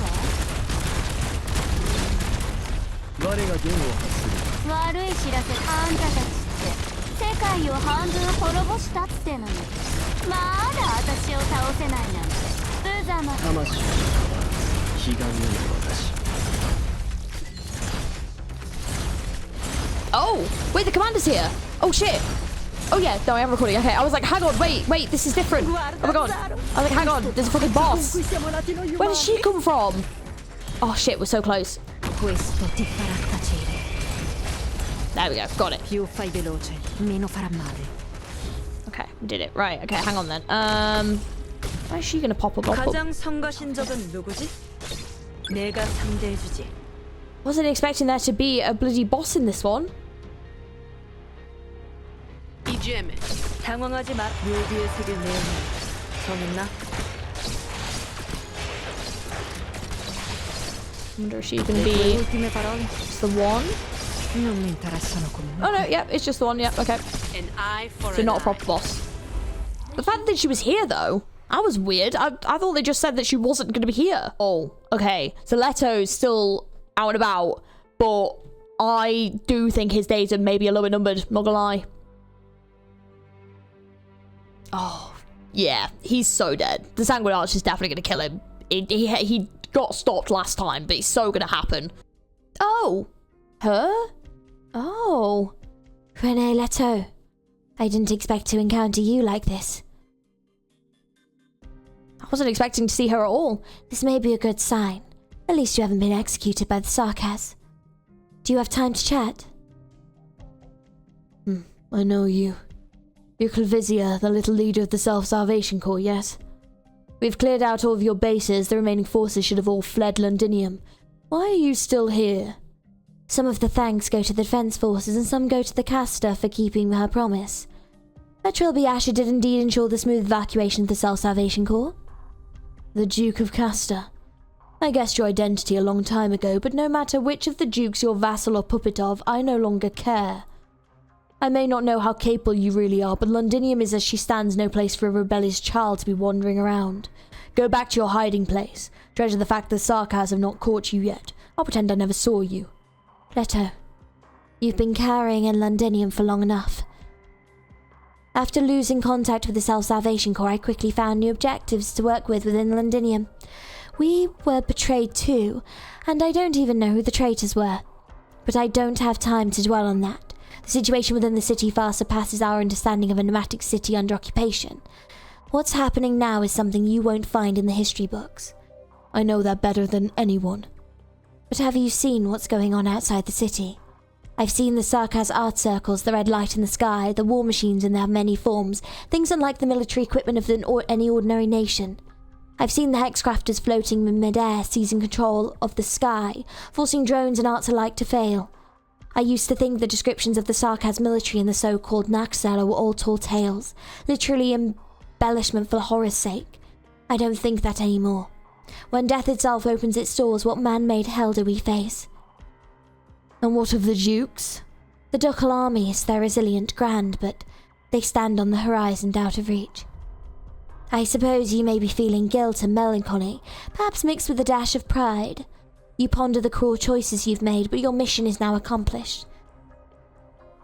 I guess you proposed the deal to Teresis regarding the nomadic cities that once belonged to Gaul. Londinium is too small. She can't contain the Sarkas' ambition. He is simply using this place to provoke the expansion lust of Terra's other powers. Do you honestly believe he cares at all for your Gaul? Londinium's fall is complete, but you are no fool. You see it. The military commission of Casdell has no intention of occupying Victoria. Correct. I'm no fool. I never once placed my hopes in Teresa's keeping his word. And yet you still had a hand in so many tragedies. Are you trying to create an opportunity, like what the Sarkas are doing for Casdell? Perhaps the war will exhaust the ducal militaries, making space for the ghost of Gaul to return to the land of the living. But the question is, do you actually believe that, Rennie Leto? What else can I believe in? I've admitted my weakness. Do you need me to admit my stupidity, my despair, my irrelevance?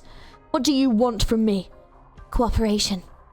The Self-Salvation Corps, though resisting the Sarkaz, though struggling for survival among Victoria's nonsensical nobility, they all still have a chance. And that is which you seek, your so-called Gaul, may also exist within that chance. Gaul. Oh, Gaul. It seems you still willingly to fight. For a person like you, the Dusty Rubble is a platform which to grab the next ledge. For you, those like you, the military commission. You are strong enough to subvert a nation, to change the course of history, not to mention manipulate the fate of 1 or 2 men like me. Enough of the self-pity. There is much we can do before hell descends upon us.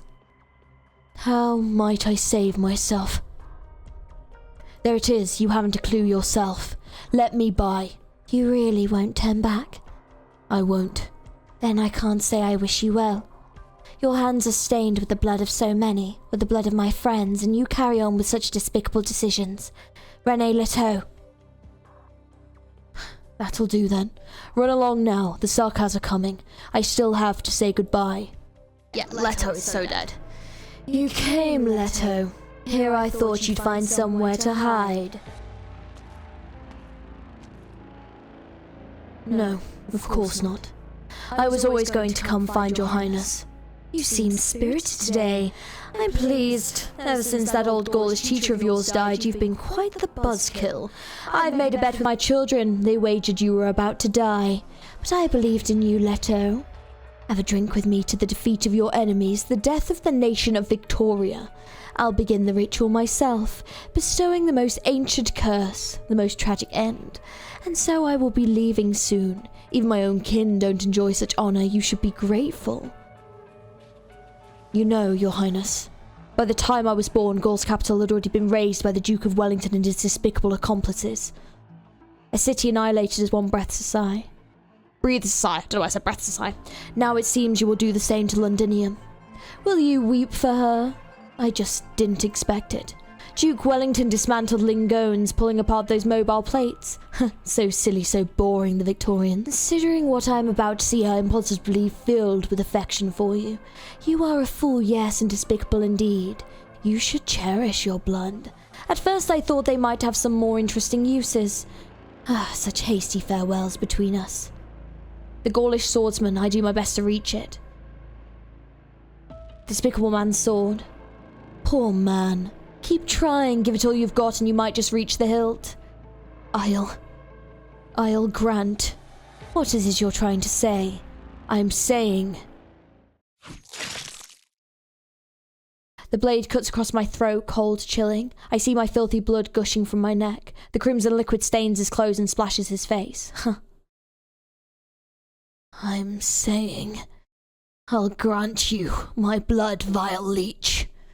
You'll never boast about the purity of your blood ever again, because the despicable René Leteau has polluted it. Damn. I feel like they could have done a sick art for that. I'm sorry. They should have done a cool art for that scene. Oh, man. What a way to go. There has been so many characters dying in this episode alone. This has actually been crazy. René Leteau, yeah, definitely a character that I feel like did deserve a comeuppance because he had done so many bad things, but also could have redeemed himself at the end and chose this route because he felt like he had to redeem himself in this way. And oh yeah, still a sad end to the character though. I mean, all of the deaths have been fucking sad. It sucked. How dull. Did you think this would anger me? Offend me? Did you think I would kick your corpse in anger? Curse your insolence. I'm not going to do any of that, Leteau. René Leteau. Insignificant man. Same as the land itself in my eyes. An annoyance. Did you think this act could give meaning to your pathetic life? Still so conceited, Leteau.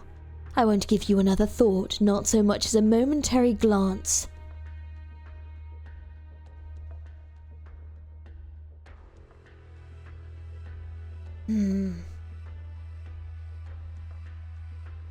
I honestly, if there is a character at this point that deserves to get their comeuppance, it has to be the Sanguine Arch. Teresa's vampire.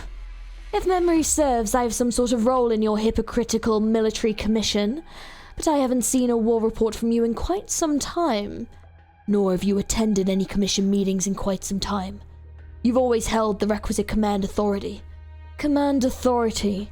I don't need to command my offspring. They serve me naturally. They serve their court. Then you need to manage them better.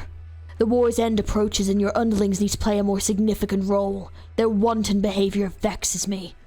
The Western Front is wasting time. This is necessary for the ritual. Without enough blood and tears, how are we supposed to gather enough material for the witchcraft? You and Teresa told me about the ancient door you found covered in scabs. Is this the source of all Sarkaz's suffering, the origin of our fate really behind that door? The preparations for the ritual are complete. But one of the nodes, the town of Brentwood, is under attack by our enemies. Are you dispatching me to resolve these trifling nuances for you, Teresis? Oh, that reminds me.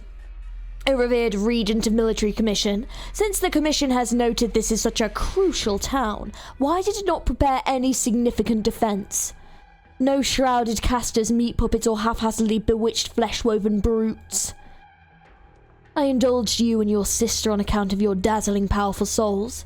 Weak Sarkaz call you Regent, and Confessare have gathered around you, bringing Teresa back to you. The Regent and the resurrected King of Sarkaz, what a fascinating pair of siblings. But all of this owes to your actions, your power, not your status. Power. I have blessed this battlefield in order to cast the grandest of curses. I, in my benevolence, as head of one of the oldest of the courts, have awakened to the power hidden within the blood of the Sarkaz. And so, Teresis, have you felt it? Does my boon delight you? Oh, but how much power can be drawn from your mixed blood? The end is near. It's making you restless. Conceal your weakness. Or shall I say, do you need a reminder or two? I will complete the final part of the ritual for you, proud Regent.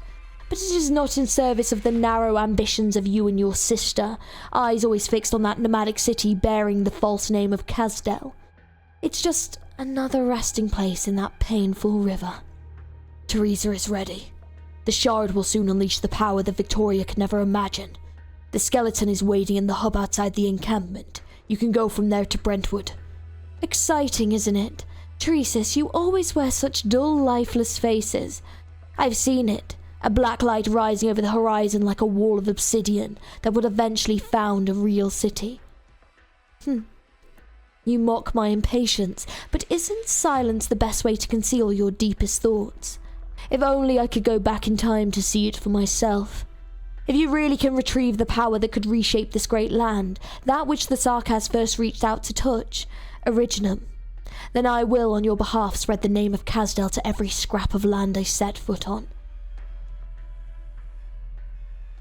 Oh, he's such an evil bitch. The Sarkaz, my people, have abandoned their past for too long. They hate, they curse, they swear revenge upon our enemies. So disappointing. My people have forgotten even the origin of their bloodline, forgotten the name of our ancestors. They mate in numbness and sorrow, giving birth to generations of hideous mixed-blood offspring. They throw themselves into the shadows of the nomadic cities, hiding in the streets, begging invaders for food. I have lost interest in Victorian blood, and the Sarkaz who are satisfied with it, they infuriate me even more. From the moment Sarkaz first called themselves Sarkaz, from the moment this world alienated them, it's enough to drive one mad with rage.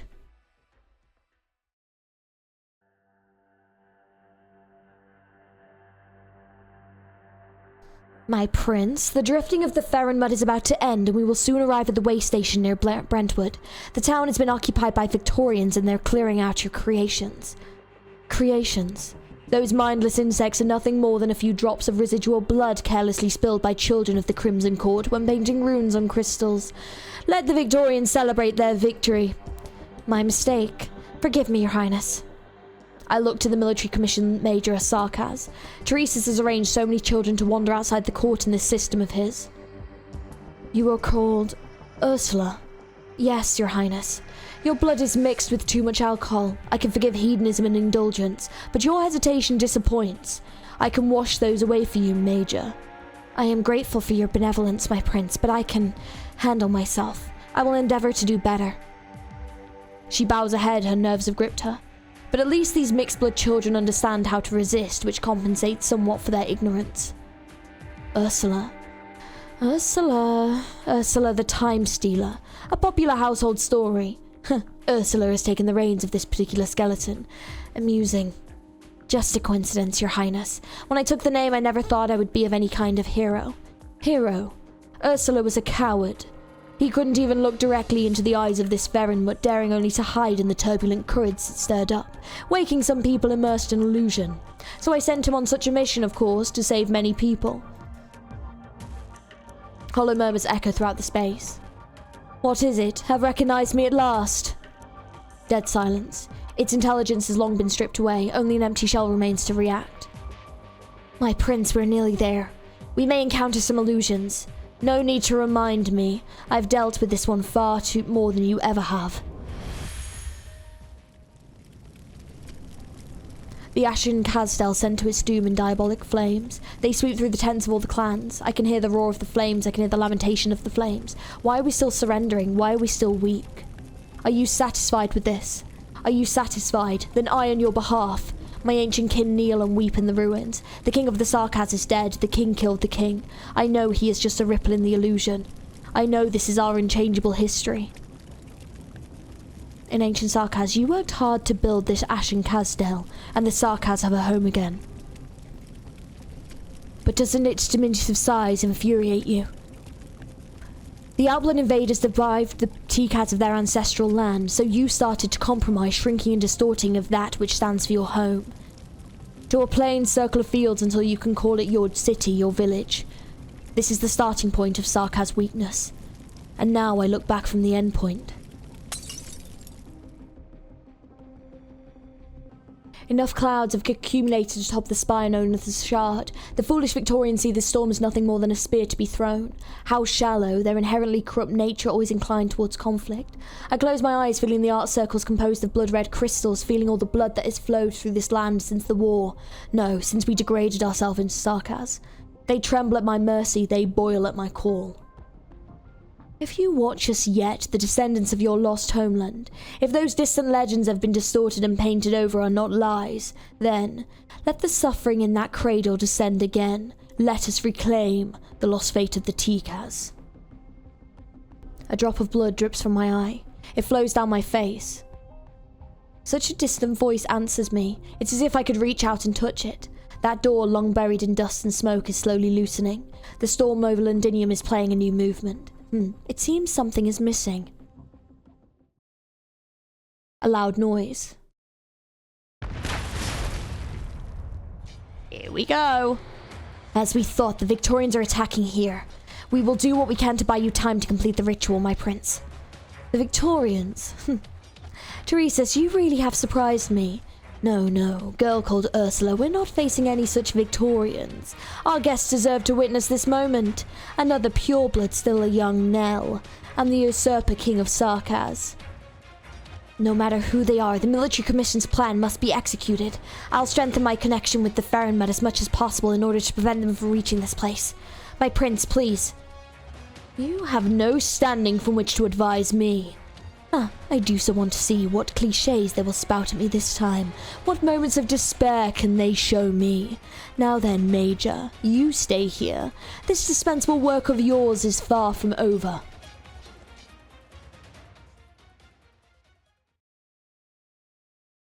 How many years have these hollow skeletons gone unfulfilled? 4 centuries, 5. At the time I was not yet a master of the Crimson Court. At the time I could still hear the arrogant whispers of the preachered War King. I could hear the sounds of the arch-liar of Jarl torturing the night away. At the time even the vampires were hostile to them. These mighty souls surging with hatred and faith made my heart swell. At the time the Sarkaz were already a scattered people with no home to call their own. But at the time I could see the remnants of their proud souls. Ruin. A sea of blood devours the curse. Are you still toying with these pathetic words, these false curses, Banshee? Why don't you face the power that truly belongs to you, the power gathered in your blood? Isn't the elegy you can sing now so much more melodious? Alas, you are silent, never to open your mouth. vampire. What is it you are trying to reach? This is no ritual recorded in Sarkaz literature. What is it calling? I think it's a seed? You're trying to awaken it with a millennia-old witchcraft and nourish it with art circles on the battlefield and control it with the storm of the shard. You must be stopped. You'll destroy Londinium. It'll be nothing but a heap of rubble full of originum. No, not only that. At this scale, with this much power, I can even see the revenge of the Sarkaz will drag all of Terra into the abyss. Revenge.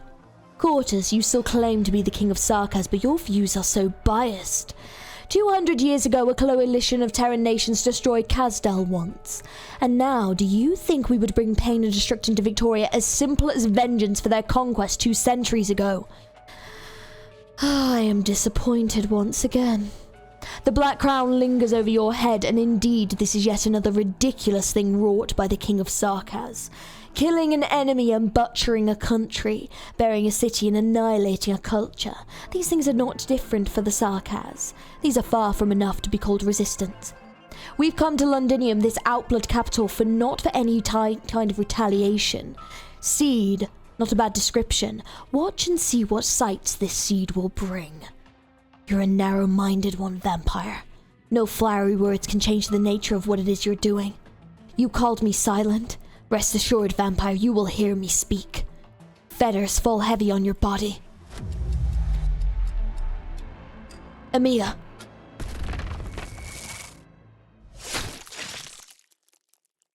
The black crown appears over the outblood's head. A black spear pierces my scapula. What's so easy? No, it's not.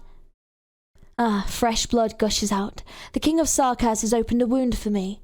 This is the blood so preciously bestowed to me and my ancestors for millennia. I carefully select the blood of my choice, the masters of the Crimson Court have a responsibility to, day after day, wipe away even the most minute hint of impurity. But the reason we are so pure is not that this bloodline has never been lost, never been defiled, but because I finally found it. A drop of blood. It has been passed down through the millennia. Tikka's blood. The land falls silent, the rivers stagnate, the air moans. The entire world turns solemn. As I reach out my hand, it floats slowly in front of me. It does not drip. How is this dude so OP? This is insane. It only goes up, up. His blood. He's going to complete the ritual. Tikka's blood is now gone from our world. Oh shit. The incantation left in Londinium was just destroyed in that instant. What's happened in Londinium? Amiya, end this battle quickly. I feel some kind of... Don't be so hasty, honoured guests. Blood crawls over the bones. Blood stains emerge from the decay. It's just such a great opportunity. In the sight of the first curse, perhaps today we can bid farewell to the last king of Sarkaz. In questa Oh lotta God. non ci sono Oh esplosioni God. né tifo. Oh God, we haven't had the boss yet. qualcosa Is che he non going to be va. the freaking boss fight? Torniamo He indietro. must be, right? Starò meglio dopo aver bevuto Oh, qualcosa. here we go. Yep. Regent's Crimson Iron upon the name of the sea. Okay. Oh God, look how many things there are. Okay. Oh. Alright, so I'm presuming this is going to be a bit of a bitch to explode. Oh God, is this who I want to bring? Let's go for it. I'm scared. I don't want to fight the Sanguinarch. This is one scary bitch. Every fucking time. He's freaky, dude. For a few moments, perhaps more than a few moments, no Sarkaz dare to speak. It takes away all things and shapes all things. What is that? The blessing that the Sanguinarch left the Sarkaz hasn't faded, but just now, could the doctor have been talking about? Blood rises from the spine of the Ferrenma, apparently only a drop, but it draws all eyes. It leaves the intertwined bones dancing in the dim cave, rising in freshly sprinkled sunlight. A drop of blood, just one drop of blood. Pure blood. Glorious blood. It has been wounded, it has been betrayed, it has been forgotten to the point of being spurned. For millennia, the land called it the disaster, treated it as an enemy, trampled it until it abandoned its glory and defiled its body. Tikaz became Sarkaz, their homeland lost.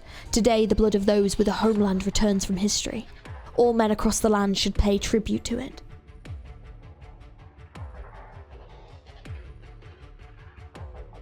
The bead of blood dissolves and silence reigns. No explosions, no vibrations, no grand visions or chaotic whispers. Oh my god, the music is so cool. Even if blocked by the hills, all eyes turn towards Londinium.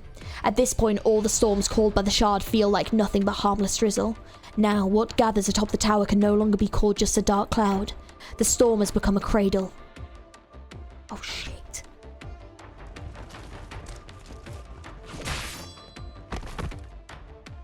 Hodor, W, look alive. Do it. W, where are the bombs you buried? Hit your detonator now. Don't have to tell me twice. No guesses, Hodor. We only take on opponents we know we can handle. I know. W's bombs tore through the defensive line. We've got to break through. Tangled with them way too long. Amir and Logos went on ahead of us. They'll deal with the worst of our troubles. As for the others, follow the path they cleared and climb the Fairmont's bones with the gangways. Damn it, these guys! Don't let them get any further. Commander Ursula is pulling up the gangways. The trembling nerve bundles begin to close and the bone gangway starts to drift.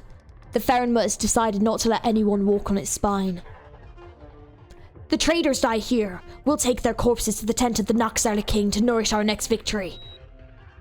Huh? Buried minds under their bones. Feels pretty good. Hodor, Inez, get ready! Shockwave incoming!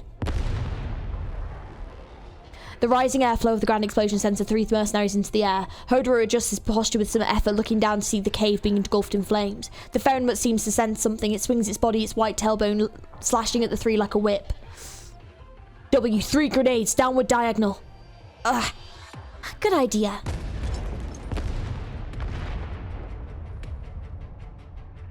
This is the last time I play along with your explosive shenanigans. The red-head Sarkaz kicks up dust and the black-head Caprine weaves darkness. The scraps form beams and the shadows form steps. An invisible staircase stinking of gunpowder spirals upward and pierces the chest cavity of the hovering skeleton. The mercenaries rush into its hollow interior. Okay, so they made it inside. Maybe they can stop Ursula. This way to the core of the skeleton. Our target is Ursula. Find her and we get control of this thing we're working on. Are you too sure we can get this skeleton? Sounds a little reckless, almost like robbing a caravan. We have to, otherwise Amir and Logos are fighting for nothing. So, we open the car door, toss the driver out, grab the keys, bam, my car now? Did you see the illusions this thing made moving between its bones? You still haven't figured anything out? This isn't some obscure story. Should I have figured something out now?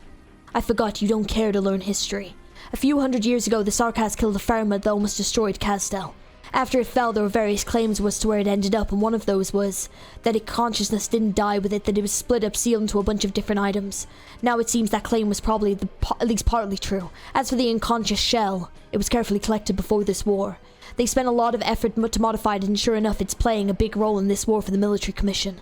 Different items, huh? Ursula never carried a pocket watch before. Not like she was ever on time in the Scar Market. But if her watch is holding the Fairmont's consciousness, it's probably already very fragmented. The skeleton we're standing on isn't exactly dead, but it doesn't have much more than basic nerve reflexes. Ursula can only guide those basic reactions. We just need to pay more attention to them. Oh god. A rain of bolts falls through the gaps through the bones, followed by the eerie glow of Sarkaz witchcraft. Take cover.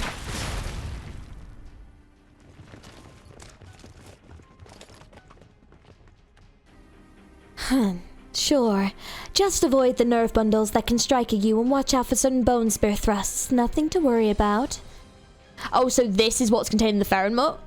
After all, this fellow's been stripped down to nothing but bleached bones. But there's still you, Ursula. You're more dangerous than this half-dead Fairmont.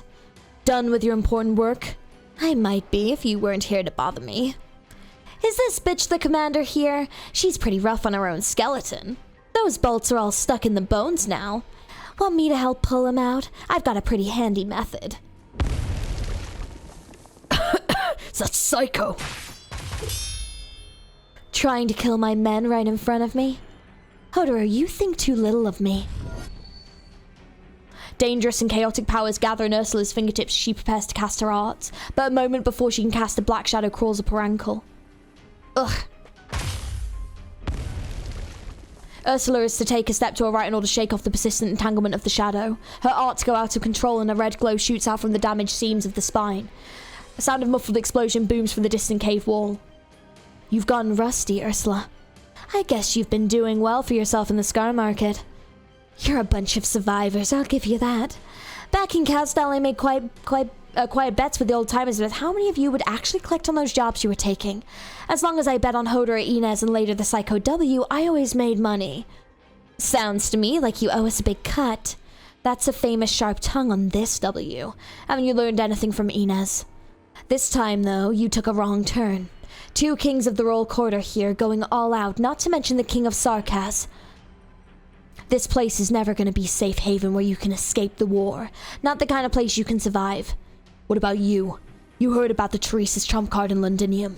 Assuming the consequences out there are far beyond anything everyone's seen before, you still think it's a fair price to pay for the Sarkaz to rebuild Castel? That's enough chit-chat. Soldiers, end them here, while there's still time. Major, look! On the bones there! Blood crawls along the bones, creeping towards them. Blood is filling the place, overflowing the damaged gaps connecting the long, cold body. It's the Sanguinarch. Looks like he's ready.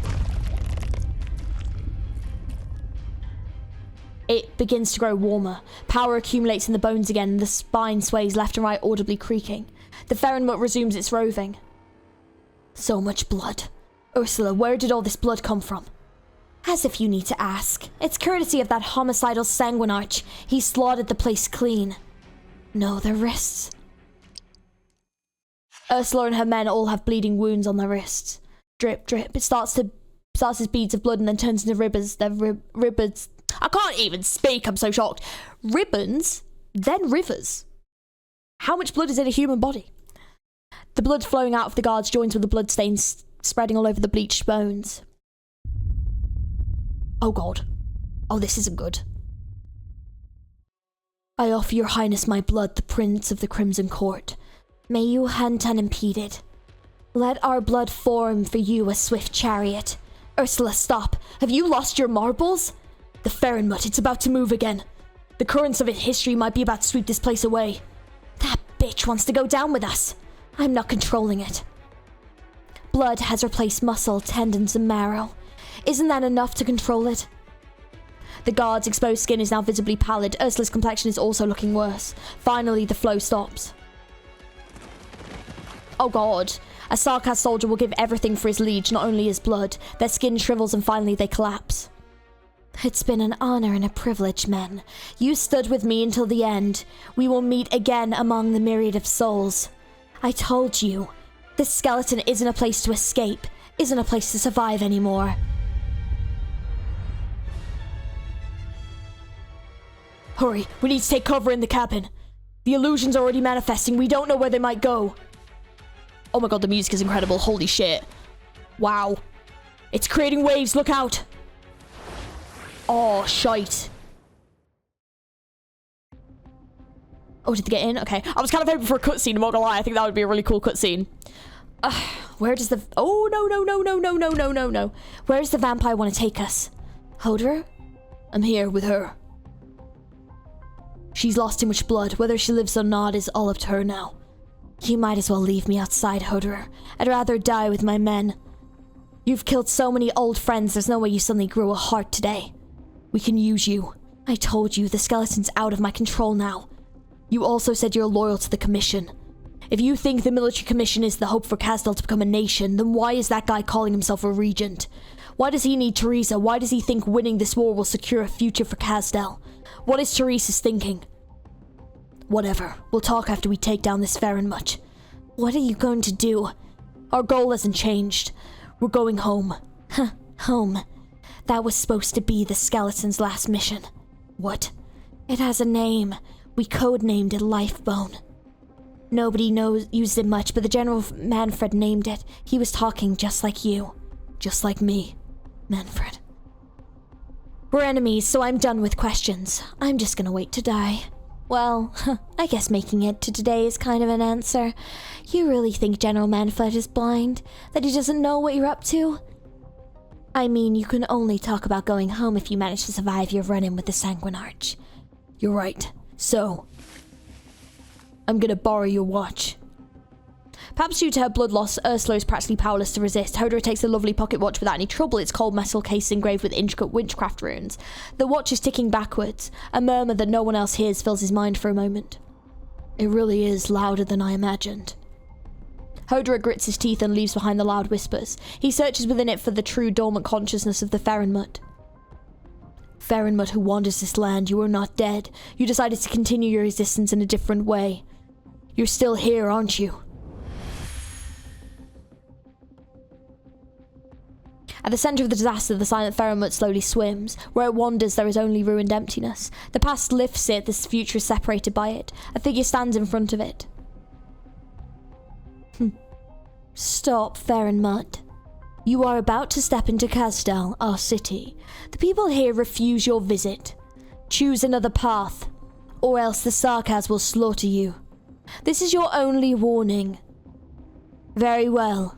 My brother directed us to forbid its advance, to obey the will of the King of Sarkaz. Sanguine Court to me. Damn. Powerful witchcraft condenses in the vampire's hands and giant crimson spear falls from the sky. Holy shit. One massive wound after another pierces it. The silent Ferrenmut finally speaks as if waking from a dream. Kasdal. Oh, I may have slept for too long. Kasdal, when did it become a city? Your King of Sarkaz, is he not your sole chosen leader? Why is he not standing before me?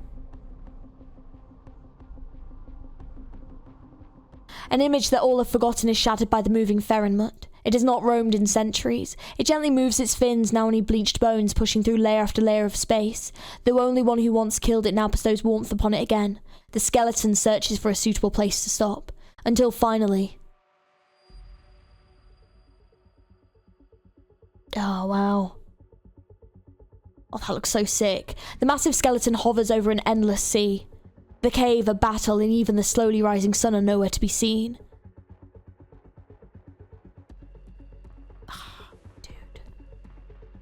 Instead, there is only a calm sky, a calm sea, and calm stars. All the cruelty that occurs on the continent seems to have never existed here. This is beyond the horizon, beyond civilization. Dude, that image is so sick. Wow. This is what remains of the skeleton for the Prince of Blood to find at last. An untouchable realm. Oh my god, that is absolutely stunning. No! I missed it. Damn! I'll have to go back and get that image. It's such a cool image. Shit. I didn't realize it was going to fade so fast. The Crimson River connects with the dark blue nerve and entwines tightly. Wow, this looks cool as well. A slender murderer closes his eyes and feels the pounding rhythm of his victim. With blood-fed reins, he harnesses the creature that can only wander through history. Oh my god. After those illusory visions and memories of the past, you've indeed brought me a more valuable scene. Why don't the two of you, in the face of such scene, fizzle those frankly laughable arts in your hands? Have a look around, take some time to admire it all. This is the tomb I have chosen for you. It was daytime just a moment ago, but here, a dark night in the endless sea. The stars are changing. I've never heard of any place like this, not in any records, not in any legends. So this must be... Distant enough, yes. I do wonder how far we are from Kasdal now. This land they call Terra is too vast, or is it too small? Emiya, be careful. His blood, it's subliminating. He awakened his blood with that witchcraft. Don't talk like an outblood banshee. You know, I treat purebloods as equals. Perhaps when compared to the Crimson Court, which has spent eons seeking purity, you have been more deeply influenced by Originum. But well, among the Sarkaz you are indeed quite formidable. Come, let's not be stingy with my blessing. You cannot reject my gift. Now that I've awakened your power, you are finally worthy of facing me. Let me hear the screech of your knell, if it can still darken the moonlight. Oh my god, logos. My boy. Crimson ripples spread, and at this moment the sky is no longer the sky, nor is the sea the sea. They are only refractions of blood, reflections of blood. The sanguine arch smiles faintly, a blood soul pumping like a heart in his palm, reflecting the face of the young banshee in a structure as deep as life itself. I'm not gonna lie to you. I would pay serious moolah to see this animated, like this episode specifically animated. It's been so cool. Also the one with the Steam Knights, but like episode 11 and this episode, like those two animated would be freaking insane.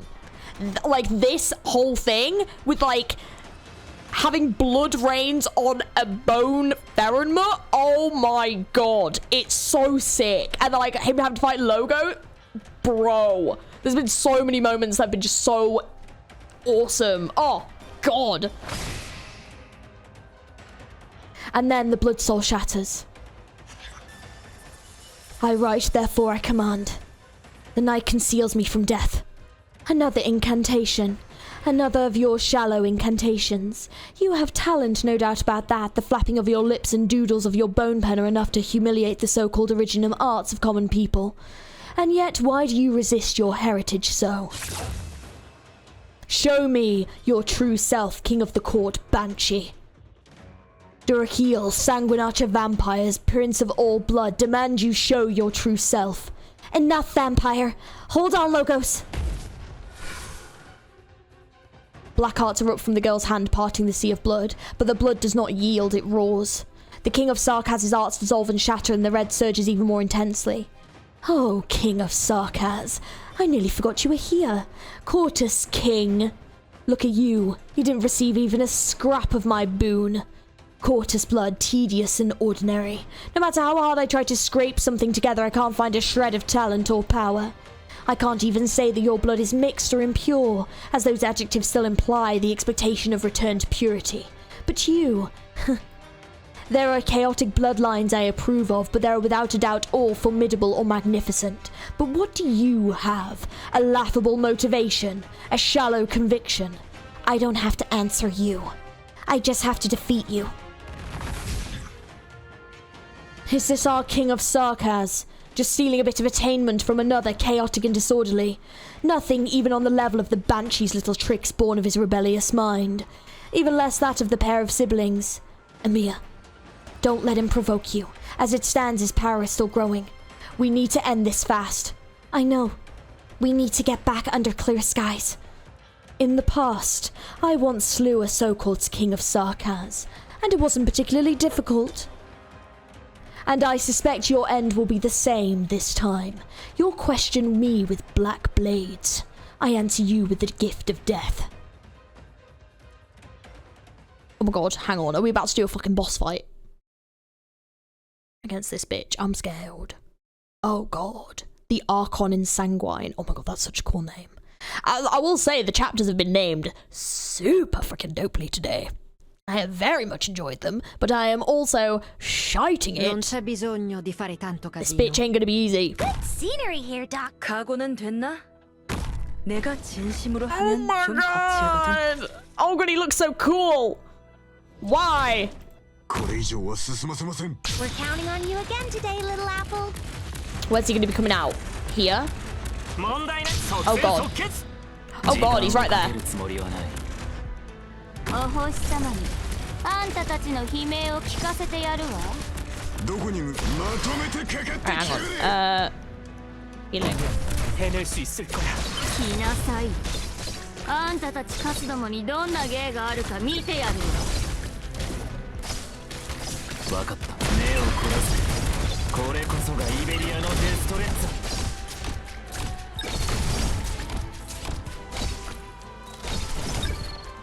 I got this.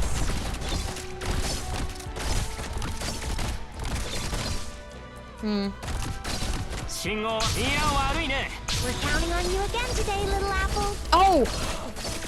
Oh! Holy crap! Wait, am I not supposed to do multiple at once? Wait, that's so dope. Holy shit. 가장 위험한 전장을 Oh god, he's doing something. What is he doing? 내가 사수하겠다. A tooth for I don't know what he's doing, but I don't like it. It's scary. 진심으로 애처롭게.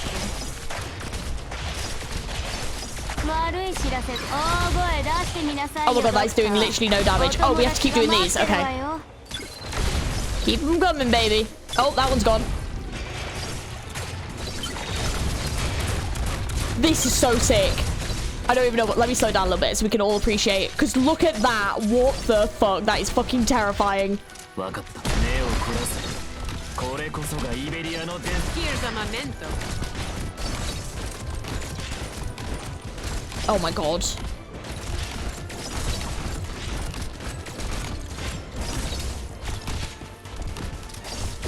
Damn.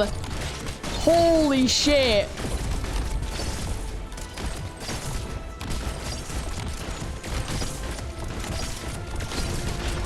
Oh my god, Hoshi carrying over here.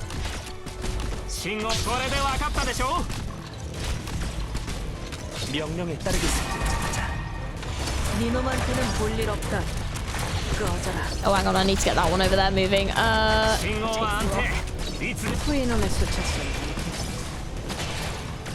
Oh, when he's doing things. Stop it. Stop it.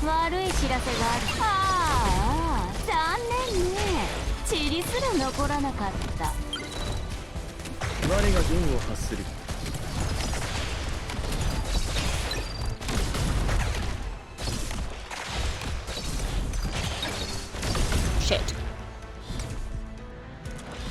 Wait, where'd he go? Oh no, where's he gone? Where'd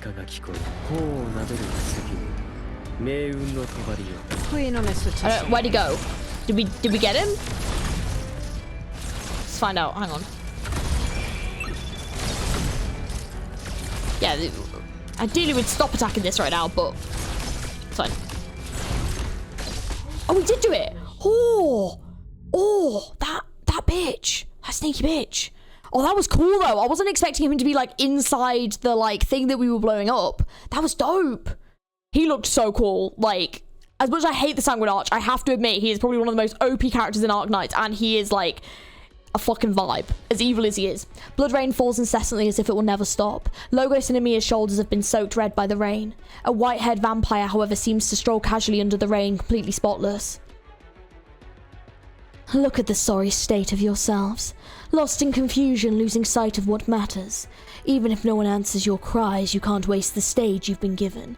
Don't waste your chance at a grand farewell. I'll state it, therefore it is prescribed.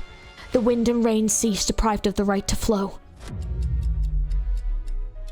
The moment the words are spoken, the blood rain freezes mid-air. Like curtains, like stars, it refracts the sorrow of the sea, the brilliance of the moons. The Sanguine Arch squints, seemingly unsurprised by the incantation of the Lord of Banshees. Rather, it's as if he is appreciating a piece of art drawn by heaven and earth. Or between heaven and earth. You've halted the surging. Impressive. Blood pauses at your command, but I am its master. The suspended beads of blood suddenly burst in the air, splattering anything they can reach. The knell will decay, the order will wear, no? If you so disdain your noble blood, I might as well extract it and return it to your mother, Banshee. She will play for you a mournful whistle. Amiya. The vampire only gives Amiya a momentary opportunity, but is more than enough. Amiya's palm presses against the vampire's body, sticky blood burning her palm. Is this your blood? Heated by arts, heated by your talent. But the hot blood I've seen has always been for the sake of resistance, for the sake of life. And those people, their blood is much hotter than yours. Black lines burst from Mia's palm, piercing through the vampire's body. Amiya, fall back. You didn't get its vitals. Oh, how cold, King of Sarkaz. A monarch of such little grace you are. Sanguine Arch of Vampires, Prince of the Crimson Court, your offspring fill every battlefield the Sarkaz touch. You proclaim to them that slaughter and conquest are the ancient traditions of the vampires. You've shaped your court in what it is today. You've made the people see all the vampires are nothing more than twisted creatures of desire like yourself. But the vampires I know are not like you. They haven't gone mad like you. They've only managed to conceal their desires, conditioned too deeply by this age in which they have no home. Some choose to bow down to the invaders, and I pity them. No, that's not it. How do you interpret the blood that your court stands for? The sufferings of the Sarkaz need no elucidation. All Sarkaz, even those who submit to you, inevitably know the taste of blood. Overturned in dark alleys, intercepted in dark forests, sometimes a throat is cut, sometimes cold daggers are thrust between ribs. It awakens the siblings who now know the cost of submission, and they come to the rebel until they are too covered by the blood of their enemies. How pitiful. Kill or be killed, this is the cycle of blood that the Sarkaz carry. Is that how you define the meaning of blood? A cycle? The first time any of us felt blood on our skin, it wasn't it? When we were born from our mothers. Blood is the foundation of human life. Heritage passed down on umbilical cords, inevitable stumbles when exploring the outside world, and wounds that will surely heal.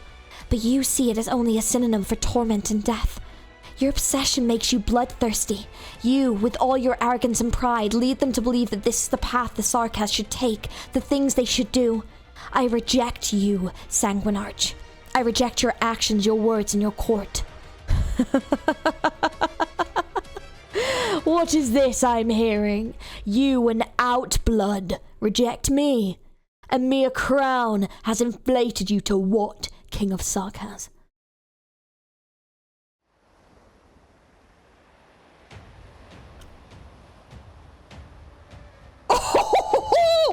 This is so goated. No fucking way. Oh my god, that's so sick. Oh my god, it's so good. Ah, holy fuck. The blood sea churns, its waves cover the moons. Crimson removes all other colours. Oh, mate. I'm sorry, you're gonna have to give me a second. I need to screenshot this. Bro. This is so sick. Holy moly, this CG goes hard. Dude, this is awesome. Oh my god. I don't care I am, or what I am called. I only know what I need to do. The prince stops moving for a moment. A voice echoes in his mind. Is this how you manipulate the king's power, Cortus? Will you share some profound words? Try to shake me with shallow emotion? You're welcome to try. Shake, no. This is a rejection. The rolling of the waves slows together with the moonlight. Oh my god. With the music and everything. I reject you. I reject you. The way you reduce the king, the Sarkaz, and the Kazdel to concepts of power and tradition. I reject you, how you entrust the future to the past, entrust life to slaughter. Teresa, the king, the chancellor, the leader of Babel, she showed everyone a path. Maybe that path is too idealistic. Maybe her promises won't bear the thousands of years of hatred of the Sarkaz. But that's not now, not your choice. You'd laugh at my weakness. Say it's not my place to talk about the Sarkaz with you. Or you'd mock Logos for not making use of the blood you awakened just now. Oh, King of Sarkaz, you eavesdrop on my thoughts. Is that your ability? Then of course you know what I'm going to say. I do. But we've never said that the Sarkaz should give up their resistance. We've never said that the suffering is justified. On the contrary. Those rebels who awaken from their suffering and hardship, from the abyss of hatred, they will be much, much stronger than you. The lost homeland of the Sarkaz is not the history you keep looking back to an eon ago. It can't be a slogan or a fantasy or a symbol. It's right here where the Sarkaz came from. In the city called Kazdel, where so many real people live, people that you've only condemned to a void of ideas. You've imagined the present from the past, and the real future can never be born. It's time to stop, vampire.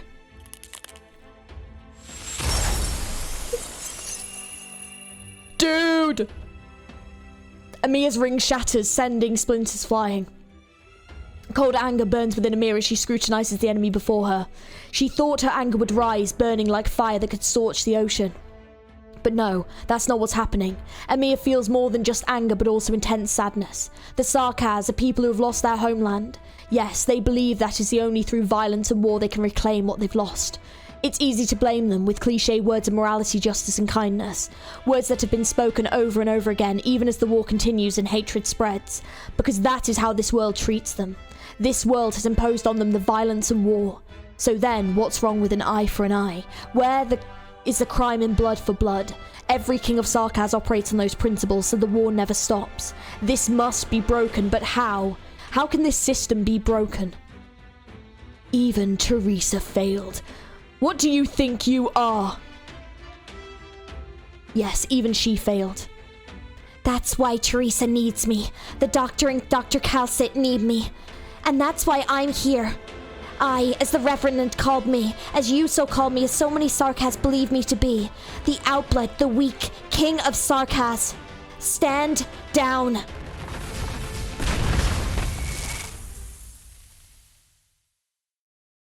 Oh shit. Dude! The obsidian decree transforms into the judgment of the king, stabbing into scorched blood. The thick red finally dissipates. The vampire takes a few steps back, raising his hand to wipe away the blood that flows from his nose and mouth. His body is damaged and his white clothes are at last stained with blood. You can't fight anymore, Sanguinarch. It's time for this battle to end. King of Sarkaz, won't you grant me that vision of emptiness? Don't you want to peer into my thoughts, see my sorrows and pain? You can reprimand me, reject me. Countless Sarkaz believe this is the power of the king. You said I've corrupted my court, but what about you? Oh, king. The Sarkaz take your direction, your path. My people follow you, expecting you to well exploit their flesh and blood, their lives and their souls. Their blind faith is ridiculous. I sneer at the king's comfort, but I have seen it. My elder brother was a king of Sarkaz. What a lofty title. What a transcendent role. He was looked to as the leader of the Sarkaz, our guiding light. He was a natural saviour, the one who would pull us out of our misery. But what was the reality? What kind of people has the Black Crown chosen? In the beginning, the King of Sarkaz was indeed magnificent. Their Diablos walked the path of punishment, the Goliaths roared their fearless calamity. But they found themselves betrayed by the cowardly, sold out by the selfish. This is our curse. The king killed the king. Succession to the crown often comes with death. The vile always prevail. As such, the crown was besmirched by short-sighted fools. The weak began to appear among the kings. They were narrow-minded, focused on toying with the power they held in their hands. They became no better than the hypocritical lords among the elders and ancients.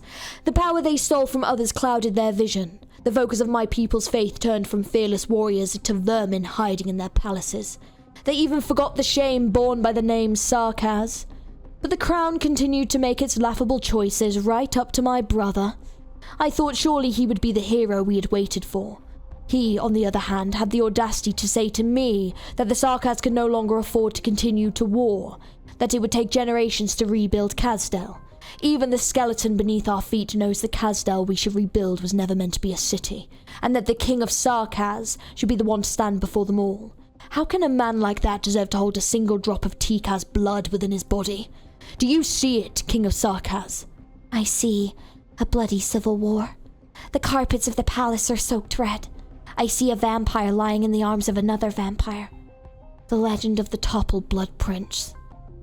He died in a civil war. You're his kin. Did you fight in the war? No. No, of course not. Did I fight? I shattered the crown myself. I remembered it like it was yesterday. My hand pierced his chest. The limpid Tikka's blood danced on my fingertip, finally entering my veins. He turned his head to look at me, grabbing my clothes. The King of Sarkaz showed his illusory vision to his murderer before he died, the vision that should have been bestowed as an honor. In the vision I witnessed peace. As you said, Quartus, blood is not synonymous with death. I stood in a valley, watched a quiet village, a doctor laughing as he spoke, stitching up wounds for the injured.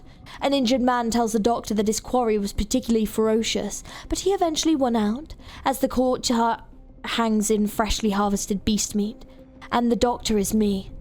But this makes me uncontrollably angry. How tragic, how meaningless, how shameful. My brother actually believed that this false peace could deceive me. He was horrifically wrong. He thought I was blinded by hatred. No, I know what peace is, and that's exactly why I feel so restless. We long to see the great and powerful true Tikkaz. I absorbed my brother's blood into my body, and I watched as the Black Crown vanished before my eyes.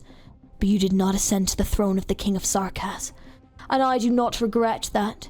If it could choose a formidable leader, I would genuinely be delighted. But that crown disappoints me time and time again. Each time I am more disappointed. My brother's successor was a wandering vagrant. The next was a lumberjack. If it weren't for the records kept by the Confessari, these people would not be remembered at all. Later, a king who ruled Kazdel was killed by the monster called Calcit in the sight of the coalition army. Then came Teresa and Teresis. They were impressive, but also frustrating. Teresa, immersed in her fantasies, wasted her strength, much like my weak elder brother. And her successor turned out to be a Cortus, an outblood. Things being what they are, the crown's choices being so absurd, even as its existence brings such humiliating hope to my people. I would rather bury it beyond the reach of civilization. I will let it be truly lost, forgotten to history. You're still struggling. Amiya, don't give him a chance. You are weakening too. However tarnished the crown may be, its weight is not something an infantile Cortus could bear. It seems the Confessari, so eager to manipulate the crown, are going to blather some nonsense at me. Take another look around, Cortus. If you die, there will be no more successors. Or maybe you'd place your crown on the moons. The flowing blood surges towards the Sanguine Archer's body. The white-haired Sarkaz stands proudly once again. What? How can he still fight? The king's arch should have pierced his body, leaving it unable to regenerate. He is using blood to fill the holes in his flesh, using it to mend his wounds. He is a marionette now. You've become more proficient in the use of king's power, Cortus. But all your admonitions, I think that's how you say it. But all your admonitions, warning, judgments, and proclamations are nothing but jokes. Ignorant little rabbit, the crown over your head represents no responsibility or authority. King of Sarkaz. I mock not only your foolishness, but that of the king, and that of the crown itself. The once vibrant red that filled the entire space no longer exists. Only a bit of crimson oozes from the Sanguine Archer's pupils. When the Sarkaz lose the king on which they're so dependent, then perhaps they will wake from the shameful dream of becoming salvation. I accede to your statement that those awakening from the dream will be much more powerful. And that is why you cannot defeat me. How can the fallen consciousness of the Sarkaz resist me, who once carried the blood of the Tikaz? The polluted cannot defile the pure. The impure cannot touch the limpid. Your origin lies in the Tikaz, a long line you can only climb. We are the rebels. I decree, therefore I correct. Blood and fire extinguish fire to doom. Look out, Logos! A touch of crimson appears from nothing. A space once occupied by the Banshees replaced by blood. His blood, it's affecting me. Several times stronger than the art circles. Yes, thanks to you, I have also shed my blood here. And therefore, this place is now part of Kazdal. Who would have thought that as much as anyone assumed they knew the full length and breadth of this great land, the boundaries of our home are still expanding even in the time and place. Sarkaz, my self-proclaimed Sarkaz kin. March with your blood, carry on with it, which will never betray you. The boon of your blood. I will take you back to the origin of all of this, and that is... A shadow pierces his chest. Threads of blood holding him together are severed in an instant. You. Oh. Ooh, let's go! Sorry, Sarkaz boons don't do much for me. Let's fucking go. Oh my god, oh my god, oh my god. Benny! You aren't Sarkaz. Hop to it! Weaken his binds! That's what I'm doing. His arts are even crazier than I imagined. I can barely hear his thoughts anymore. There's only red. All red. I've almost got it. Another outblood. An unexpected development. The scent of your blood, your Caprine? Such a dull disguise. Let's have your blood suffocate you. Ugh. Do you think such crude arts would let you kill a king of the Sarkaz royal court? Of course not. A heavy sword points directly at the Sanguine Archer's head. You can't call something as cliche as slaughter an awakening Sanguine Arch. You're still wandering in hatred and destruction. You've never left the abyss. You're the ones who are still sleeping. Vile traitors. King of Sarkaz. Now! Before he recovers, knock him off the skeleton! Oh my god. An elegy begins to play. The wailing of the banshee weaves into a mournful melody, and the waves beneath his feet sing a solemn song. A steady male voice harmonizes with the sound of the bells, with moonlight as his prose. Hang on! The bone whistle sounds itself before it's played. Its instant howl traversing time itself strikes the crimson court. No! No fucking way!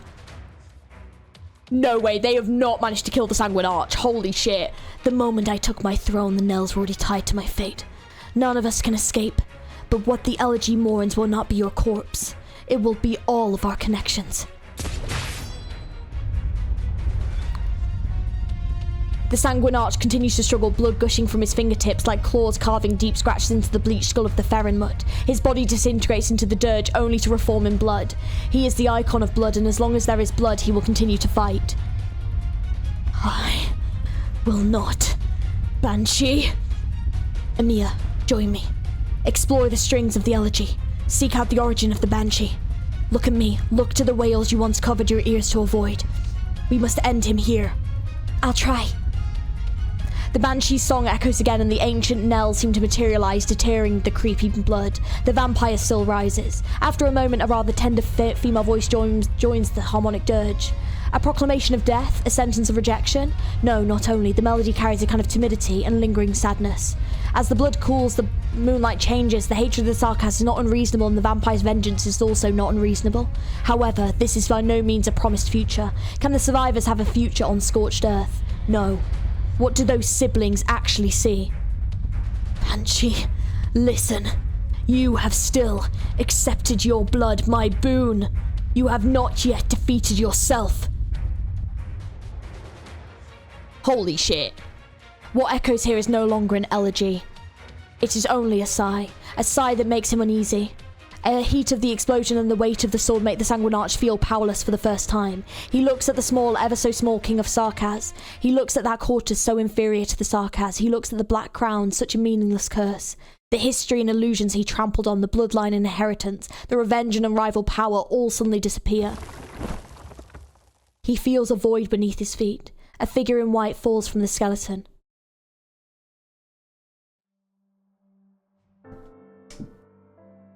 Oh my god!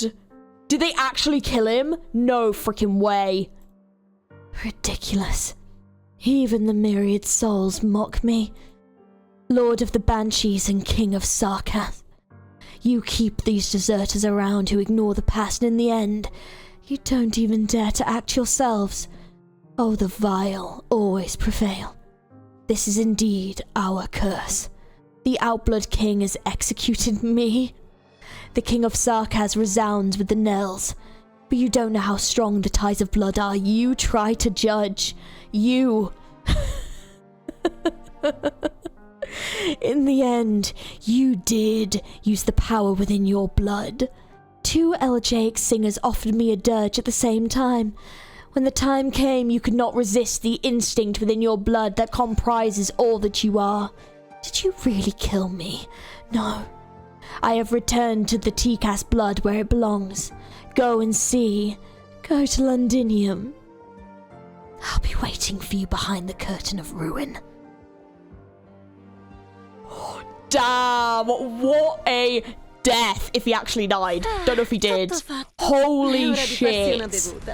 Oh, I really wish there had been a moment in there where, what was his name? Lenny, what was his name? Rennie LaRue? What was his bloody name again? The Gaul guy. Like, I really wish there'd been a moment there where he had, like, acknowledged that and been like, he was right after all or something. Like, something like that I think would have been really interesting. That, like, because obviously that just happened and then he came here. So, yeah, I kind of love that. Oh my god, that was so fucking satisfying. That was so good. Having, like, Emiya Logos, Hodora, Inez, and W have to all work together to take him down. Crazy. But what has he done? He sent that Tikaz blood somewhere. So what the fuck has that done? Hardships converse, disaster is nigh. Oh no. To be fair though, I think episode 14, I believe, is the last part of this story. So yeah, everything's going to kind of converge into this, like, huge moment. This episode has been wild, though. Oh, Hodora made a deal with the Ferrenmut. Oh, interesting. If we win, you'll lend us your help and bring us back to where we came from. And if you lose, we'll all be dead by that point. You're making an empty offer, little thing. I accept.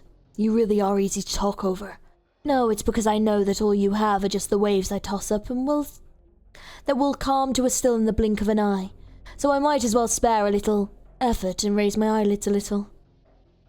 Yeah, because obviously the Sanguine Arch was the one that actually killed the Ferrenmutt, so he kind of wants revenge. You've indeed won by a minuscule move, but the bet is far from over. Did you really win? Did you triumph over the enmity, slaughter, and blood that the vampire represents? Why don't we expand our wager a little? I'll bring all of you back, and then continue to waiting for you in the cycles of history. I'm really curious to see what this spot of Tikka's blood did. How long have they been gone? 3 hours and 14 minutes. Even a Sanguine Arch can bleed and die, right? You should trust them. It's all we can do. We're done with our combat mission too. Our losses aren't light. Their forces here are indeed well trained. Most of the Sarkaz chose to fight in the end, but a small number also chose to surrender. You can hand them over to W's mercenary squad. No, I'm not doing that.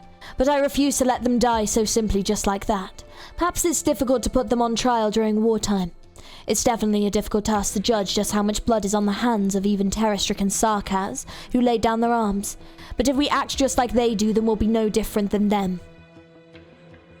Vina, I'd like to take on the responsibility of investigating the crimes committed by the Sarkaz prisoners of war.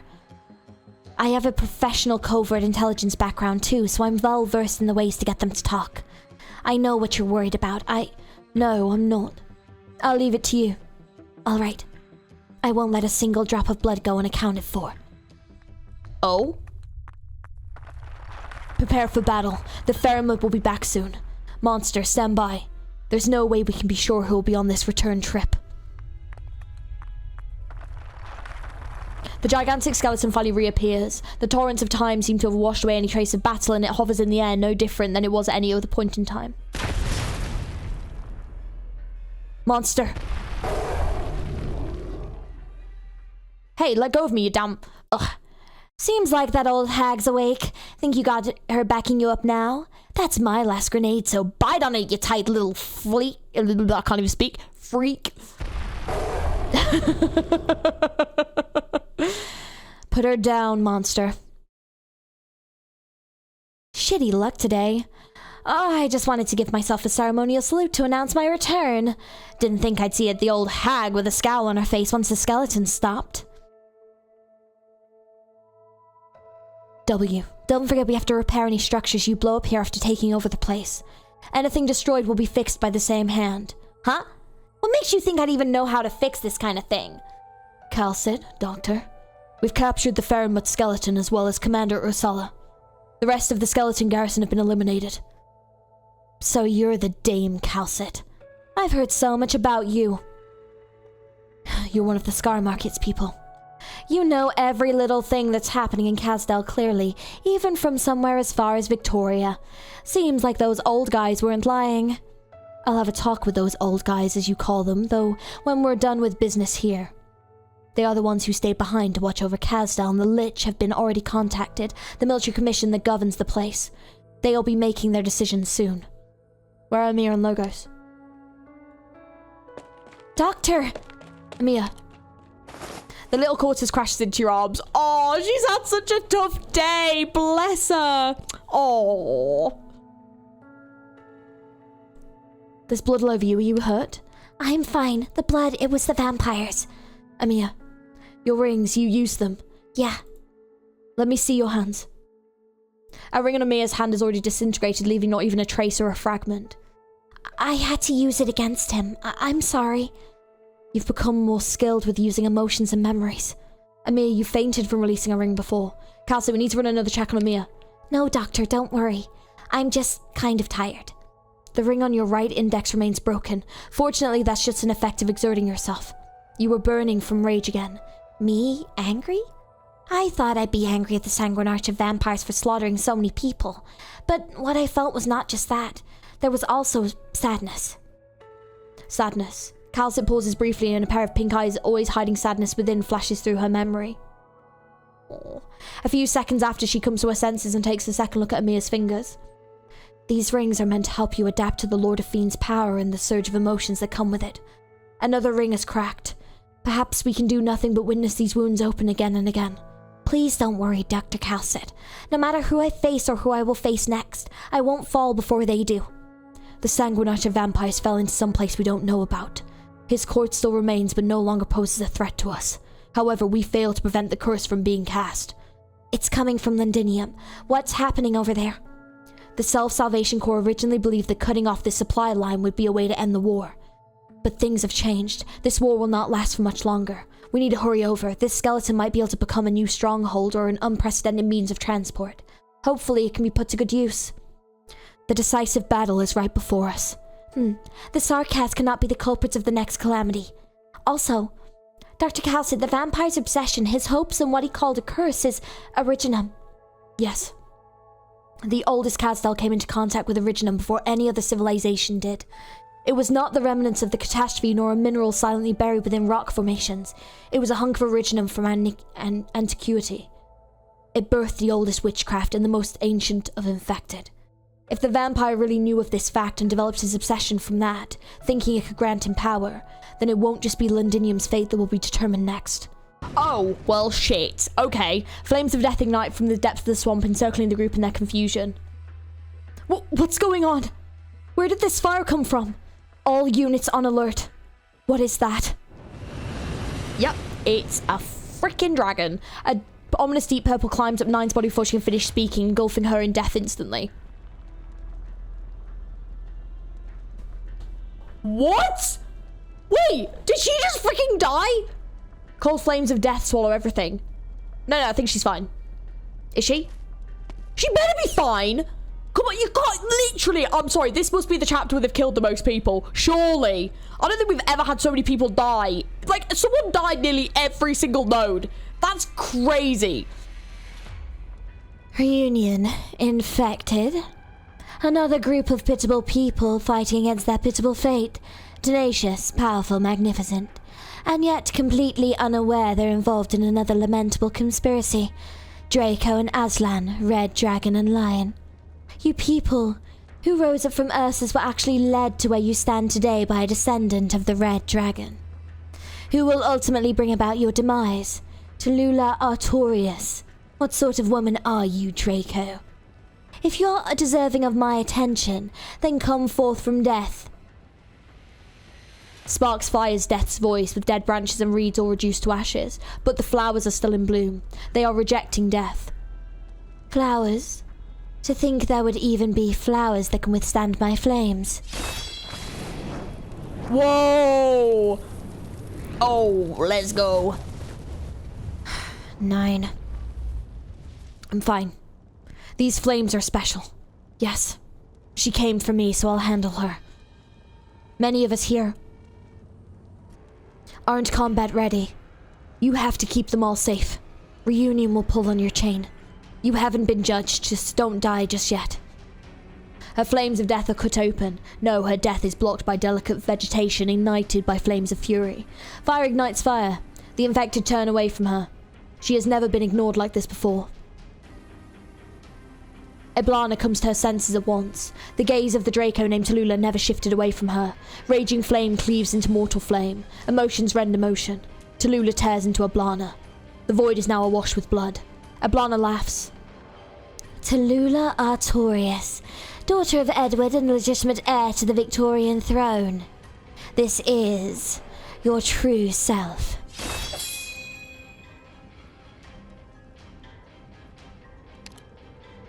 What is with all this goated CG art today? Holy moly! Dude, what am I going to use as a thumbnail? I don't even know anymore. Actually, I kind of do know. Dude, this is so freaking goated. Holy moly, this is cool. We have nothing to do with each other, Draco of Dublin. Is that for you to say? Just look at you, Red Dragon. How strong and powerful you are. And yet, despite your might, you once again willingly toss aside the glory of the Red Dragon to the Aslan so easily. Let them trample on the red carpet of West Halig. Victoria is a country founded by Draco, Tallulah. Why do you only resist?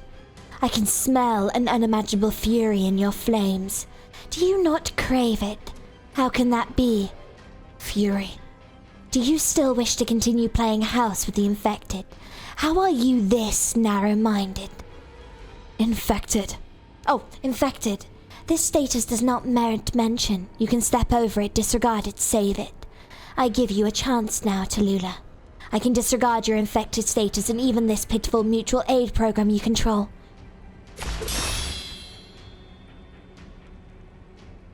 Your flames move me, Tallulah. Stand with me, and I pledge that everything you desire shall be realized into reality. Come to my side, submit to me, and Tara shall stand together with you. Our careers hold no conflict with each other at all. Both you and this infected movement of yours need an end more powerful and prosperous than this. Are you finished speaking? You, Draco. Your eyes have only desire in them.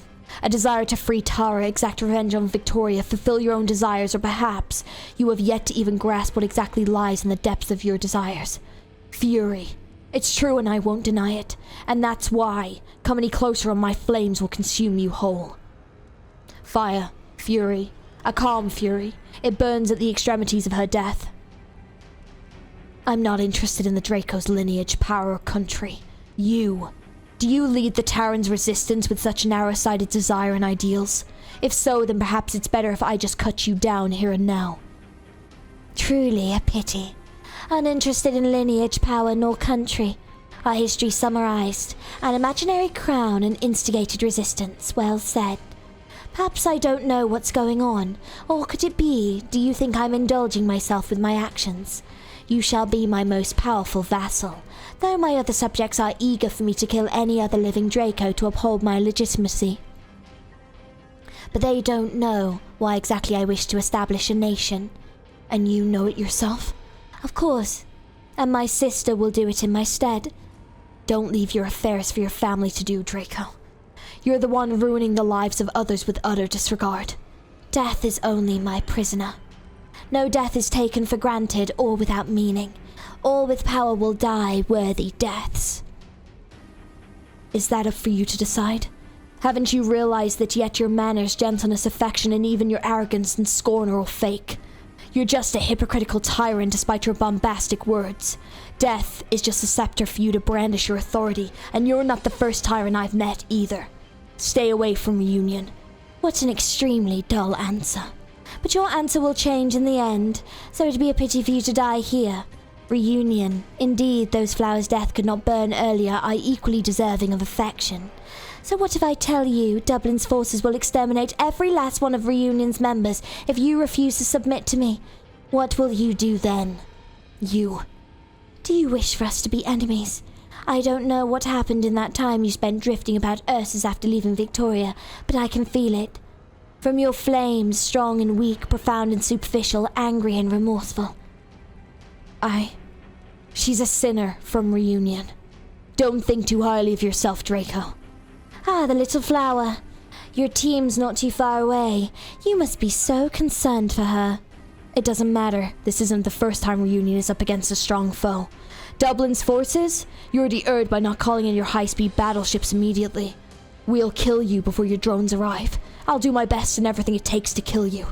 Your desires and ambitions, we don't care for them, and I'm in no mood to listen to your Red Dragon chat with Tallulah. All I know is that you'll die. For sure. Enough with that look. All of us have no wish for this to continue, right? All right, Tallulah, other descendants of the Red Dragon. Even if you reject me and your actions have wholly nothing to do with my Tara, but your fury, resistance, desires, and answers, your end lies with me too. Let us treat today's meeting as a first prophecy. Tara's loyal servants shall come here one after another. Go, Reunion. Bring some chaos to Victoria and create some opportunities for us. The next time we meet, one red dragon is bound to bite the other to death. So Closure has been trying to get hold of Clavisia inside Londinium, and she's picked up a message from like Rhode Island. It can't be. What happened to Blaze and the rest with her, and what's with all the regular infected? Electric current noises. The disembowelment application for Londinium Victoria has been approved. Local branch operators, please make preparations. Repeat, please make preparations. Oh my fucking god, the Steam Knight's still around. The Steam Knights just go around Victoria just kicking ass. I love it. I love how no one has stopped the Steam Knight. Yes! A huge figure emerged from the shadows and a ray of light blazed through the deathly still streets. It raises its heavy right arm and then harshly drops it. Dude, the armor falls into silence like it was just an illusion. A faint fire seeping from the helmet is its only sign that it still lives.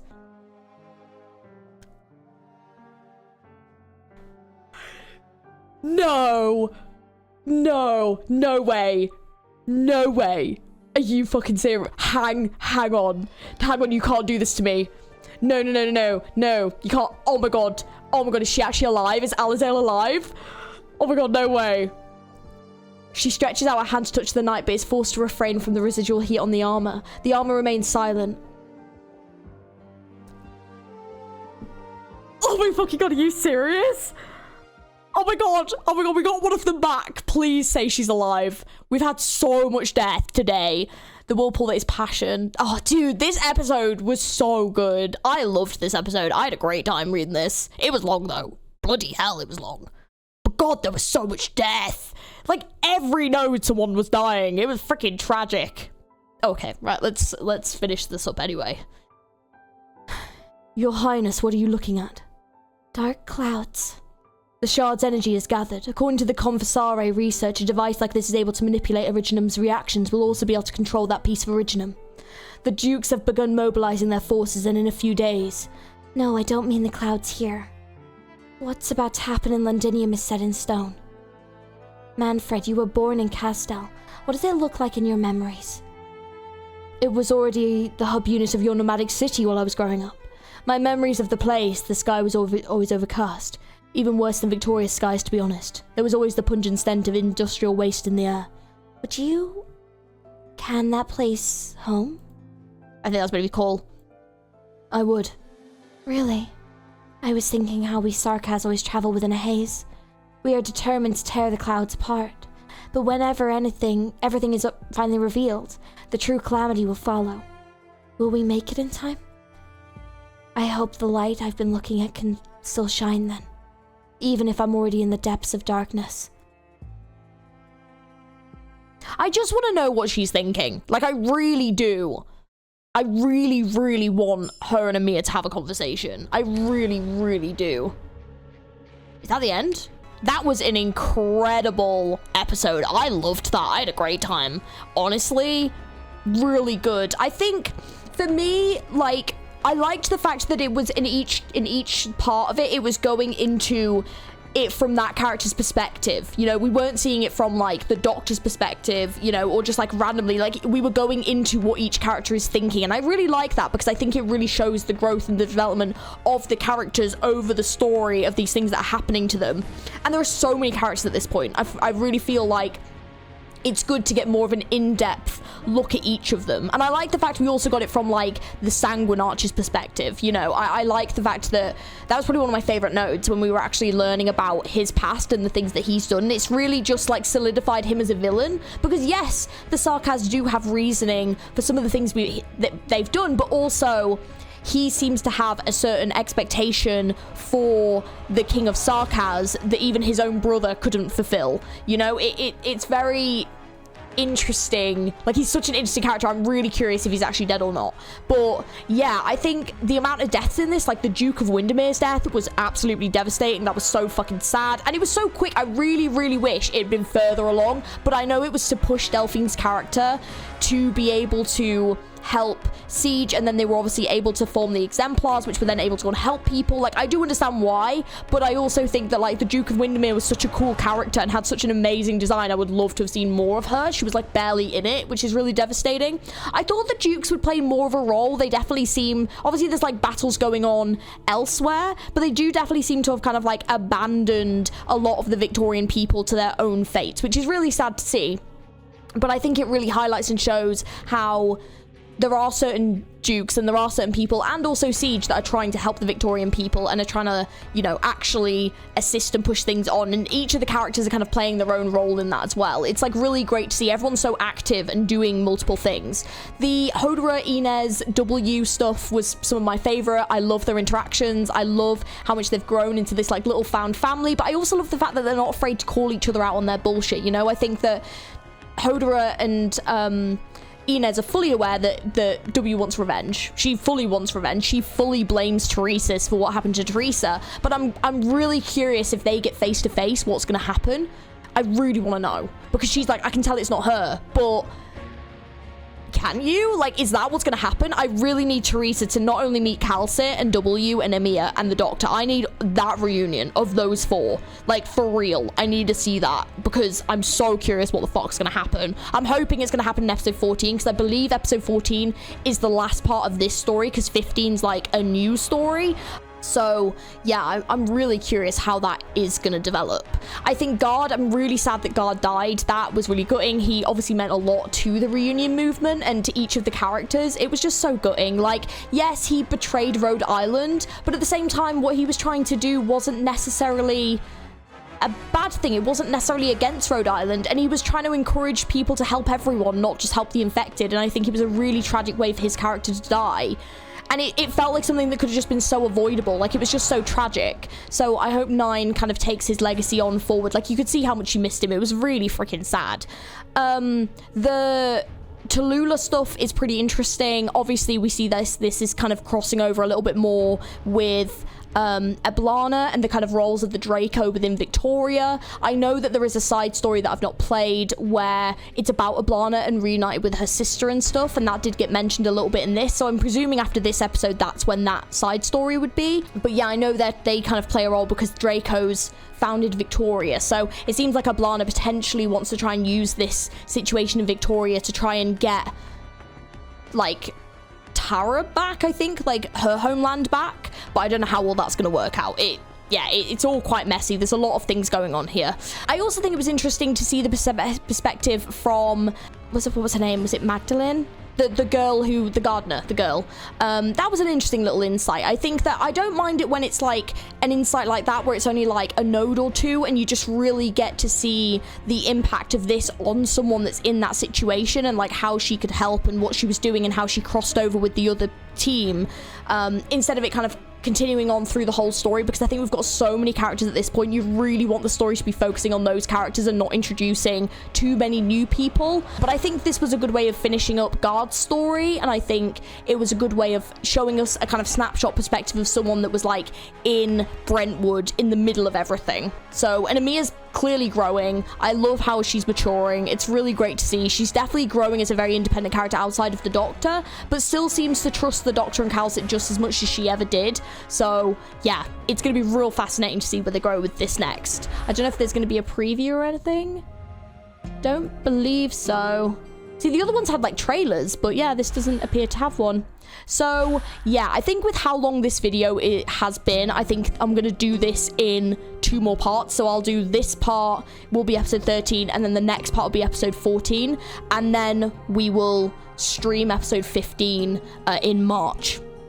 Is the current plan. So yeah, episode 14 will be up very soon, but yeah, episode 13 was brilliant. I really enjoyed this episode. I was so good, so good. I love that Noel was in it about the long-lived. That was so interesting, but definitely need to know more because what the fuck. This music is stunning, what the fuck? And yeah, if you enjoyed, don't forget to like and subscribe for more Arknights content. Like I said, I am determined to catch up. Once we've finally caught up, episode 15, I think episode 16 comes out like near the end of March. I'll be streaming that when it's out as well.